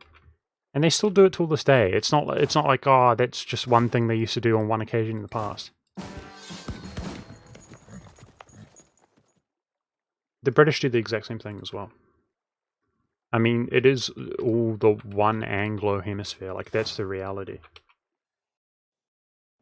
Americans go from rebelling against Britain, the British are their enemy, until, next minute, they're fighting every single British war the British involved themselves in. The Americans are coming over. Oh, we'll do anything you want. What war are you in now? Who's your enemy now? We'll send our lads over there to sort them out. Whatever you want, my queen.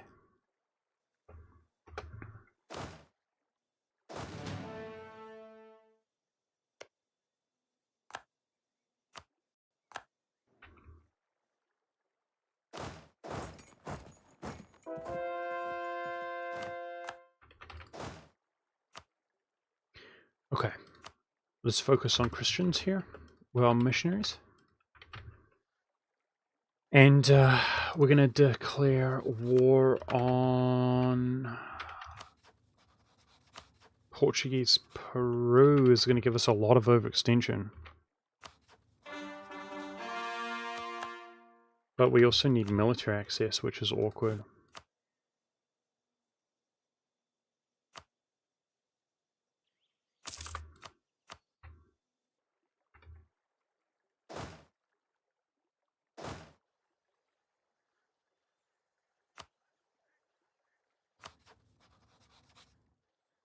What month can we dow?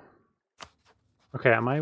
Yeah, I am responding to this nicely. You know, Ethiopia doesn't actually have Liberty Desire. 6th. The 6th next month.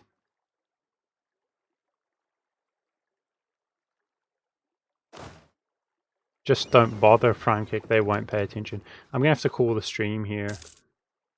But Roosevelt did absolutely everything in his power to drag himself into a war against Germany and Japan because they're allied to Germany. Notice that the Germans were fighting the communists and the Japanese were fighting the communists.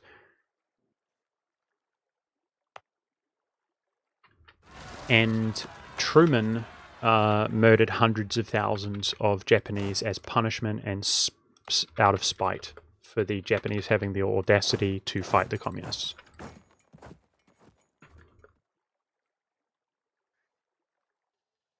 Japan was fighting the regime, the communist regime in the revolutionaries. Are you noticing a trend?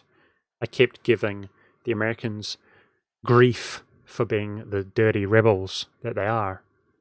What good has it done for them tearing down?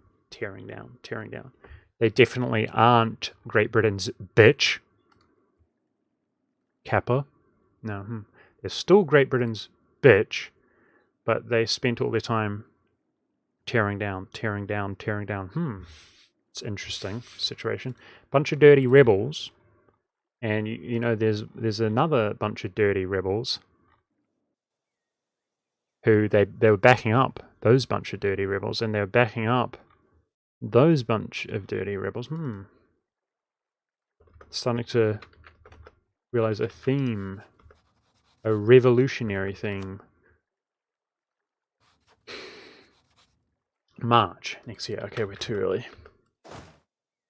Gotta murder and kill the royalty, right? Because you got to get your people in there, guys. So, got to start a revolution, right?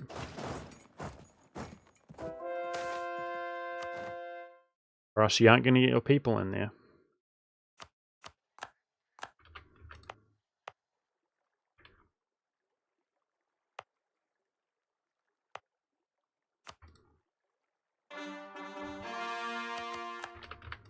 Okay, let's burn that.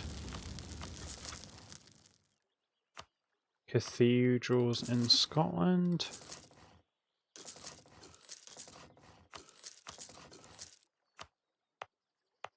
Good. There's a church there as well.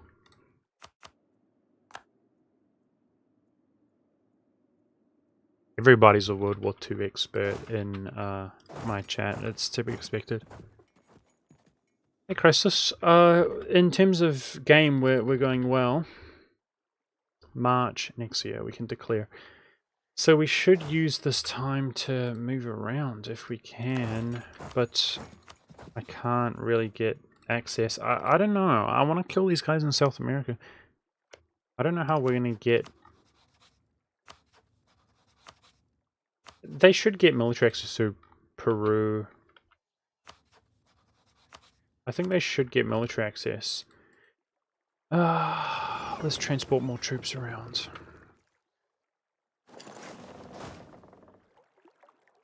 Thank you, PP Poo Poo. Appreciate the 15 months, man. Thank you so much.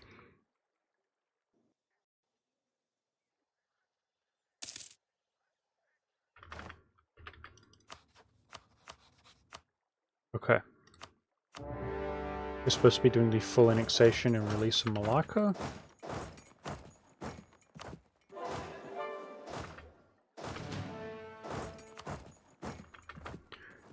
As far as overextension is concerned... Oh no. Do I have the 15%?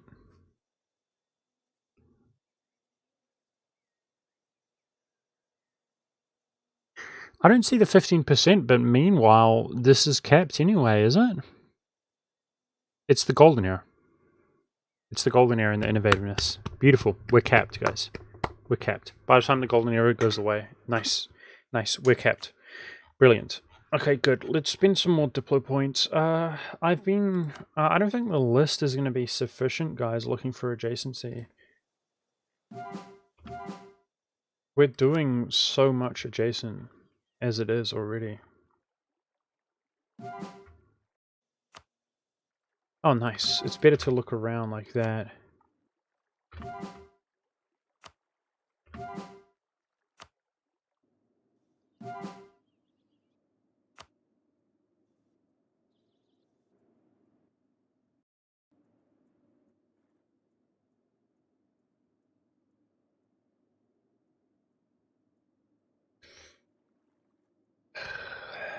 Man.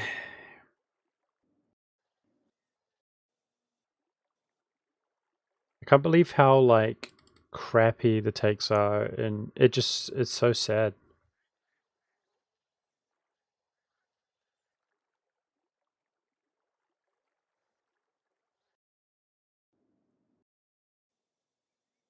Okay, so we're supposed to be going for the annexation cost reduction here.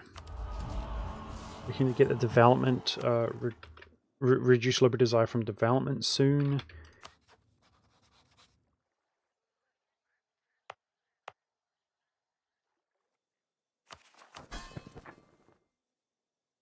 Sure.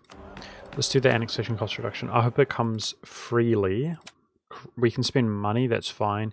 I could do prestige, I don't want to. Do autonomy.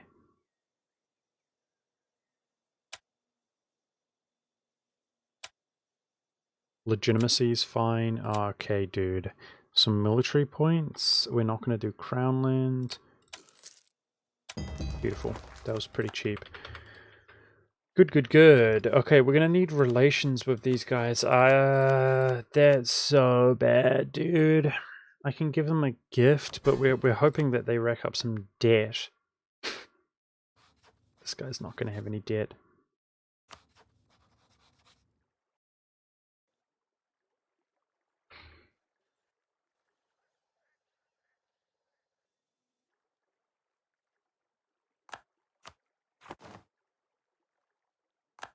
I really feel like most people are just... They're literally just told what to think, right? Literally. Like, it's like, this is bad man. You see it today in politics, for example. It's like, this man bad. And people are like, okay. And then everybody's like, I'm not bad man. I hate bad man. I'm good bad man. This is like how people have... It's shocking. And do you know how much they try? Do you know how much the media tries? If they want to mobilize you and send you over to another continent to kill people, what they do is they start the Great Depression so that you just line up in droves because you just want a blanket and some food in your belly. Okay? But also, though, as an add-on, they also just say, like, that man bad. That man bad. So you go kill Batman. It's called, like, propaganda. You literally... This is how, like, the peasant slave works. Is, like... You're, like... They say learned opinion. Learned rhetoric, which makes them feel smart and good. You're like, hi, man, what's up? Let's have a good conversation. And the guy's like... The winner of wars writes the history books. And you're like, yeah.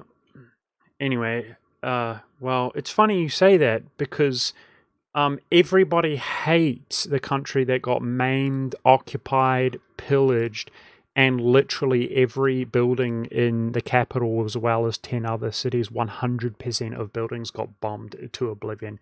and everybody hates them, the victims, right? Aren't you supposed to be a bunch of cucklord liberals in the USA? It's victim blaming.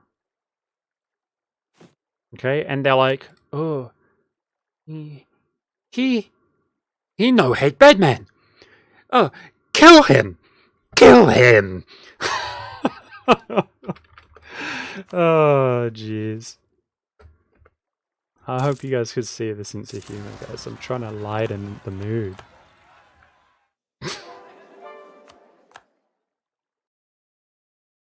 German clearly started it. If you don't care about the truth, Germany started what they started. They didn't start the Second World War. The Second World War was a anti-German coalition war. That's what it was. If you don't care about the truth, then you don't care about the truth. But if you care, what Germany did is what Germany did. What Germany didn't do is put over the radio waves, we are currently at a state of war with Germany after creating a German coalition and declaring war, and then rapidly having their platform of a disgraced France since the First World War succumb to German occupation, and then use everything in their means and power to drag and sell countries and land that they have no right or own at this stage to certain factions, to drag as many people in against the person that they attacked as humanly possible. Okay, you can make up whatever you want, but Germany did what they did. Nothing more. Isn't it funny how Germany can't take... No, I'm not saying they should. I don't want anybody to put any words in my mouth or anything. Germany can't attack previously owned German regions in Poland. They can't press their claim in Czechoslovakia without starting World War II. But the British can create a coalition and they can attack Germany, but it's the Germans' fault.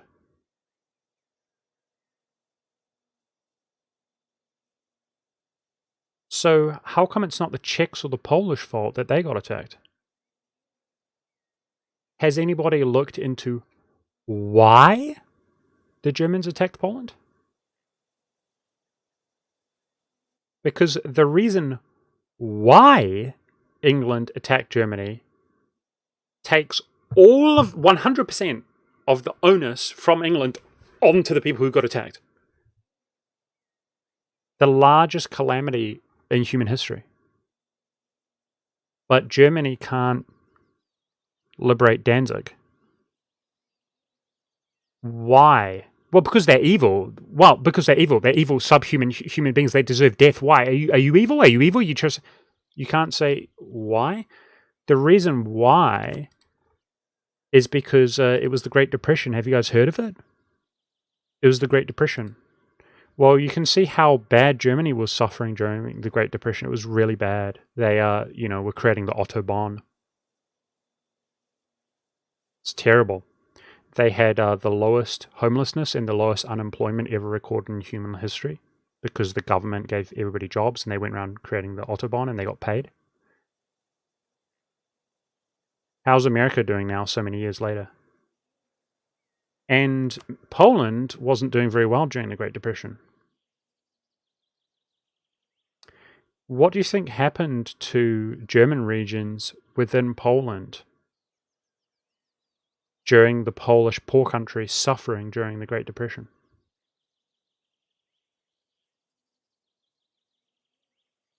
Well, if you had looked into it, then you know what had happened. Because I've looked into why the Germans went into Czechoslovakia, and I have seen, this is pre-World War II. This is not during World War II, this is before World War II. I have seen recorded footage, piles and piles of human bodies, the likes of which I've never seen, so high that they are higher than a one-story building. Piles of human bodies along the streets and along the roads, higher than a one-story building in a line, like the gutter, but risen above. I've seen it with my own eyes. You might say, oh, that's horrible what the Germans did in Czechoslovakia. No. This is before World War II.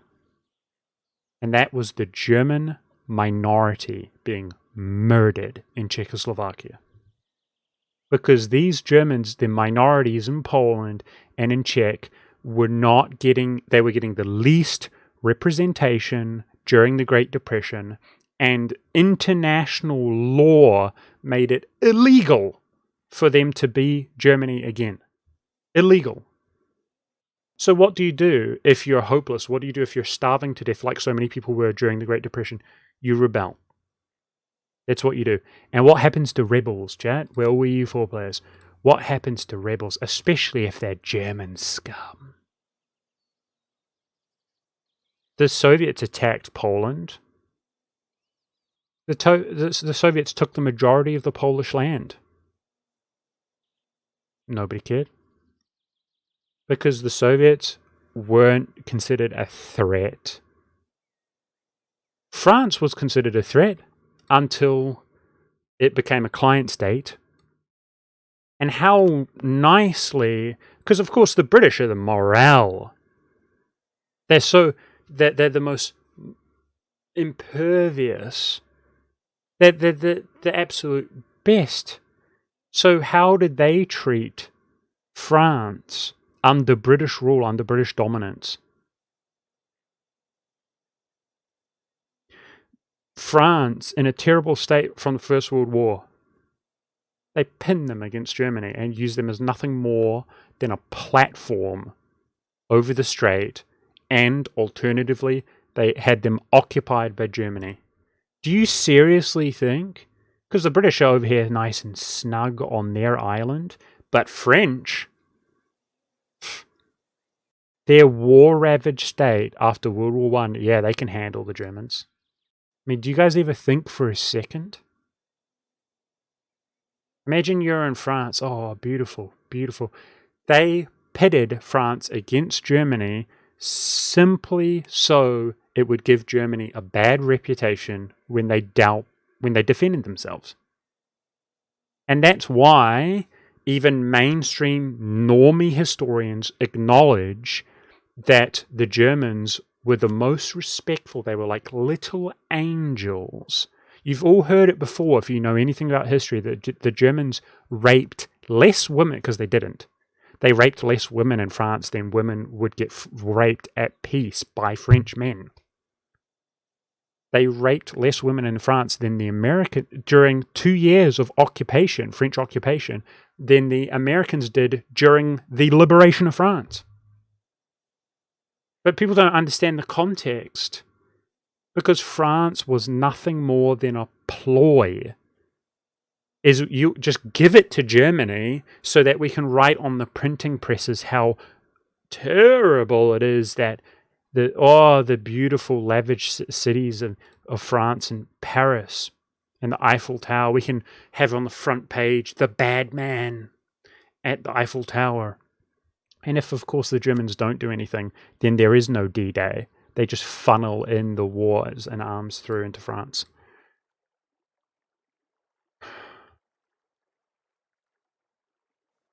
Okay, I think we're just about done here. So I'm probably literally going to get banned from Twitch now, guys, by the way. So, yeah, it's fun times.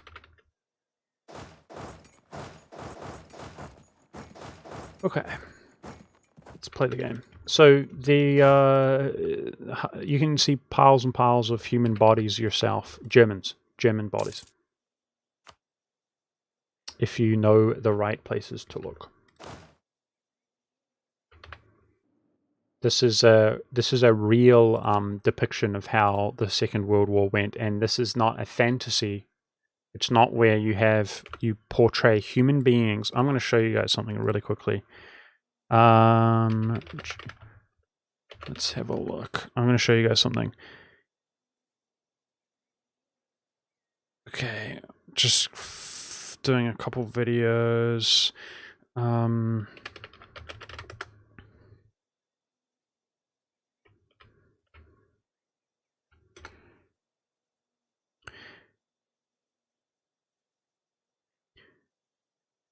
So this is how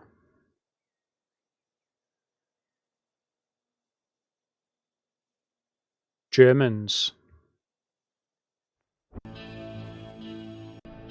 This is how Germans look. And this is how Germans are portrayed to look.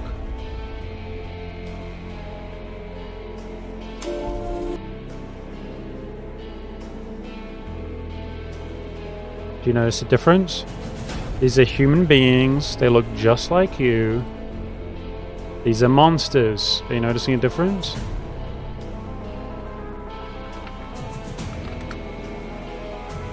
Germans. There's your brother. There's your uncle. Monsters. Are you noticing a difference, chat?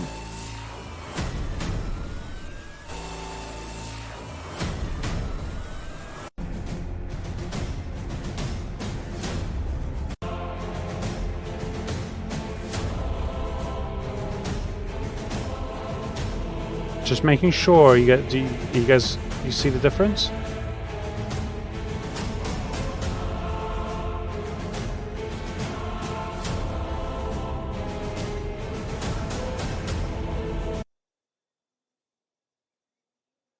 Human beings.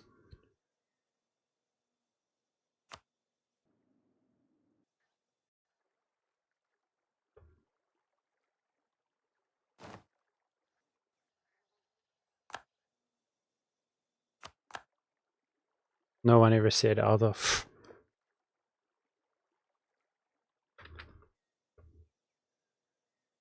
I will say this, guys. Legitimately, if you think like I'm over the moon stoked, if you guys think I make a bunch of money or anything like that off like 200 views or 15,000 views on YouTube or something like that, you're wrong. And I will tell you this right now. If I lost 99% of those of you who watch me on a daily basis, if I lost all the money that I make, if I lost everything, if my reputation was scorned, if I was banned from Twitch, I don't care. I don't care. Like, it's not my ideal, but I would just move on. Okay? And in terms of trading that, I would not trade. Not only am I not concerned about losing that, but I would not trade infinite money. I would not trade it so that I could have a black credit card, which exists, by the way, where I could swipe a $10 interaction or a $5 bazillion interaction, and it just passes the transaction no matter what. I would not trade it for that. I would not trade it for anything over the truth. And I will say right now, no matter the cost, for the one person watching, that I did not, and I will never abandon you, Germany, anybody, human beings, and the truth. That is the only thing I care about, is the truth. I don't care about Orange Man bad. I don't care about Postman Mustache bad. I don't care about how they've been lying for the last 100 years about Jesse Owens. This is how America rolls. They send a black man, an athlete, to the Olympics in Germany, and they lie and misrepresent AH for snubbing him. And they snub him because the media in the USA, which is doing everything it can to destroy the reputation of Germany, they make this case. This is during the Great Depression that they held the Olympics. That the Olympics is this horrible thing. It's so grand. It's just showing off the Adolf's ego. It's the worst thing. And so he thinks, okay, fine. And he says, fine, let everybody do their thing. It's not about me. He leaves. And then the media says that he snubbed Jesse Owens, a black man, and that he's a racist. This guy, this black man, in the United States of America cannot even share the same changing room as other Americans. But he snubbed him. Jesse writes in his own book, which they censor, that AH did not snub him, and he says that he even considered living in Germany if, of course, the events that went down did not go down, because of how gracious and how amazing and adoring the Germans were. And you can go look at Jesse Owens during the Olympics.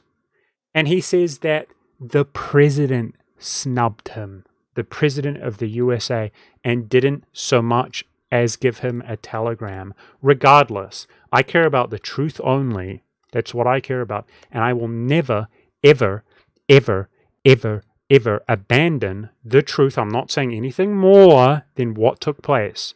Don't read into what I'm saying. I will not abandon the truth of the matter, who did right and who did wrong. I will not abandon that, and I won't abandon I won't write off an entire people group, but no, it's okay because they deserve it. I won't do that under any circumstance, any riches, any fame, you guys not trolling me, nobody, and certainly not so that the most wicked and evil and murderous and satanic on every symbol that they have on their money, on every building and every satanic eye and celebrity country, the most pitiful Babylonian country in the world, the United States, of getting fucked up by some radicals in Afghanistan. What are you doing in Afghanistan? Go home, you bum, and get a job. America. Okay? So in March, we're going to attack Portugal. These American... hey, who am I, chat? Who am I? I'm a US Marine. Get down on the ground and stick this dildo up your ass 20 times. Sir, yes, sir. Sir, yes, sir. Sir, yes, sir. This is the United States of America. Sir, yes, sir. Sir, yes, sir. Freaking order follower. Go home, you bum. Go home, you bum. Get a job. Get out of Germany, you bum. Still being trained by Germans this day, bum. Go home, get trained by your dad. Get out of Japan. Get out. Get out. You bum. Get a job, you homeless bum. You order follower. It's pathetic. Grow up. Oh, but what about my paycheck? What about the glory? Go home, you bum. Jeez. Just make sure if we're going to go out, chat, we should thoroughly destroy our community, okay, guys? Okay. That actually feels pretty good, to be honest. No, there's no hate. Just go home, you bum. You have to deal with murderers in a certain way, which is most effective to have them stop murdering people. That's what you want to do. You want to try to approach murderers in a way that will effectively have them stop murdering people. So when many of these people call themselves Christians, and when it comes to judgment, it will be taken into account who is in whom's home, who is defending their home, their neighborhood, their neck of the woods. And you can justify that by any means necessary. You can say, technically, the perception that I have is that they're not actually wanted there. We are the savior after the 20... Shut up. Go home. Haven't you seen what's happening to your country? Go home. You can sit there, say whatever you want, but you know, you feel it. It rings true when I say go home. Okay, I'm not your dad. Why do I have to tell you to go home? And you sit there and wrestle and fight and argue, but you know it. You feel it. Go home. You say, oh, but my paycheck. Go home. But my career. Go home. Home's doing fine. You're just... Go home. Bum.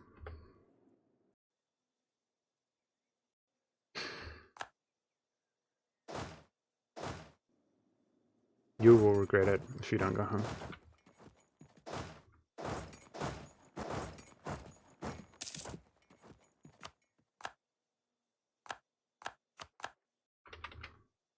What do you think, guys?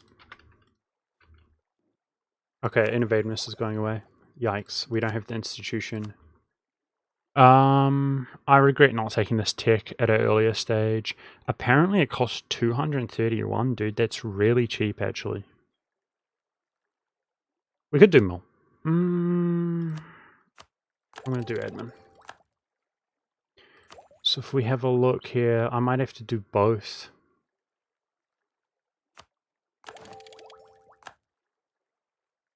Okay. You know, many of these Marines, they would look at me and they would judge themselves. Whatever they say to make them feel better, they'd think, oh, look at his position. Oh, yeah, he's not doing well. Oh, look at him. Oh, I could probably choke him out. Yeah, oh, yeah. Good, dude, good. Whatever makes you feel better. Whatever makes you feel better, dude.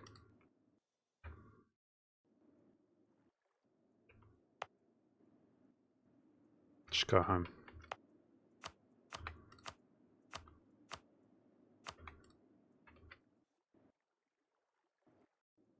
I am Hitler. Yikes. Okay, let's look at how much overextension this guy will give us. Because we're going to try to give as much to Ethiopia as we possibly can so that the culture, what's it called? Religiously converts it.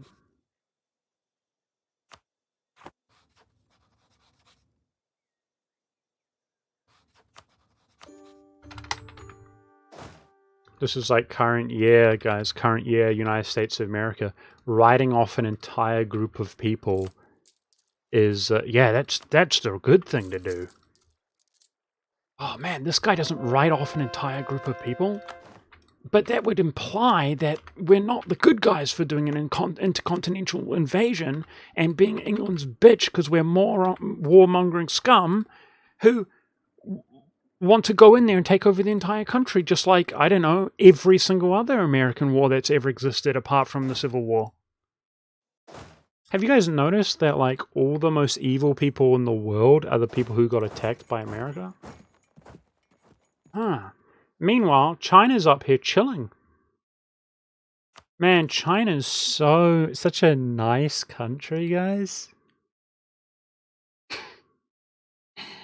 Yep. Really good. Really, really good. China. Oh, mate. You've got no idea. I would advocate unironically that China is the worst country in the world. Literally. I think it's worse than North Korea. And I really mean that when I say that. Really. Do you guys know, I used to know a guy who lived in China. This is 10 years ago. 10 years ago. 10 years ago. You know, most people, before I rant about China, most people truly, now I think things are changing a little bit, but most people, when you talk about China, they think like, you know, Chinese, like I'm talking about your mum, by the way. Your mum thinks like, you know, Chinese, I mean, you know, they speak Chinese and, you know, they have chopsticks. But I mean, they're just like us. You know, they're just like us. We're all human beings. We certainly are all human beings. Oh, but they are not just like us. They're not like us. 10 years ago, in Beijing, the capital of China, pretty much one of the wealthiest capitals. I think Shanghai was more wealthy. In the hospital, the city hospital, they didn't have soap.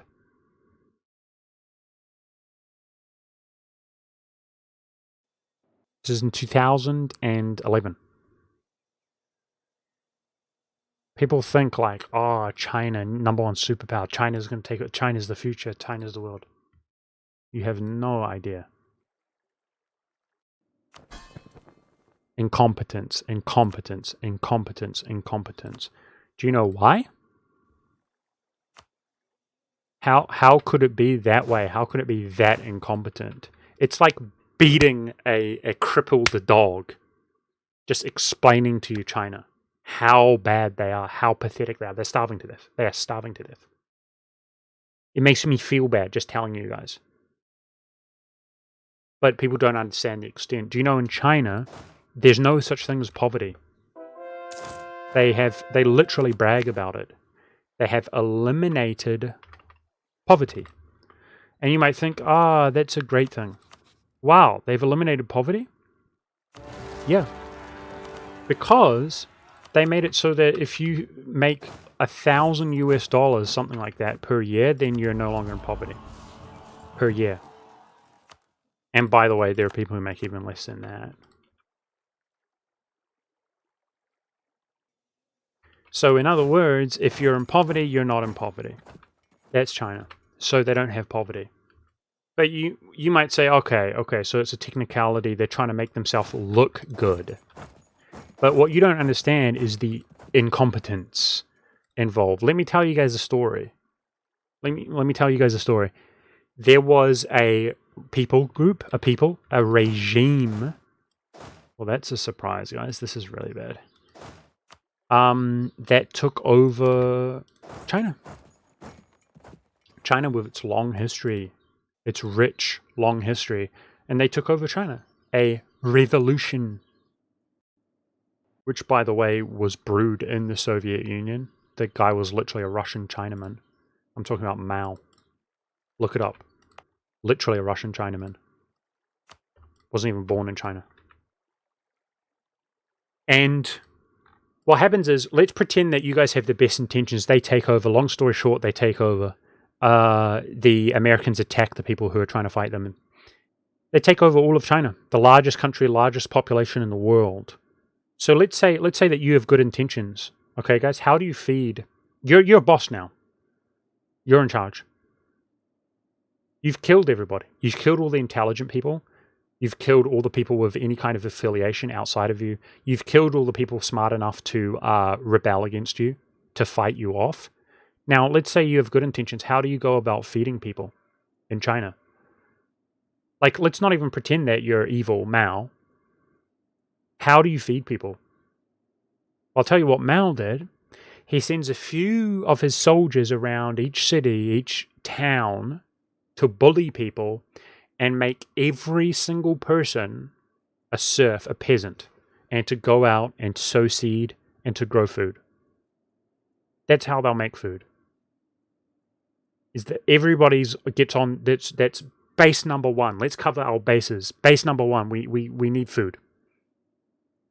So him and his advisors and everybody, they think, okay, how much food are we going to need to feed the population? So what if we get everybody out? Obviously, some areas aren't good for growing. Some areas that there's no growing being done. It has to start from scratch. It's going to take months to reap the rewards. Let's get everybody on food. We can expect this much food. Enough. So this is a guy who takes no is not an acceptable answer. They made it illegal to work any other job. You have to grow food. Okay. They made it illegal to fight against it, and they made it illegal to not get results. We need food. How are we going to incentivize people to grow food? We need them to hit the quota, or else we'll punish them. That's going to work, right? And we'll send our goons around, our bullies.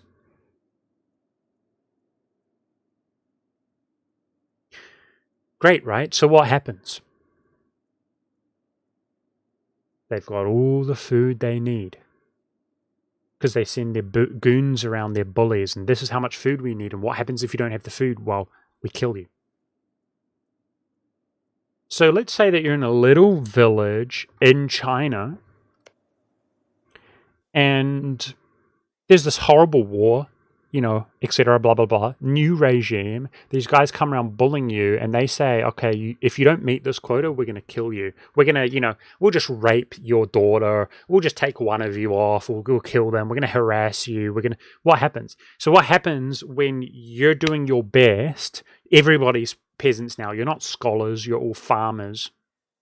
And you don't produce the food. Oh, we're low on the quota. What happens if you're above the quota? Oh, good, we're above the quota. What happens if you meet the quota? Oh, good, we met the quota. What happens if you're below the quota? Well, you lie. If you can get away with it. Yeah, we met the quota. Yeah, oh, yeah, it's all there. Because the price is punishment, death. So now, not only did he meet the quota, oh, mate, there's food for everybody. Oh, what a good, wasn't that a good job, guys? Yes, sir, Mao, yes, sir. Oh, it was a good job. Look, every village has met the quota. Matter of fact, there's an abundance of food. We can compete with the Soviet Union. You know, China exported food. China exported food. Because they didn't know that so many of the villages had fudged the numbers and cooked the books and didn't have food. And this led to the largest, in terms of death count, atrocity that has ever occurred. And we're not talking about Napoleonic era.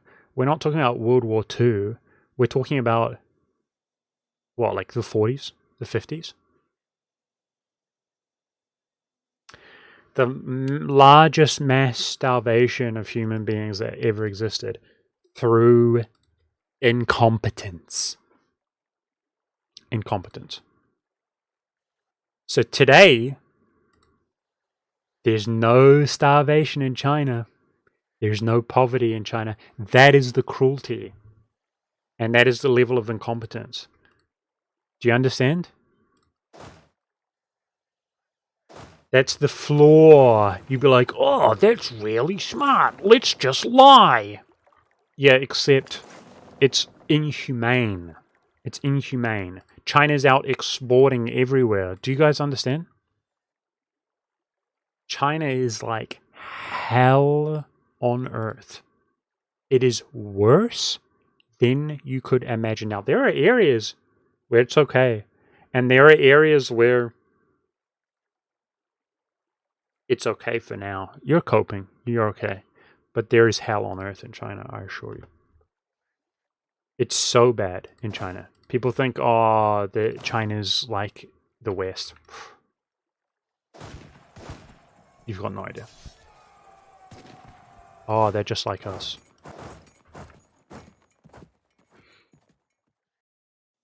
I would say the way that China is just like us, that we're all human beings, right? But the way they are just like us is the ones who are actually doing all right, the ones who are like privileged, right? Couldn't care less. They're into all the same wacko stuff, if not worse, than the USA. People getting surgeries to extend their lengths of their legs, smashing their shins open, inserting rods in there in China. That's where they're putting their money while people are starving to death.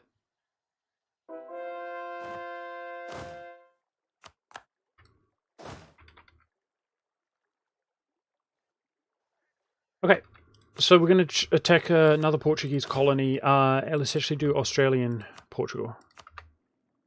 Oh man, I was supposed to have units there, which I moved them. That's a yikes. We could probably still do it at the same time, though. We just need to get a fleet out there. It's a laugh. I remember, actually, that person's in chat, but he's a interesting person. He said, like, am I not concerned or worried about China because of the proximity between New Zealand and China? You guys know that China, of course, Thank you for the $25, dude. I love your content. Don't get to catch your stream too often, but love the very in-depth YouTube videos when we put out. Wow, you shouldn't be here, dude. Thank you, though. Laser Kid. It's very generous, $25. I appreciate that. Thank you so much. China is like a joke, guys. It's a joke. It's a joke. The biggest threat, I assure you this is the case, the biggest threat that China has and poses to the world, and pretty much the only threat, they pose a big threat and a big issue for their own citizens. It's cruel what they do. But the biggest threat that they oppose to the world is by exporting communists. And what I mean is that they are so indoctrinated that the only people who are affluent are the people who are corrupt. There's so much incompetence and it is so hellish. There's no future in China. The billionaires get disappeared. Doesn't matter how much money you have in China, you'll get disappeared by the government. And the biggest issue that we have in the world is the Chinese. There are fathers who are somebody because they work for the government. And they say, yes, sir, no, sir. Of course, sir, whatever you want, sir, of course. And they think in their mind, I've got to get out of here. And they get out of there. But their children are so indoctrinated that they cannot even tell their children. Their parents will get out, but they do not even have authority over their children. The children do not care about their dad. They care about the state. This is how indoctrinated they are. They love their dad. But if their dad started talking, you see it in the US today. Son against father, father against son, brother against brother. A lot of this stuff has come from the Confucius Institute, which has been established in the USA for so long. I'm just saying, this is the biggest. So you end up getting people, you end up getting people who love China in your country. They're Chinese, and they love China when it's the worst, it's the least charitable nation in the world. China doesn't take on any immigrants. China has no social policies. Just think about that. There's no social policies in China. None. Everything that the Chinese people achieve is in spite of their government. Everything. There's no healthcare in China. Free healthcare. You're having a laugh. They are just plagued by their government. And meanwhile, you get young, stupid, naive, indoctrinated Chinese who come into your country boasting about how China is the bee's knees. And if you disagree, what does China say? This is really familiar, chat. You might have heard it once or twice before. If you disagree with them, and this is exactly how literally the politicians in China behave, you're a racist. If you disagree with me, you're a racist. Might have heard it once or twice before, because it is now enveloping your country as well. So the biggest threat is that they're trying to escape, but they don't have any brains remaining. The brains were all devoured and consumed. They're only like soulless husks any longer. Apart from that, China does not pose a threat. Of course, it posed a threat to Macau, and it posed a threat to Hong Kong. I mean, that's the British fault in a way. But it poses a big threat to Taiwan. But isn't it interesting that China can't? I mean, they've wanted Taiwan for how long? 100 years? Isn't it interesting that they still can't take Taiwan? And they won't, by the way. They probably will eventually, but not now.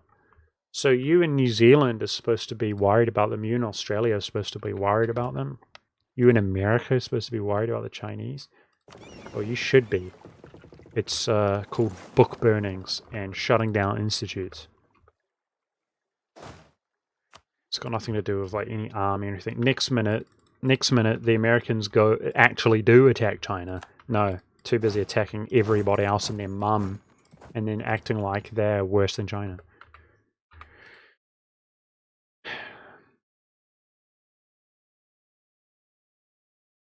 Joe the Dane, it's called the Hegelian dialectic. It's called the Hegelian dialectic, the polarization. You have the two sides of the same coin. China, in every way, what it is today, was ushered in by the United States of America, specifically to be the enemy of the United States of America. But rest assured, it will still be there. It's just like the Soviet Union was ushered in by the United States of America and the Anglo Empire. If it was not for Germany, rest assured, if it was not for Germany and German wall and German shot and German blood and German bone, the Soviet Union would have run over. And by the way, when I say German, I mean Spanish volunteers, I mean French, I mean Italians, I mean Bulgarians, Hungarians, I mean Austrians, I mean Germans, I mean Turks. If it was not for Europe, the Soviets would have flooded over all of Europe. All of it. And the British would remain on their island with their Anglo Empire. It's true. And everything behind the Berlin Wall that was dominated by the Soviets is shit. I love you, Hungary. I love you, Poland. Up until this very day. It is only just now getting better. Up until this day. And everything but the Americans coming in, raping the French women because they're a bunch of horny young lads. They don't even want to be there. Get food in your belly. Get somewhere to lay your head. During the Great Depression. It's only Monk who will tell you, look at this. Look at this. Only Monk, dude.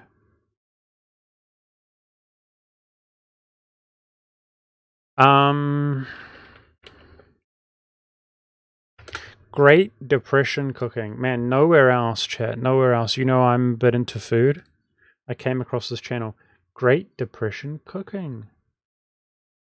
Interesting. Let's look at Great Depression cooking. This woman is a YouTuber. Probably her child helps her. She was alive during the Great Depression. Look at their introduction.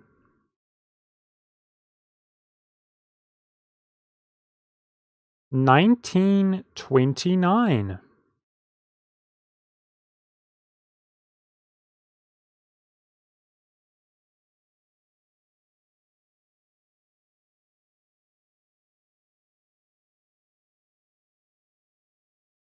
Did you catch it?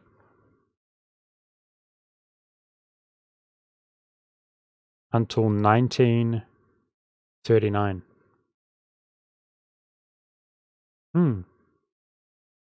What's the point of this? The point of this is that BudgetMonk is the only person who will tell you and associate the Great Depression with the Second World War. What is 1939? What does that mean to people? What does the date 1939 mean to people? And I am the only person that will tell the normies that the day that that Great Depression ended is the day that the World War started. As soon as America is nothing more than the bitch of the bankers, they've got all the money and all the jobs in the world, right? 1914, the Federal Reserve is established. Within 10 years, 1924, the economy collapses. Within years, the greatest starvation and ransom of the United States of America begins, same thing happened within my lifetime. Same thing happened within my lifetime. Same thing happened within my lifetime. The Americas go Bush, and everybody gets the oil money. Normies is so stupid. They get the oil. Oh, yeah, we'll just keep that on the down low.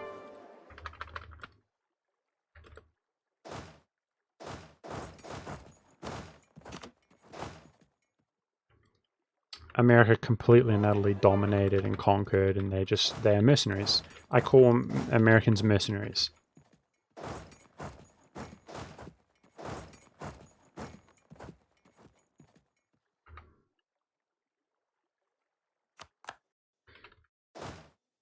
But rest assured, guys, that the people that they commence intercontinental invasions against, though, they're really evil.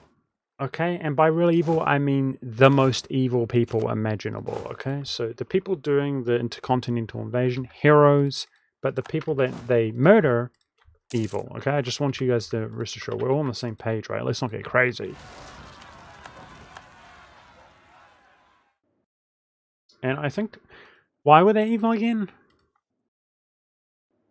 Chat? Oh, I think Orange Man Bad. Something like that, right? Orange Man Bad.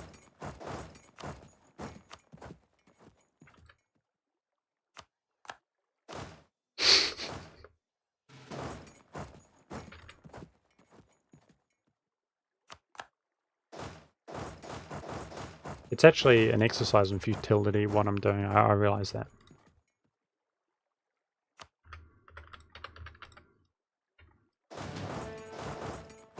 So, has anybody seen Pan's Labyrinth? Has anybody seen that movie? I remember... I'm just searching something. I bet it got taken down. Let's have a look. How do you search somebody's video from their own channel? I thought you could do that. Man. Why do they always change everything? Frick. Sorry. You can hear stuff. I swear, dude, it's so hard for boomers like me. Like, YouTube changes like every freaking day, I feel like. Well, I'm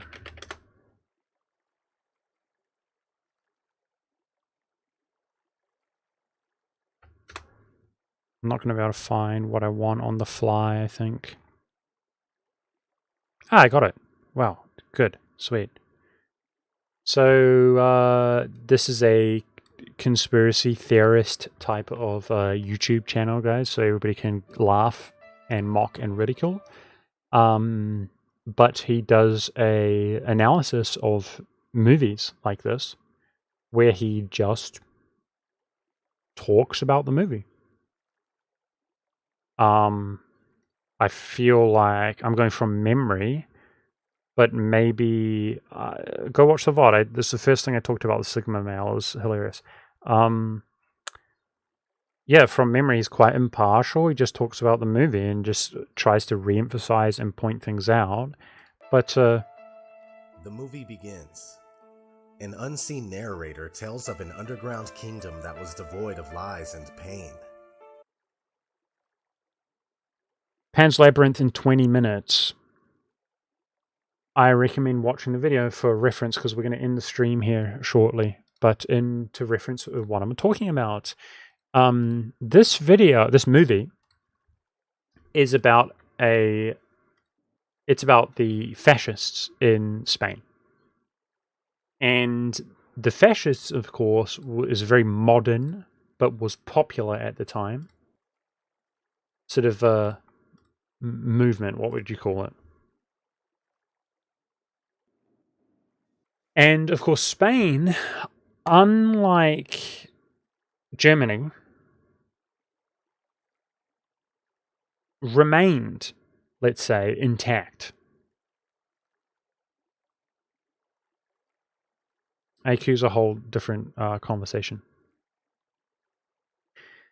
And Spain had its own rebels, if you know what I mean. If people even understand how fascism came about, it was a reactionary thing. But it fell into like a terrible state of like pseudo war, right? I mean, a terrible state. I mean, it was the Spanish Civil War, right? I think that's a thing.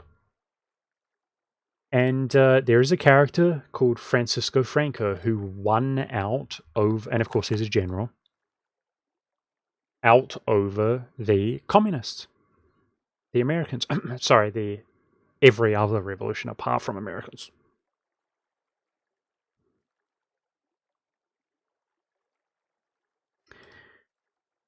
In Spain. And that movie is made from the Americans. Just like, we'll just say Americans, okay?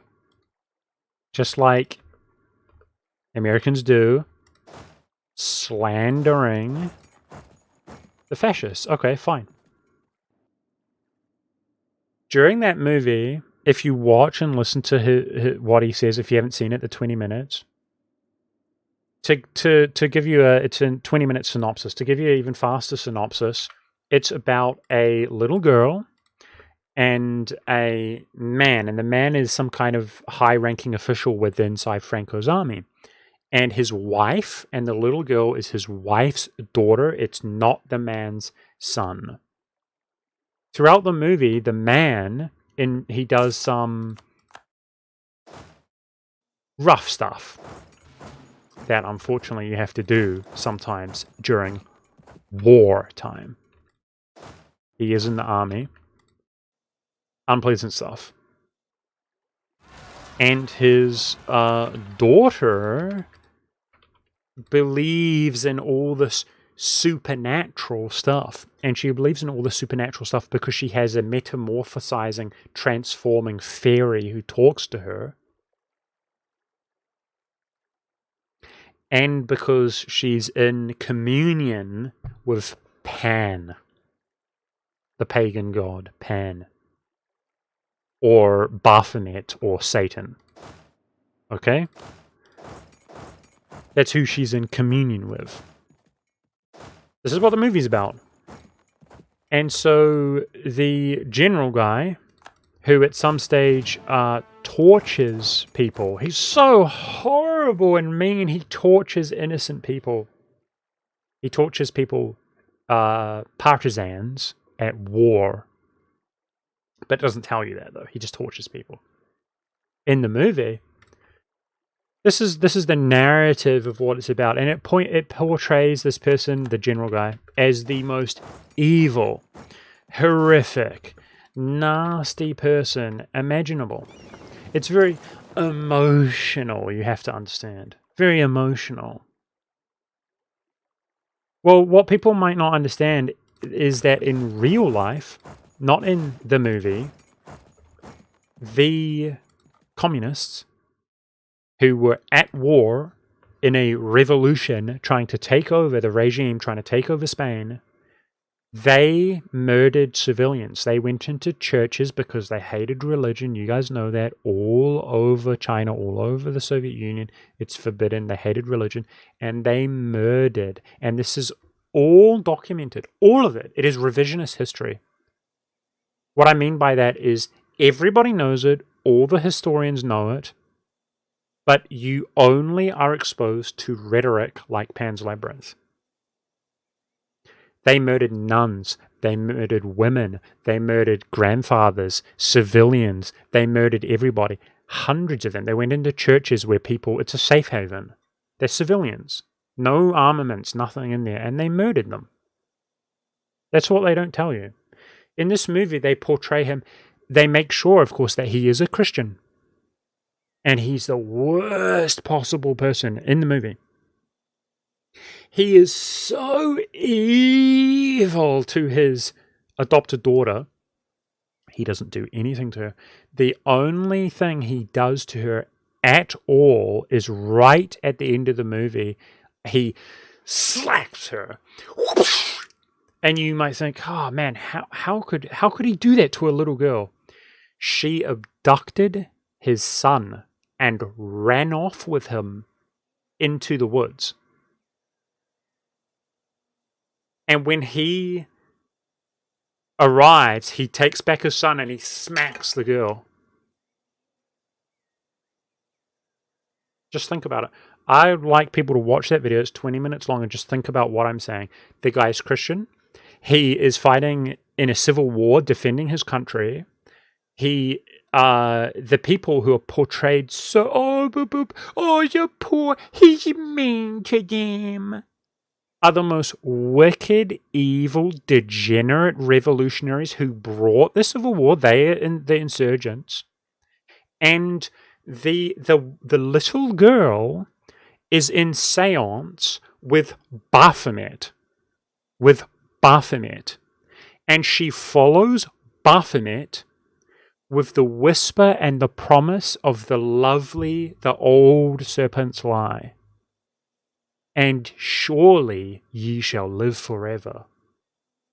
She listens to Baphomet, and what does he bring? He brings death. In the end, she dies. Watch it.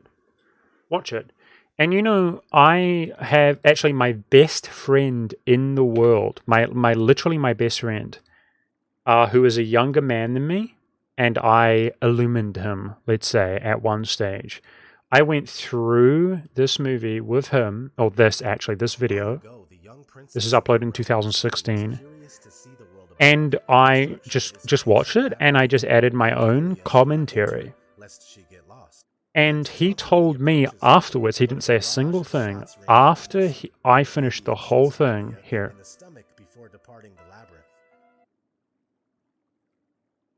He told me that they watched this in school. Why am I not surprised? Mandated by the government. Why am I not surprised? Academia. They watched it in school. And by the way, it's a horrific movie. And he watched it when he was a child. They do that in school. They get you, or they don't. It's whatever. They get your parents to sign a waiver, and you watch like an R18 movie as like a 14-year-old. And that's what they choose. It's about Baphomet seducing a little girl who goes on to follow everything he says to be murdered by the end, and about slandering the Spanish who are fighting against the communists. She follows everything. It's romancing. I mean, you can watch it yourself. Romancing magic, romancing all the stuff that's in her mind, and slandering him as a Christian. He doesn't do anything wrong throughout the whole movie. I'm talking to her. He's so scary and evil. He doesn't rape her. He doesn't do anything to her. And my friend told me that when this man, I will show you, graphic incoming. This man, the infamous main character, gets, by the communists, notice the women, by the way. Plenty of them about today, aren't there, guys? Really active. Boy won't even know your name. Pedro then shoots. They say to him that they abduct his son, and they say that your son will not even know your name, and they murder him. Leaving him dead at the entrance of the labyrinth. Mercedes and the rebels rush into the labyrinth and find. And my friend told me that the children cheered.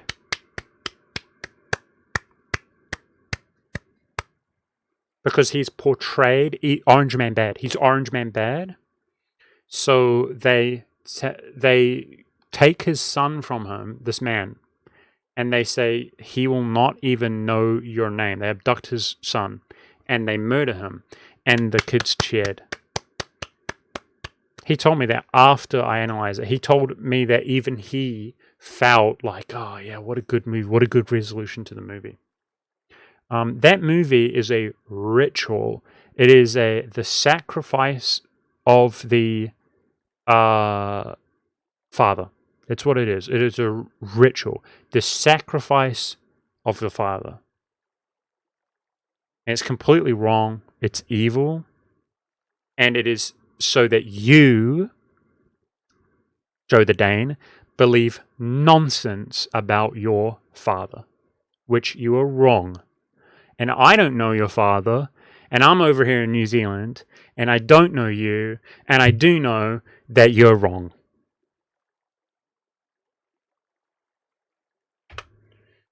Because you've been through these rituals. Go watch it. Go watch it. Any of you who have any sense, any of you who are a Christian, any of you can watch it and see exactly what it is. And this is what is put out. Just one example. In the media, the entertainment media, everywhere. You watch it at school. You go to school and you come home and it is son against father. And father against son. And brother against brother, and brother against mother, and it is shameful. We're going to call it there, guys. So anyways, I probably literally will get banned from Twitch at this rate, guys. Yeah, I hope you guys enjoyed. Thanks very much for watching. But I'm going to be mixing it up in general, guys. I'm not going to be talking, I'm not going to be playing EU4 going into the future, so most likely. I mean, I won't just stop playing it immediately, but anyways, appreciate you guys. Thank you so much. I'll see you next time.